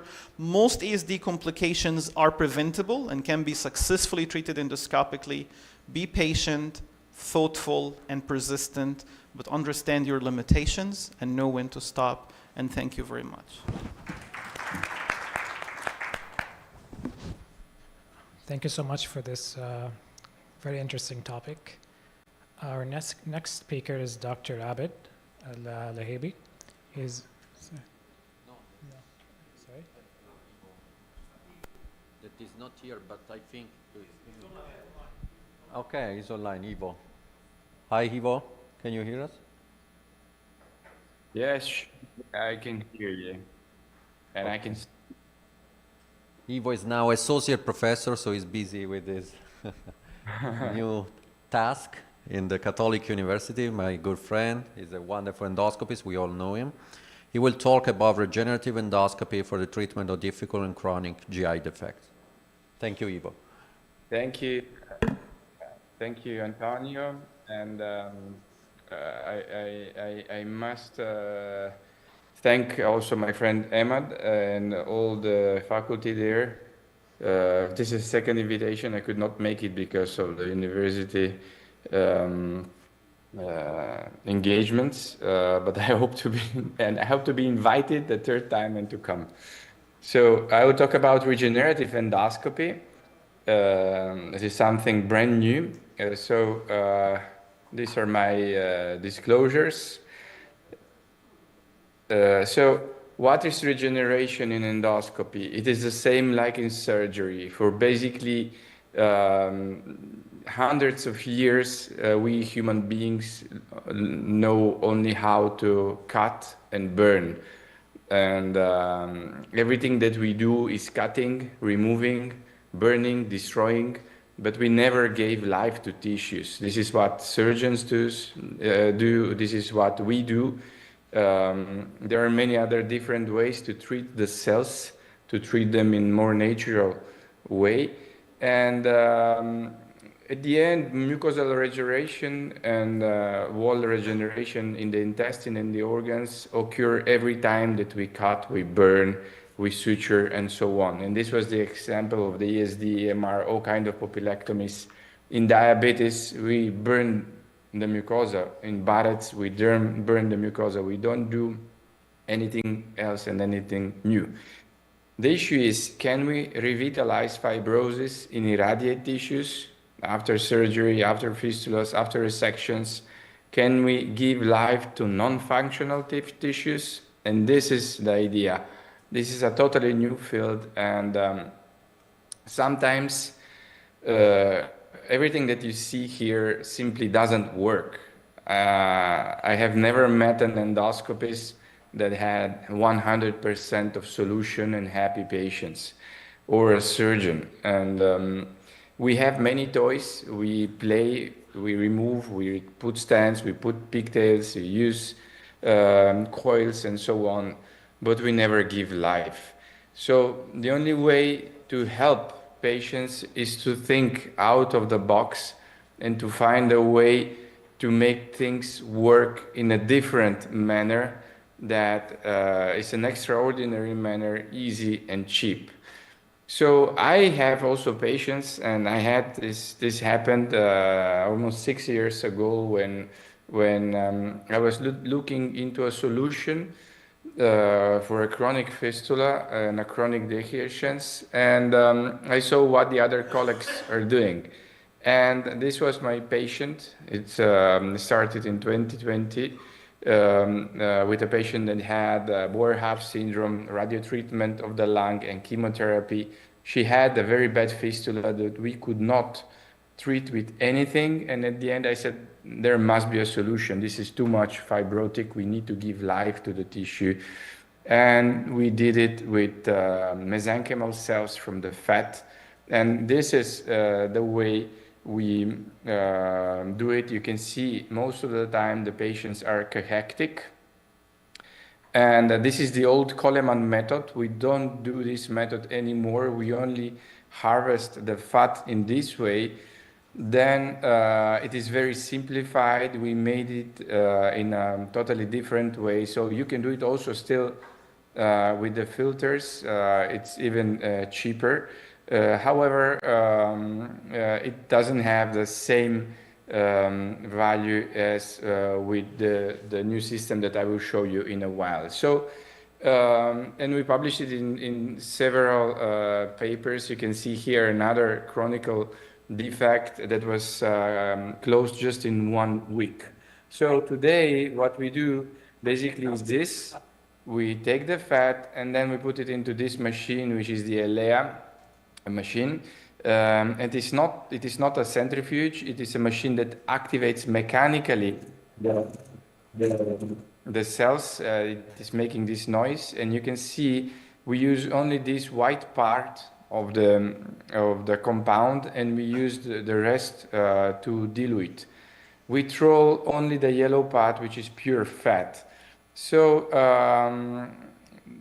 this has been already published. You can see after the first and second injection, we have this very nice microvascularization of the mucosa and immediate closure of the fistulas. And you can see some examples of before and after. Sometimes when there is a very big opening, we do suture, but this is only just to approximate the margins. And you know suturing doesn't work, especially if there have been a radio treatment. I personally do a lot of research. We are trying to understand in many fields what happens. We are asking questions on questions on questions. So we are comparing also our methods inside, and this is really, really, really very expensive. So just for 1 milliliter of compound to understand what is inside to make proteomics, to make DNA, RNA profiling, and to see the cells is more than 20,000 K for 1 milliliter. So this is where my research money go in this moment. We have also found out that in 1 milliliter of substance, you can see these blue dots. These are the mesenchymal cells. There are more than 250 anti-inflammatory biocomponents, cytokines, circulating microvesicles, and residues of endothelium and protoendothelium, which are those involved in the generation of the vessels and the regeneration of the tissues. Of course, electron microscopy cannot miss. This is the topic that I love, electronic microscopy in bariatrics, in regenerative endoscopy, in ultrasound, in ERCP. So research is going beyond removing stones, placing lamps, placing stents, doing or resections and so on. We want to understand basically what happens to the cancer and to the tissue.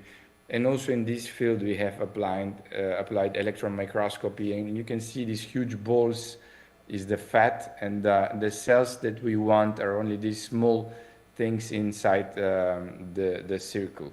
So just to show you the impact of this treatment, this is a patient with Ivor Lewis dehiscence before, you can see here before and after the treatment. This was a patient candidate for EsoSponge that in that particular day resulted in the pharmacy that was present, but at the end it was just a bug of the system. We didn't have it, and at the end I just injected the cells inside the collection that had passed, had necrosis. And just after 2 weeks, you can see what happened. I also stitched on it. I placed some stitches because the patient was surgically drained. Another patient with rectovaginal fistula. This is a young patient that had violence. And you can see here, she was losing stool from the vagina. And this was just after 1 injection. You can see complete regeneration and restoration of the tissue. This is another rectal vaginal fistula in an old lady that had radio treatment. And you can see just 1 injection, and the fistula was closed of 99%. Then we sutured the orifice, and it was totally solved. It is very easy as a procedure, very, very straightforward, and anybody can do it.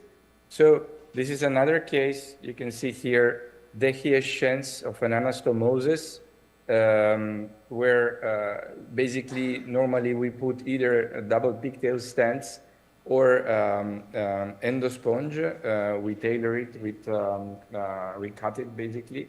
But in this case, I simply inject it inside, directly inside the fistula, and the result was really, really amazing. Of course, you can inject also in the surrounding mucosa, but you can see a total revascularization of the opening, which has a blind fundus. The patient was recanalized and has a normal life right now. Another case, desperate case of a man that had a very, very big fistula from the rectum inside the bladder, the urinary vesicles. He has double nephrostomy, colonostomy, and his life is a nightmare. It was a nightmare. Every 20 days, he needed to exchange the nephrostomies, and you can imagine the poor quality of life. He had a prostatectomy and radio treatment. So this is his fistula. From the rectum, we were going directly in the vesica, and it was even very difficult to find. So from the anal orifice, we were going in the vesica, and it was difficult to find the rectum. And on every touch of the mucosa, it was bleeding. This man had 2 injections, and on the second injection, after 3 months, the fistula was completely closed. So, of course, we published all these results. So I personally hate to present only my own research, but basically there is nothing in the literature. We are paving the way of this treatment, and I hope to see every one of you starting doing this. It's very easy, very cheap. And especially in this paper, we have compared 15 upper and 15 lower defects. Obviously, upper defects are easier to treat even between the esophagus and the trachea. Lower defects are a bigger problem because there is urine that is corroding. But we do solve also this kind of defects.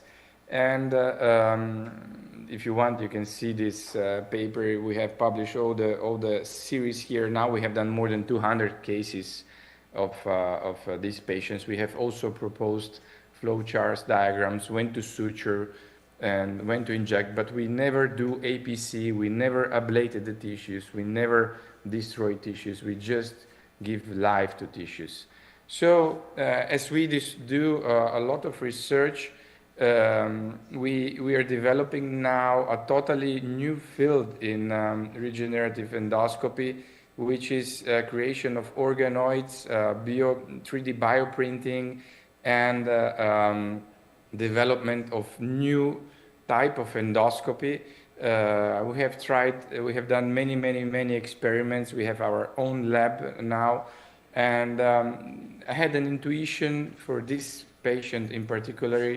I did this patient as compassionate. You can see here he had 2 transrectal surgeries, 1 transvesical surgery for repair, nothing worked. They sent me the patient to suture him endoscopically. I said, this will never work. And it was very thick. You can see 1 centimeter. Then you can see here our hybrid room in the endoscopy suite.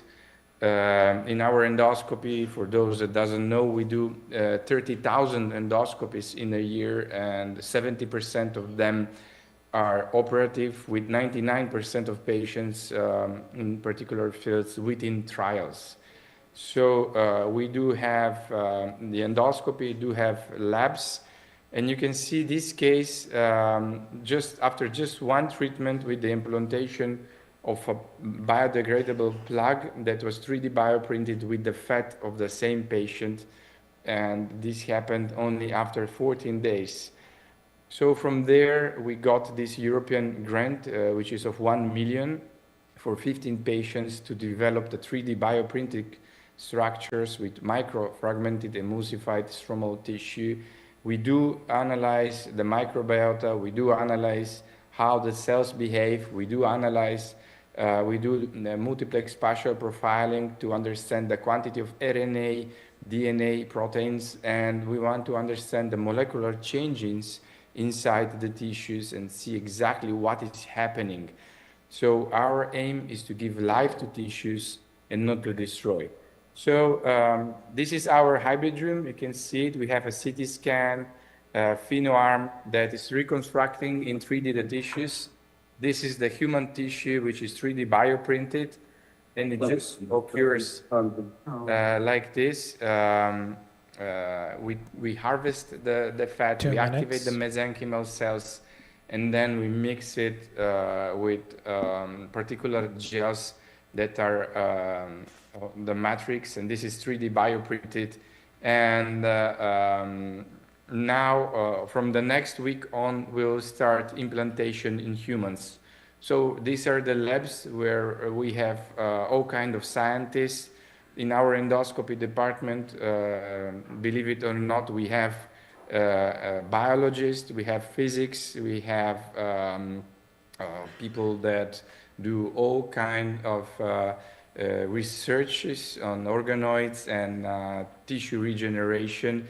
And just 10 days, we bought this brand new 3D bioprinter for human use, which is inside our endoscopy suite for real-time tissue bioprinting and implantation inside. So this is not the all.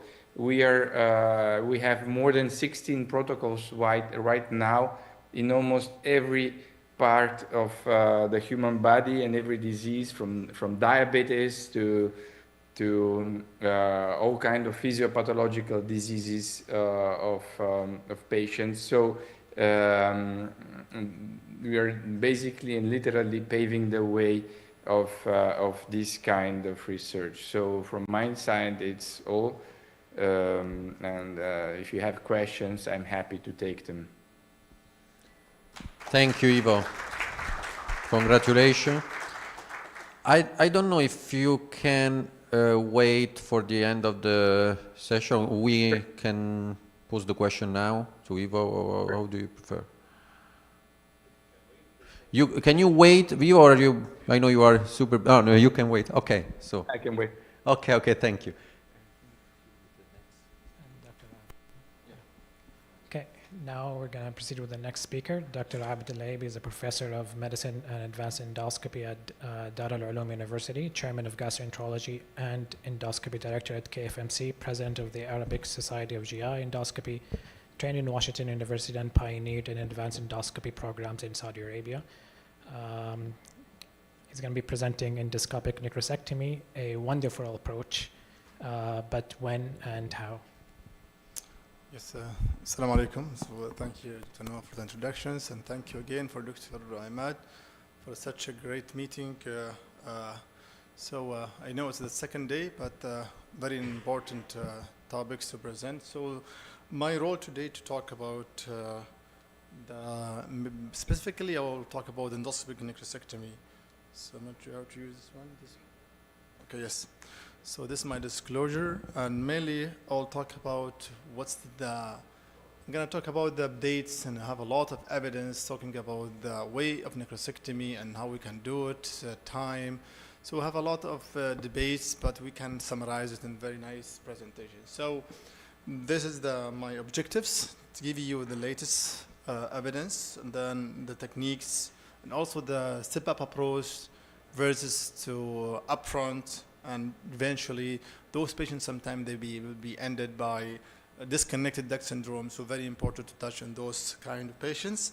And the follow-up, and at the end, I will summarize my presentations by one of slides. So as you know, this is a part of the history of AUS. In the 1980s was diagnostic, and then for at least 10 years, the procedure moved to therapeutics. And 92, the first FNA, and the FNA at that time gave us very good gate to start our therapeutic EUS interventions. And then first EUS procedure done for the pancreatic fluid collections was 1992, and previously was done usually by conventional treatment by ERCP or other modality, as you see. As you see, those important to know. If you have to know about the history of the pancreatic fluid collections, initially was started by aspiration. This is a long time away, 1975. So aspirations only, fistulatomy, and then followed by the stent drainage. And then, as you know, 1992, the first EUS was performed. Then we have the necrosectomy. The first published date was 2000, and eventually, you know, the stent came at the end to change the management and outcome of all kind of this procedure. So the stents fully covered, lamps At 2012, it was introduced, and then hot lamps having a lot of great outcome for our patients. Everybody knows about the consensus, very important to review the guidelines, but this is very important to know the Atlanta guidelines, classifications, but the key to know from the Atlanta classifications, it give you only, it's going to be restricted to type of patients. It only give you the type of the necrosis and the time, but will not give you any more about how to manage your patient and what type of stents. So importantly, you have to know also the extensions, or the lateral extension, or maybe paracolonic or gastro extension. Those very complex cases, you need to have a dual therapy or maybe multi-gate therapy for those patients. As you know, there is a new classifications nowadays. So this is very new classification, Q&I. It's important to consider the quadrant and the percentage of necrosis and also presence of infection. So what's the purposes and different from the other classification? The different here, to give you, they divided the walled off necrosis to two groups, group 1 and group 2. Group 1, usually they have less than 2 quadrants and they have more than 30% necrosis, presence or absence of infections. And in group 2, they have more than 3 and 60%. What they found here is those kind of diseases have the heterogeneity and they have a lot of infections. So the group 2, they have more time to recover and they required more hospitalization, and usually they required more interventions. And this was published in my clinic, and there's a lot of validations. Japanese also, they validate this, the classifications. It seemed to be very valid system to use, and also it was validated by Europe. And as you see, this is one of the good prospective studies was published, I think, in Italy. As you see, give you a clear, if you have a low risk group, you can choose your type of stents here. So plastic stents is applicable in those kind of I'm not sure you can use the pointer here or not. I think yes. So you can use the stents here. So this is the plastic stent. You can use this low risk group, and also if you're high risk group, those patients probably you choose the metallic stent, and usually the efficacy is almost the same. As you see here, the only two different between the high group and low group, they have more step up procedures, and also they have a length of stay is higher. And the only two independent predictor, they have the percentage and also high risk group. So this is a new to tell our patients or our colleagues to apply. This is classification, very important to tell you about the type of the management. I will not talk more about the endoscopic. Everybody knows about the transmural approach. If you have a patient still need any intervention, maybe you can go necrosectomy either on demand or zip-up approach, or probably you can move to the percutaneous drainage if you think a patient have a lot of extension, or maybe the pelvic extension, you need to have a multiple therapy. But as you see, we have a lot of different imputing approach. We have a lot of stents here, metallic and plastic, and a lot of lamps now. We have a lot of company, they producing the lamps is different. Yes, they have some minority, but most of the lamps are almost similar. As you see, this is now the step up, the way to manage our patient after you drain the patients. Okay, you do the drainage, you do necrosectomy, you do multigate, or maybe you do upfront or delay, or probably you have to have a step-up approach. So I'll talk about this kind of procedure. Everybody aware about the standard and classic plastic stent. You have a lot of steps, and more steps, more complications. So you have to have a longer procedure sometimes. So the steps of this procedure takes longer than metallic. Metallic is and lamps, usually lamps mainly, is have a lot of lamps we have. We have a chance to use all lamps. We use the Spaxis and use the hot axis, and also we use the new stents from Henaro, and also we use the Nagy stents. So all these lamps, if you have a chance to have those kind of stents, it's very similar. There's no big difference. You can use them and they can drain your patients, and probably the procedure can be very easy and then very short, and almost there is no difference between the efficacy. What we have to mention here, I will not talk about the difference between the plastic and metallic. So they have a lot of trial. You have a trial, systemic review and analysis, and we have a lot of comparison.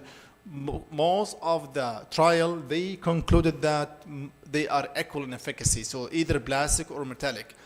But if you see in our daily practice, most of us, they prefer the lamps. Why? Easy to do place, short time to place your patients, and then usually you can perform big diameter of those kind of stent and you can perform necrosectomy. So despite the evidence, but still we're preferring to use lamps. So this is the studies. There's no difference, and some of the studies tell us usually the plastic stent is more bleeding and more complication. As you see here, also the clinical efficacy almost the same, and some of the studies give us almost, they cannot tell what's the difference between both, and they cannot decide, and that's still unclear. There are a few studies here show us that the hot actors more complication to other type of lamps. As you see, this is two analysis show us, or two study showed that the complications is more with the different lamps. So the Spaxis is less complication compared to Axis, but I think this is only a retrospective study, so you have to see the way of how you deal with your patients. So now you are clearly that you have to mention the way to go is a large diameter, and then lamps, then you have to think about to do a necrosectomy or not. This is one of the complications of the lamps. As you see, the durations of the complication, usually it depends on the time of the placing the metallic stent. As you see here is usually the bleeding, it can happen during the procedure and also intra-procedure. And usually the infection usually is start before the drainage, and probably the stent blockage and all the stent issues usually happen after the procedures, or maybe after the placing the metallic stent. The necrosectomy was started almost 1996. The first one who performed was Ted Barron. He dilated the tract to up to 20 millimeters, then performing endoscopic necrosectomy without lamps. And then you have a lot of the good evidence, and then or established almost in 2000 to have a very endoscopic necrosectomy. You have a lot of tools to use here. We have a standard tools, is either snare, different strain, or Rathnet, and probably is easy to have multiple gate. You can go and you can drain your patient. I think the procedure usually is not easy. As you hear from my colleague, usually you can give the fellow to place a metal lamps, but you can't give him a chance to do the necrosectomy because usually it's very risky and cause a lot of complication. Now we have a lot of tools. We have a lot of tools, but I think the tools you need to be tailored based on what you have. So we have a lot of the novel grasper or snare, and we have a lot of also now is over the scope grasper, but I think it is still not available in our country, so we don't have a chance to use it. And at the end, you have an endorouter also. They have a lot of evidence now. These can facilitate and very good, effective method to treat your patient or to remove the necrosis or the low side effects. As you see, this is one of the studies showing that the endorouter is very safe and very effective, and if you can use it. Hydrogen peroxide is very good to use it here, and have a lot of study showing that is give us the more effective and less procedure and less necrosectomy, but you have to care about usually those still in acid and maybe cause bleeding or complications. Now, if you think about the other type of the necrosectomy, not only transmural endoscopy, you can perform percutaneous necrosectomy. So this is very important to consider if you have a patient have a very good access from the percutaneous, or if they have very extension to the pelvic or maybe the paracolonic. Now, what you have to mention that are very important, the capsulated collections. One of the important things, don't consider the time is the key here. So if your patient have a capsulation and mature, is very easy to have a good predictor. And this one of the studies showed that the only complete capsulated give us a clear predictor for the good outcome, or maybe performing your procedure without any risk. And the other one also very important before to mention that. Sorry, I have to go back. I'm not how to go back. So I have missed one of the slides. So using the BPI, most of us nowadays, they have put the patient a lot of BPI. BPI is showing that it can have an increased number of necrosectomy and also increase the blockage of lamps. So if patient needed, you can use the BPI. If not, please don't put them in BPI. Now we have to shift to drain or not to drain, up front or maybe have a step-up approach. Everybody are aware about the Bonter trial. This is the Bonter trial. They compared with immediate and postpone, and they shown that if you treat your patient by antibiotics only, they have only 40% people that can be improved without any intervention. But the problem with this trial, you have to expose your patient for a lot of antibiotics, and we are in an era for don't use antibiotics and to cause a lot of organism resistance. So this is one of the trial. Give us please a clear that if you observe your patient is you have a good outcome to have a resolution without an intervention. Another trial, everybody also aware about the long trial and tension trial, and having a new extension of the tension trials almost up to 7 years now. And they concluded that the zip-up approach still is way to go compared to the surgery, but there is no difference between the surgical and a zip-up approach. Now, if you have to consider draining those patients early or not, this one of the study almost showing that 4 weeks is not important to consider. You have to think about the encapsulated. So you can drain your patient before 4 weeks if it's encapsulated, and there is no different except they have a length. A hospital staying is longer with only with early drainage. So we have 2 minutes. Okay, so they have to consider your patient. If have encapsulated, then very easy to be drained and without delaying the patient. And very importantly to consider if this patient need to be drained, you have to drain before 4 weeks. Now, what you can have also, you can place coaxial plastic stent, but many evidence give us an important that it will not prevent the bleeding. It will prevent only the infection and occlusion of the stent. So it can help, but it's importantly that it would not prevent the bleeding only. The bleeding usually is happening from the disease itself and also from the plastic or metallic. Up front, this was published from the, I think, Florida group, and they showing that the upfront necrosectomy can be safely done and required less necrosectomy and also high clinical success rate and also with a short hospital stay. But the problem with this trial, you cannot perform it in very sick patients. So you have to have a very stable patient and then you can perform upfront necrosectomy. This is one of the trials published in Denmark. So they call it action trials. So they abort the trial.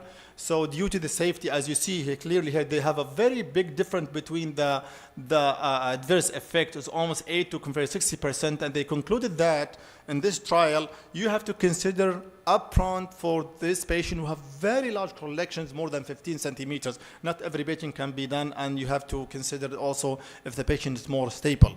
This also one of the trial is this is one Japanese trial. This is multi-international studies and 10 center of Japan, having that performing early necrosectomy is better if you delay necrosectomy. But if you see the time of the necrosectomy, also there's no any difference. So what we have to consider that you have to have a protocol for your patients, or you have to have at least one of those patients need to be trained if you have a large collection, more than 15, if they are more stable and need to be drained to consider the efficacy of the procedure.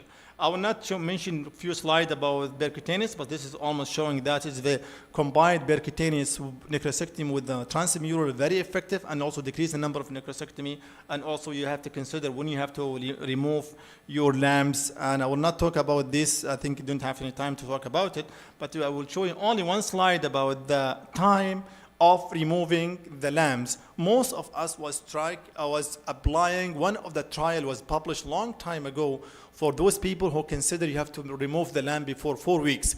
I think there was only one single trial from one single center. You cannot apply to generalize for your patient. This is clearly shown that if you need to keep lamps more than 4 weeks if needed, this is clearly shown that it's almost they are the same and the adverse effects almost the same, and there is no difference between the removing the lamps before 4 weeks or after 4 weeks. So you have to change some of clinical practice to treating our patients. So at the end, disconnected duct syndrome, very important. So you have to consider two things here. Either you have to do MRI or CT scan before removing the lamps, and then you have to place a plastic stent once you're removing the lamp. If you've proven that there is evidence of disconnected duct syndrome, I will not go deep into those cases, but as you see here, the recurrence of the patient, if you place a plastic stent after removing the lamps, is decreased, and usually the recurrence is very low.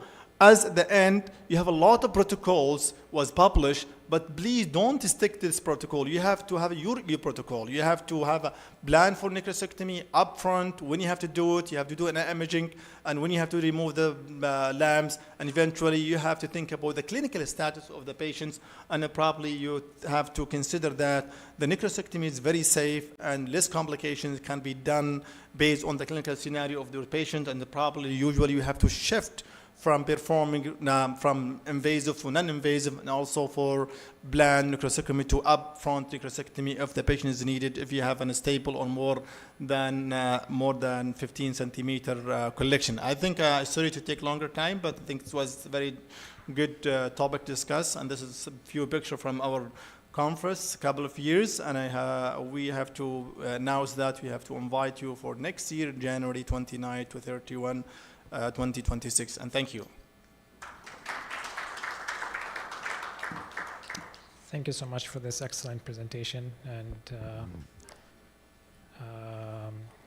our next speaker is going to be Dr. Mohammed Hassan. He's a professor of medicine at the University of Central Florida and medical director of the Center for Interventional Endoscopy, in which he founded in 2012.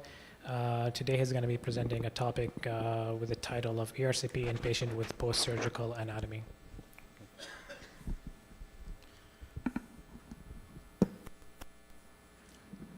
Thank you so much. Can you get the slides, please? Mm-hmm.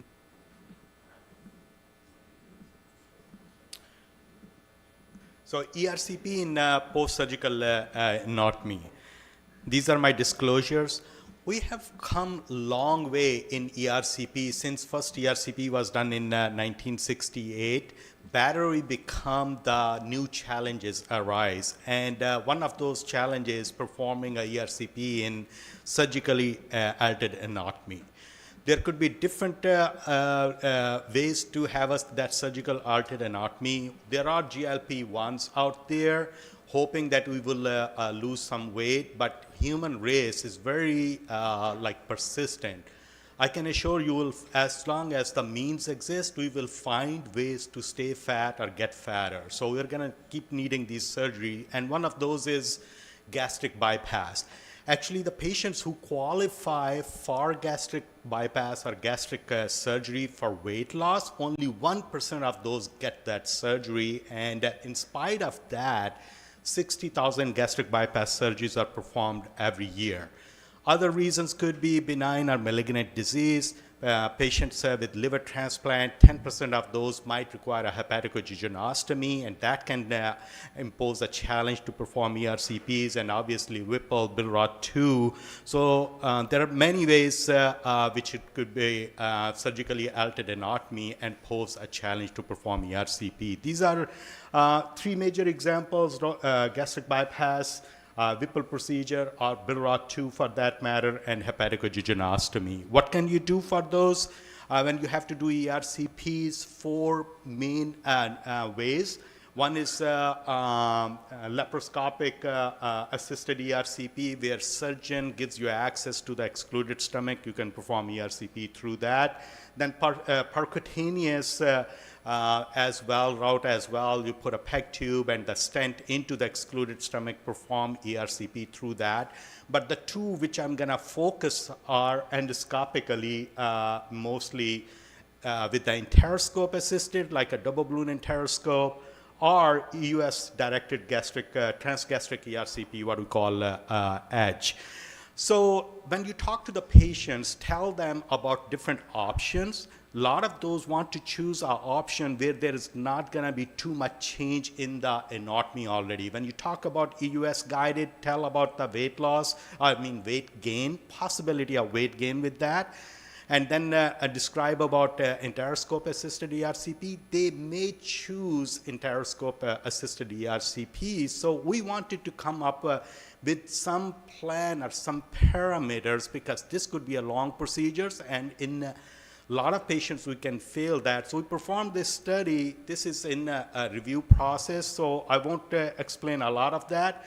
But the main point was that if it is taking you more than 23 minutes to get to the JJ anastomosis with the enteroscope, it's better to switch to EUS guided, because the chances of having a success in those patients is not going to be very high. So when you perform a double balloon enteroscope or single balloon enteroscope or spiral enteroscope, you need to be aware of the anatomy. The way the regular enteroscope or double balloon enteroscope, that is 200 centimeter long. There is another scope which is shorter, 155 centimeter long. If you want to perform ERCP in such patients, that's what you need to use, because you can use regular accessories through that scope. Working channel is 3.2 millimeter.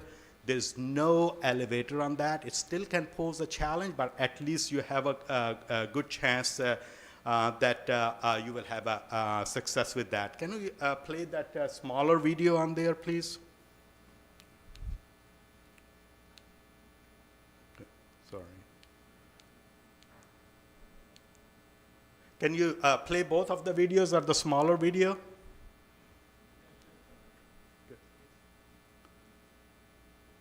The upper one, that small one.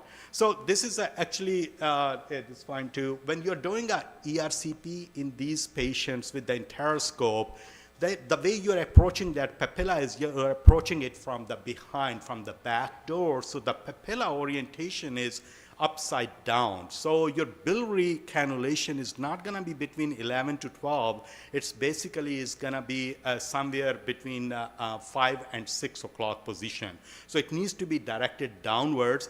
And there used to be a tome called Billrod 2 tome. You could use that, but that's really very hard to find. You won't find that anymore. So I came up with a way to make this regular tome and switch into a Billrod 2 tome or upside down. Can you click on the other video where my hands are? Yeah, that one. So what I do is it's not a claver cut, it's a Boston tome. I just stretch the cutting wire and then flip the tip of that tome through that. What that is doing for you is it's gonna make the shape of that tome upside down. Instead of bowing up when you bow it, it bows downwards. And the cutting wire, it wraps around the tome. So once you have cannulated, get the tome inside the papilla and then pull that out slowly. And that cutting wire, because it's wrapping around that tome catheter, so wherever that cutting wire faces downwards or between 3 to 6 o'clock position, you stop there and make a sphincterotomy there, and it will go downwards. Just like in the previous video, I was trying to show that the sphincterotomy there is going to be downwards. So that's the main trick you can do with that tome. You see that how if I bow that now, it's going to bow the opposite direction, not the regular direction. So other options which I was talking about is EUS directed ERCP, transgastric ERCP. Steps of those are these patients usually I put them in a prone position even for the first session, because this requires usually 2 sessions unless it's a cholangitis. First, you're trying to connect the excluded stomach with the gastric pouch or excluded stomach with the jejunum to gain access to the excluded stomach so you can get to the duodenum and do ERCP. The way you find that excluded stomach with the EUS scope is it's what we call a sand dollar sign or nutmeg shell sign. It looks like a flower. That area what you are looking at is, keeping in mind, this is not the proximal stomach. That is close to the antrum. So that's keeping in mind. There is a reason for that, to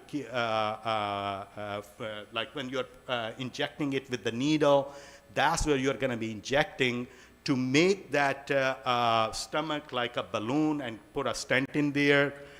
If you're going to do a single session, you should fix that stent or anchor that stent and then perform a ERCP through that, but it's better to wait for a few weeks before you perform ERCP. So this is the video showing the same procedure, finding that area, which is the sand dollar sign, or that's the excluded stomach, stick it with the needle.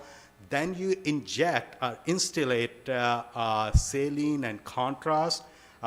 Use fluoro. I put these patients on the floor table in the prone position, just like they're gonna do a ERCP, even if I'm not gonna do in the same session, because I want to put that stent in a way that when my ERCP scope goes through that, it's gonna stay on the lesser curvature and in a shorter scope position. So in here, if you look at that, it kind of made pseudocyst of that excluded stomach. Then I put the stent in there, then I will fix that, anchor that stent if I'm gonna do the ERCP right then and there. Different ways to do that. You can use a stent fix, you can do a overstage, or you can do a X-tack. In this video especially, I'm showing a X-tack, but there are different ways to do that. And you can perform ERCP through that stent after dilating it. One thing is important, where you stick the first needle, that is just to instill saline and contrast. When you're putting a stent, you don't have to put the stent in that same position. The stent you want to put as proximal as possible into the stomach, so your scope stays on the lesser curvature and stays straight. If you put a stent very distal into the antrum, it's going to be a very short distance and scope is going to be unstable. But once you have done that stent, and then most of the time we're going to let those patients go, because if it is elective ERCP, let those patients go home and perform the ERCP 2 to 3 weeks later. This was a gastric bypass, sometimes hepatogegenostomy. You try your best to get to the hepatogegenostomy area. Can we play that video, please? This video, can you play that? We do our best to get to the hepatogegenostomy area, but it may not be possible. Efferent limb is quite long. In those cases, can you click on that video? Okay. So in those cases, limb is quite long. You're not able to go that. If they have a PTC or percutaneous drain for any reason, like in this patient, you can use that PTC drain to your advantage and put a contrast and saline through that. That would fill up the afferent limb, and then you can use either from the stomach or whatever access you have to the duodenum, you can connect the duodenum to the jejunum and perform a ERCP through that. If, however, these patients don't have a percutaneous tube, what you can do is you try to perform an enteroscopy. You can get into the afferent limb, you can identify that under fluoro, then leave a nasocystic or nasojejunal or orojejunal tube in that. That would guide you which is the afferent limb, so you don't put the stent into the access stent into the wrong limb. And after that, you can perform ERCP. I mentioned about that sand dollar sign. Sometimes it could be, can you play that video too, please?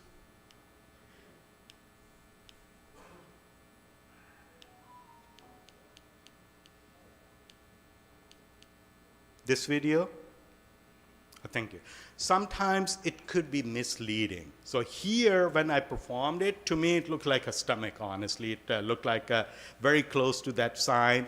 Stuck a needle in there, and then more I fill in there, it's not filling. It's not really inflating, not becoming a balloon. You gotta weight it. It's just a needle. We do FNA, FNB all the time, not a big problem here, as long as you're just instilling that. So I'm still like not really convinced enough, even though to me it looked like I'm in the stomach, excluded stomach, but it does not. More time I spend and more it becomes apparent. Bottom line is it was a jejunum in there, okay? So here I haven't done any a major harm, I can pull that needle out and then start looking for my actual excluded stomach. So I'll show you that in just a second, and in interest of the time, I just want to show that, and then I will get close to finishing it. But now, pulling the scope back, I can find what is more kind of convincing that it is the excluded stomach. So in this case, I stuck that area, put some fluid in there. What do you think? Is it stomach or colon?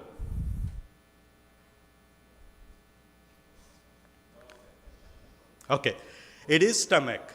What happened these patients is, a lot of these post-surgical patients, they get sleeve first, and then they get a gastric bypass. So this is a patient which has a sleeve and got a gastric bypass after that. The way you can differentiate it, if you're convinced it's a stomach, sit there, instill more saline, contrast, eventually it will go into the duodenum through the pylorus, and you can determine that that's what it is. So keep that in the back of mind. A lot of these patients have a sleeve, which may confuse you as well. Okay.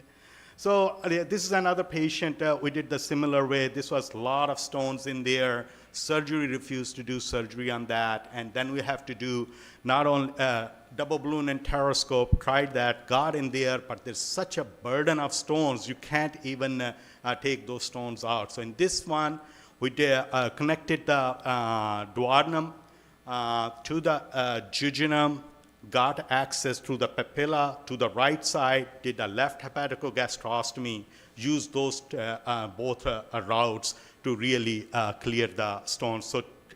So to really, one thing about these edge procedures, after care, single session, 2 sessions, and if you are doing a 2 session, do the ERCP 2 to 4 weeks from the first session.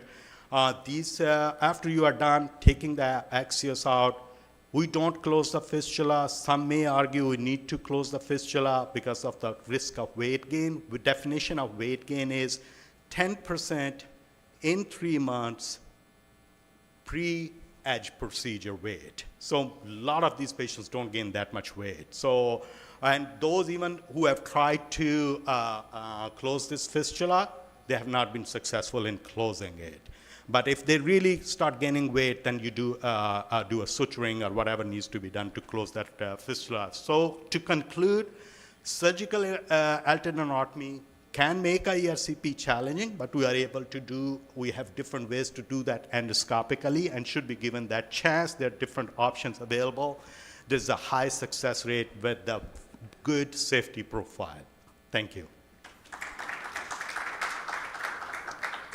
Thank you so much. I think the question is going to be at the end of the presentation. So the next speaker is Dr. Sajid Mahmood. He's a gastroenterologist at Manchester University, specialized in advanced endoscopy. He founded multiple national training programs and received the 2025 British Society of Gastroenterology Award for establishing the pancreatic cyst surveillance service. His presentation is going to be about endoscopic approach to palliative management of malignant gastric complications. Thank you very much for the kind introduction, and thank you, Imad, for your invitation. It's a pleasure to be here today in the beautiful city of Jeddah. If you can have slides, please. So I work in Manchester University Hospital within Shaw Hospital site. This is my lovely hospital on a Sunday morning, but I can assure you it's not like this on a Monday morning. So I'm going to talk about endoscopic approaches to gastric obstruction and bleeding, and going to focus on the palliative approaches endoscopically. So in the first part of the talk, I'll focus on malignant gastric obstruction, and in the second part of the talk, I'll touch on the gastric bleeding management. I do have a case, in the interest of time, just a brief case discussion, make it a bit interactive, and I'll go through literature, and as per program, we'll take questions at the end of the session. So a majority of the gastric obstruction is due to pancreatic or biliary cancers, about 80% of the times, with pancreatic ampullary cholangiocarcinoma or advanced gallbladder malignancy. We do see it in gastroduodenal and also metastatic lesions around the distal part of stomach or duodenum. So the reason I've highlighted these in red is that some of these cancers may have a longer prognosis, so your strategy will be most likely different how you manage the obstruction endoscopically. So I'm going to take you through this case presentation. A lady who presented, a lady in her 50s with a metastatic gallbladder cancer. She was diagnosed at a different hospital, been on palliative chemotherapy. 8 months into her palliative chemotherapy, then she presents with gastric outflow obstruction and jaundice. So she has a double obstruction now, gastric as well as biliary. So this is her, so I don't know if we have the pointer, probably don't. So the picture on the right-hand side is our latest. You cannot see the double pigtail stents are in there. So the reason for that is patient at presentation also had a very large stone, which you can appreciate on the image next to that, and same lower down on the left-hand side. So initial double pigtail stents were placed, and now if you can see, sorry, I've matched it closer. In the picture at the top there, it's a huge mass. Doesn't work. Oh, there is actually. So if you just see here, so it's a huge mass now. So the gallbladder cancer has evolved over the last 8 months now into a huge mass causing both obstruction. So we got in touch with her oncologist. So they said expected survival is still about 6 months, and it's still a reasonable performance status of 1 to 2.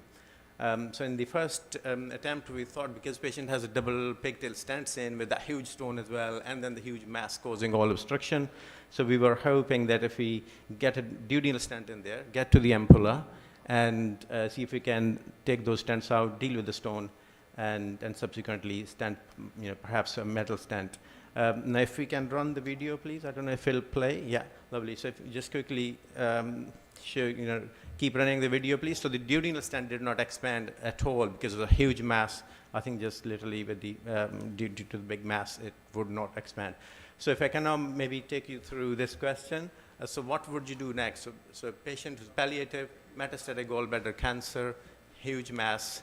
What would you do next for gastric outflow obstruction? So I'm not talking about biliary yet because of the focus of talk is gastric outflow obstruction. So would you do a surgical gastroenterostomy for this patient now? She's still potentially chemotherapy candidate. Would you do EUS gastroenterostomy, further duodenal stent through, and I hope that a second stent may expand, angiotube or a parenteral nutrition? So who would go with the surgical option? Maybe raise your hands. No? EUS guided gastroenterostomy. Got a few hands up there. Repeat duodenal stent. Thank you. Angiotube or parenteral. She's still a few months to live at least, I think, with 6 months, so probably the last two not the right options. Okay, so I'm going to take you through some of the literature now. So what are the options for palliative management of gastric outflow obstruction? So you have surgical GE, you have EUS, guided gastroenterostomy or duodenal stents. So if I start with this trial just published last month, endoscopic versus surgical gastroenterostomy.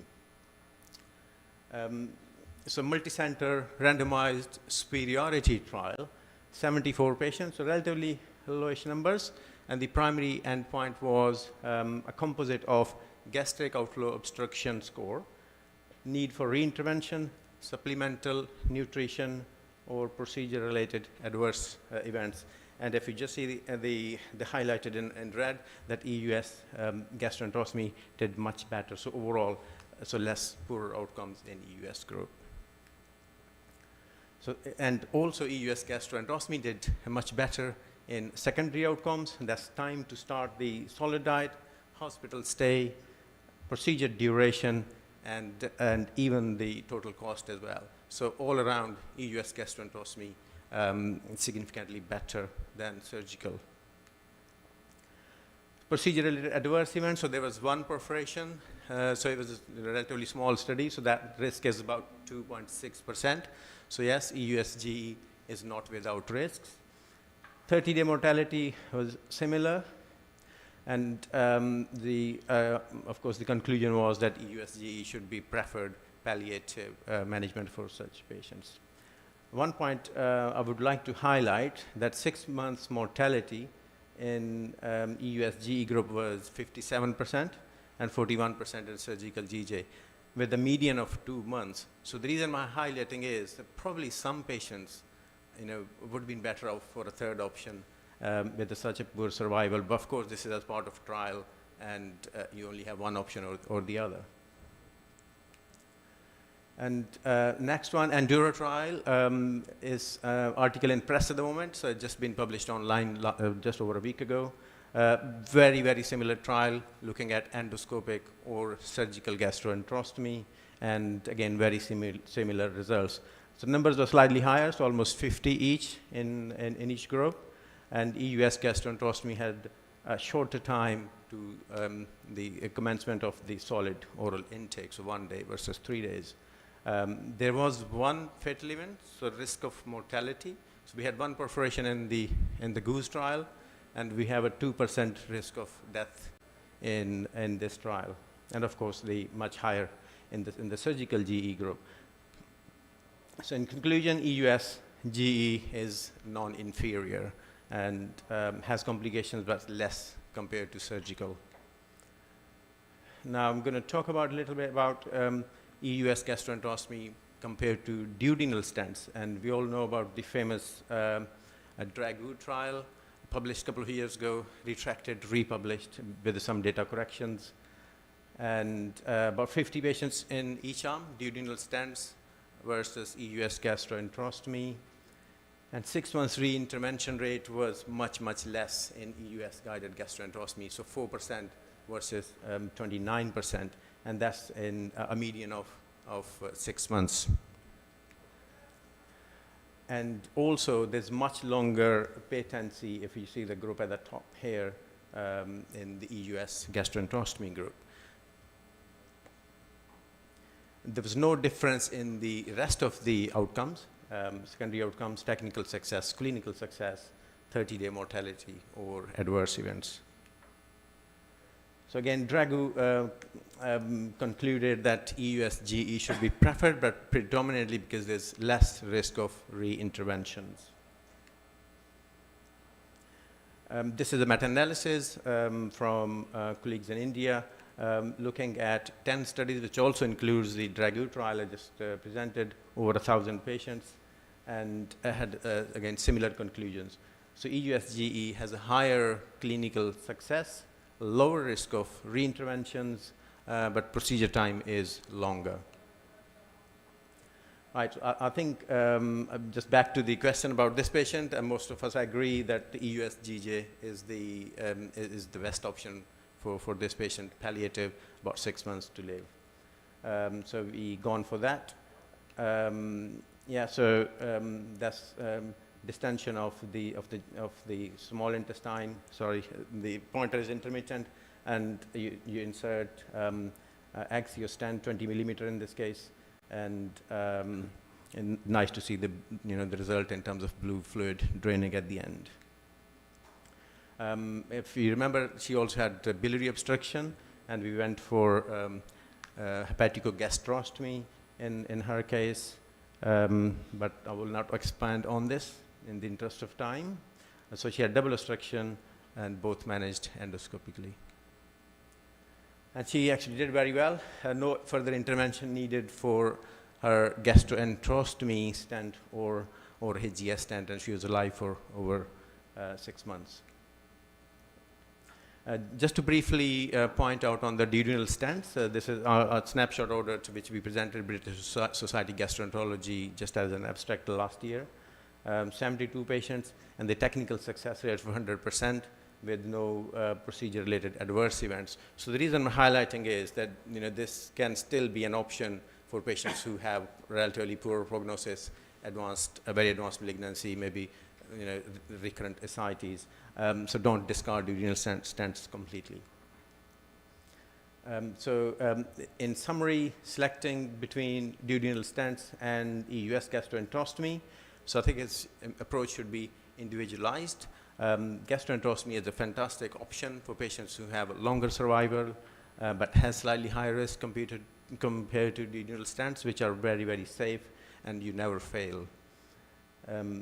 And also based on the tumor type, because some tumors, especially metastatic from breast or lung or other cancers, they might have a much longer survival compared to pancreatic or biliary. Uncontrolled ascites, probably want to prefer duodenal stents. Again, depends on the the underlying cancer, which generally will be much more advanced in such cases. And of course, discuss these options with your patient as well.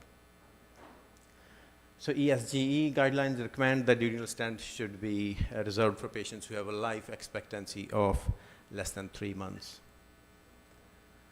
Right, so that completes the first part of the talk, and now I'll move on to the palliative management of malignant gastric bleeding. About 20% of advanced gastric cancers present with the per GI bleed, and these can be challenging to treat because generally the tumor mass will be very friable, and you get diffuse bleeding, and sometimes the tumor can actually erode into major vessels, causing catastrophic bleeding.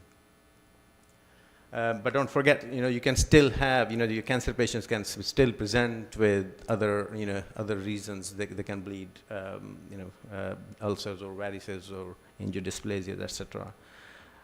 So in terms of treatment, so the first line should be endoscopic treatment, which is generally successful in at least up to about 90% of the times.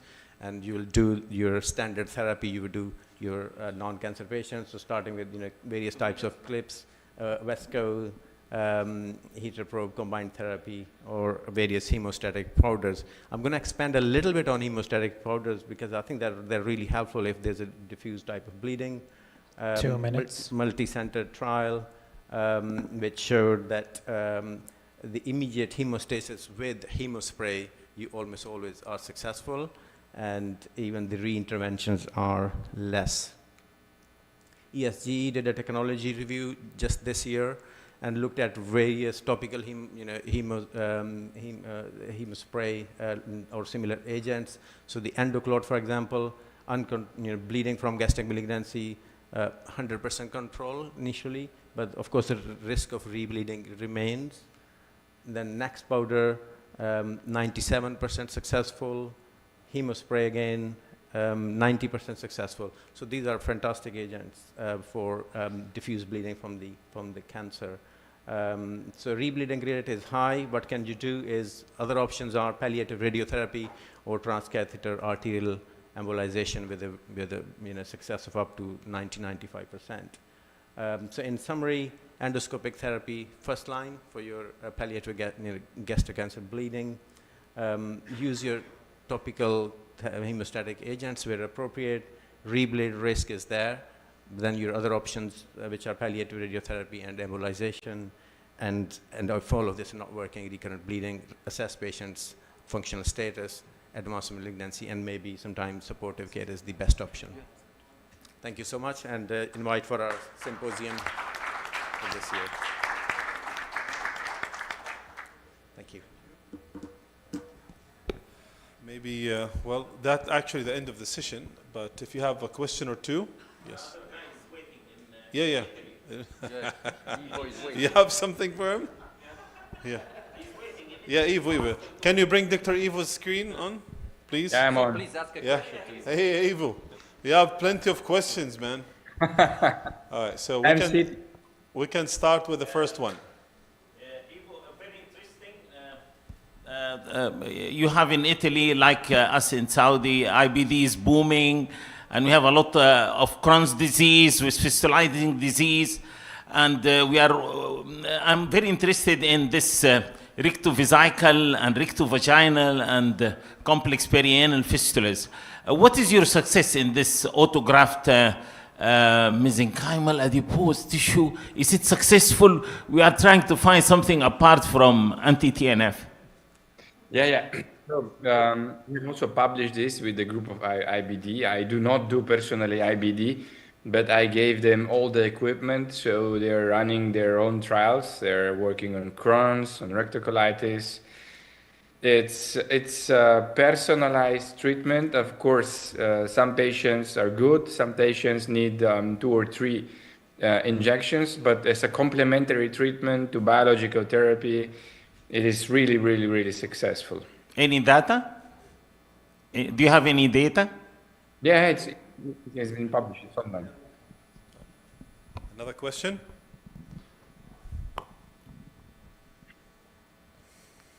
Anyone? So usually it's only one session, or you do few sessions for the fistula, for the complex one? It depends. If it is IBD, sometimes it's 2, sometimes it's 3, sometimes it's 1. If it is patients that came from radiotherapy, chemotherapy, these patients are usually very skinny, cachectic.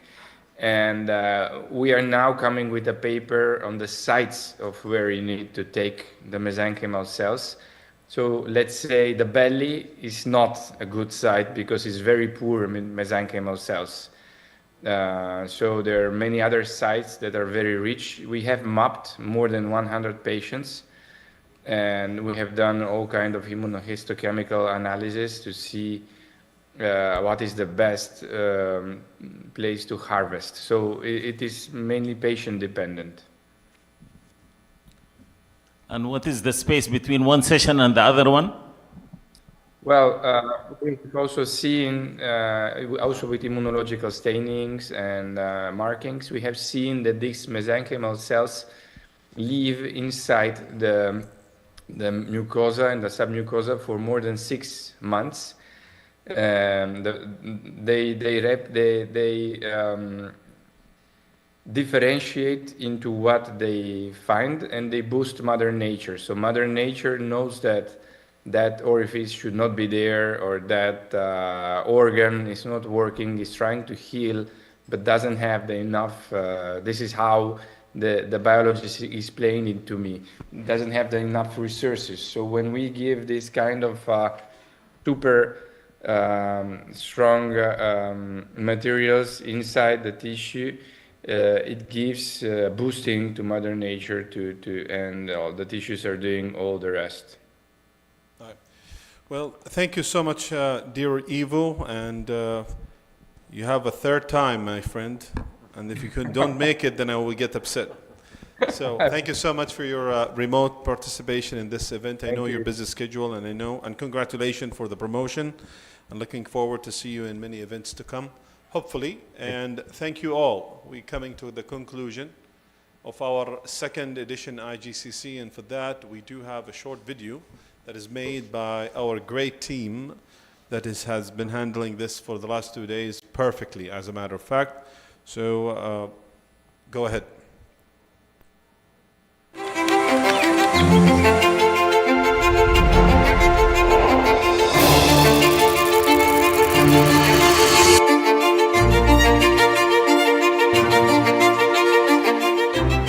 تجربة فريدة على مستوى العالم في أنه هو متخصص في أورام الجهاز الهضمي وعلاجها بالطرق الحديثة.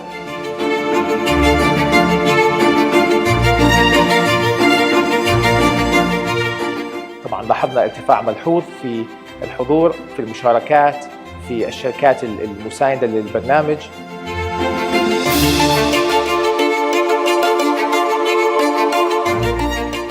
It's been a wonderful second IGCC, our International Gastrointestinal Cancers Conference here in Jeddah in the Kingdom of Saudi Arabia. So great to be here at IGCC, and so excited to see so many people coming.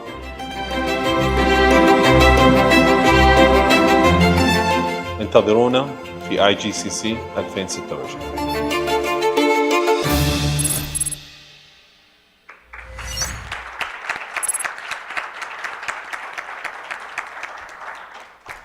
Okay, now we will get to the certificates.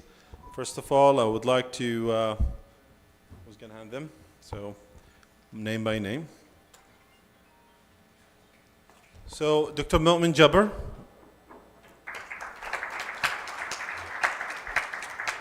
as an organizer and a speaker, thank you so much for your efforts, my friend. Thank you so much.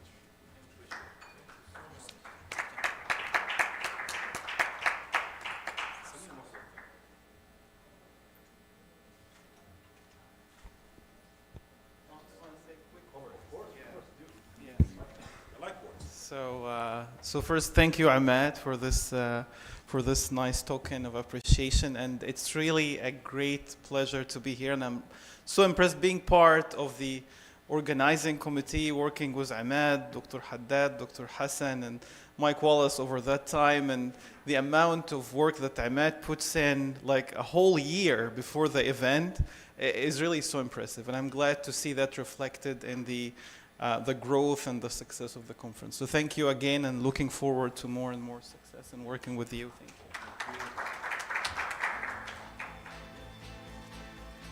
دكتور محمد الحداد.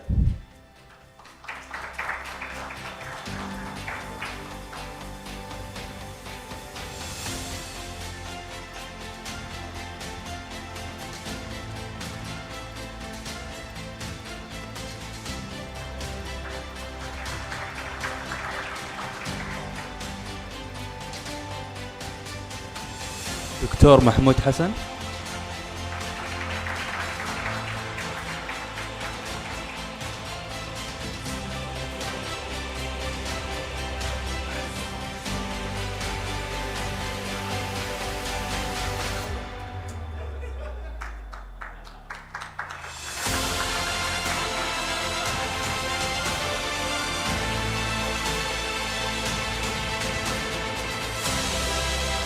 دكتور مايكل والس.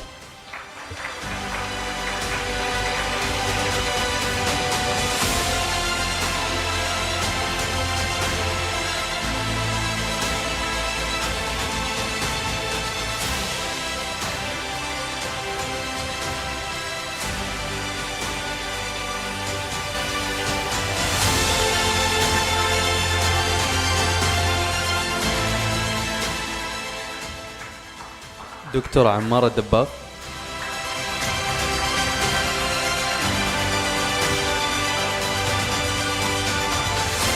دكتور سجاد محمود.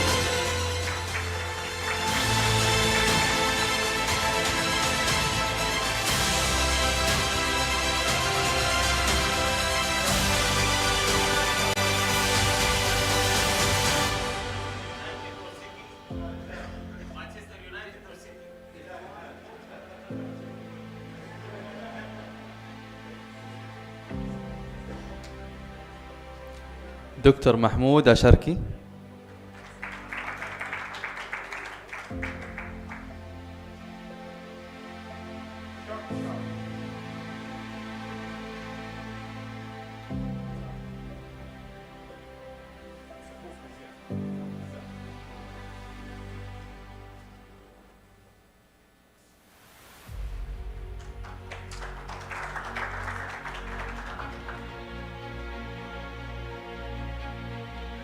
دكتور سامي جديبة.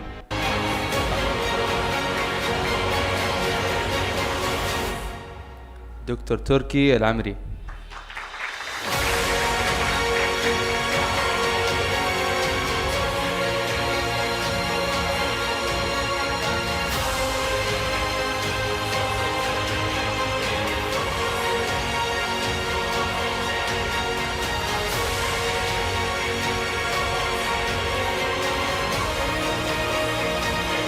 دكتور نواف أبو الفرج.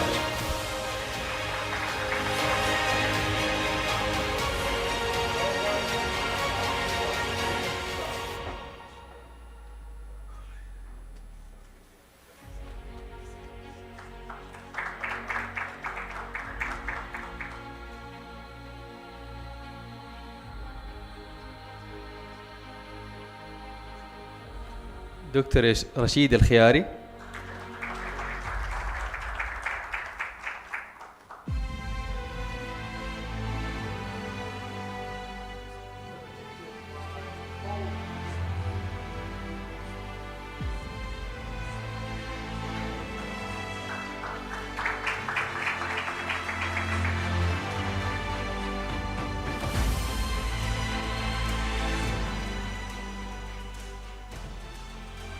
دكتور معتصم رملة، دكتور معتصم الرمال.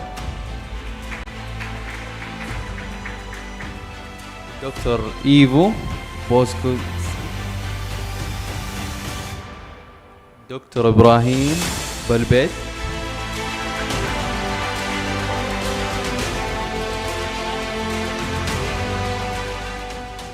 دكتور أحمد مدخور.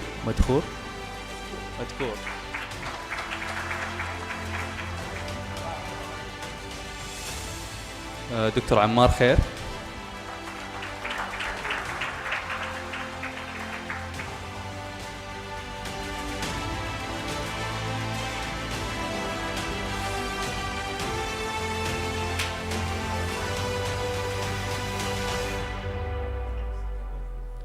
دكتور بنديتو.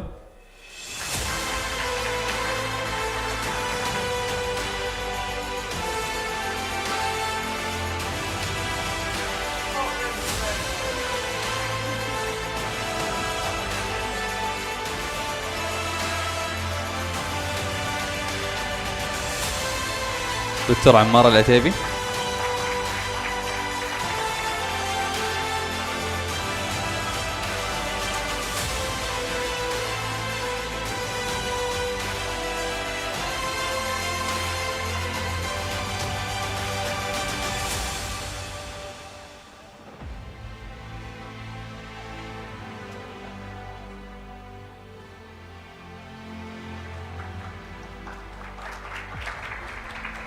بروف أنطونيو.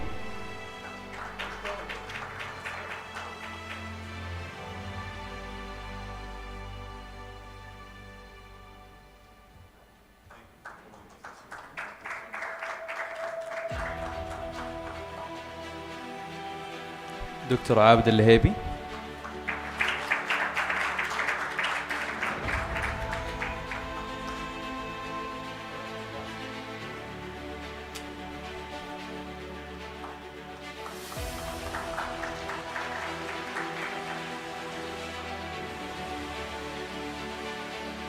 دكتور أشرف مغربي.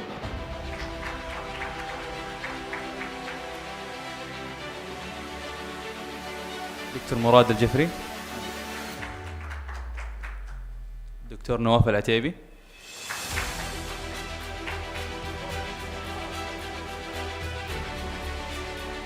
دكتور محمد البشير.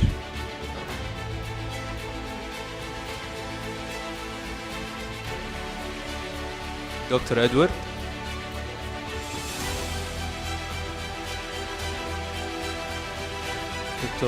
دكتورة مريم الخاطري. دكتور غدير مجبجوم.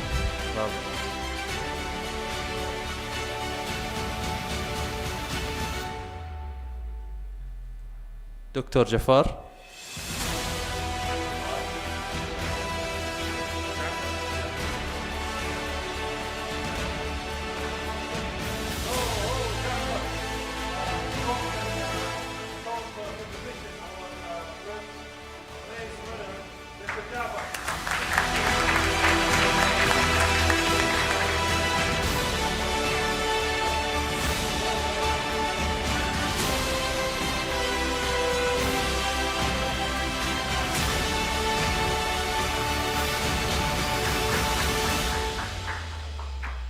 Dr. Suleiman with the second place.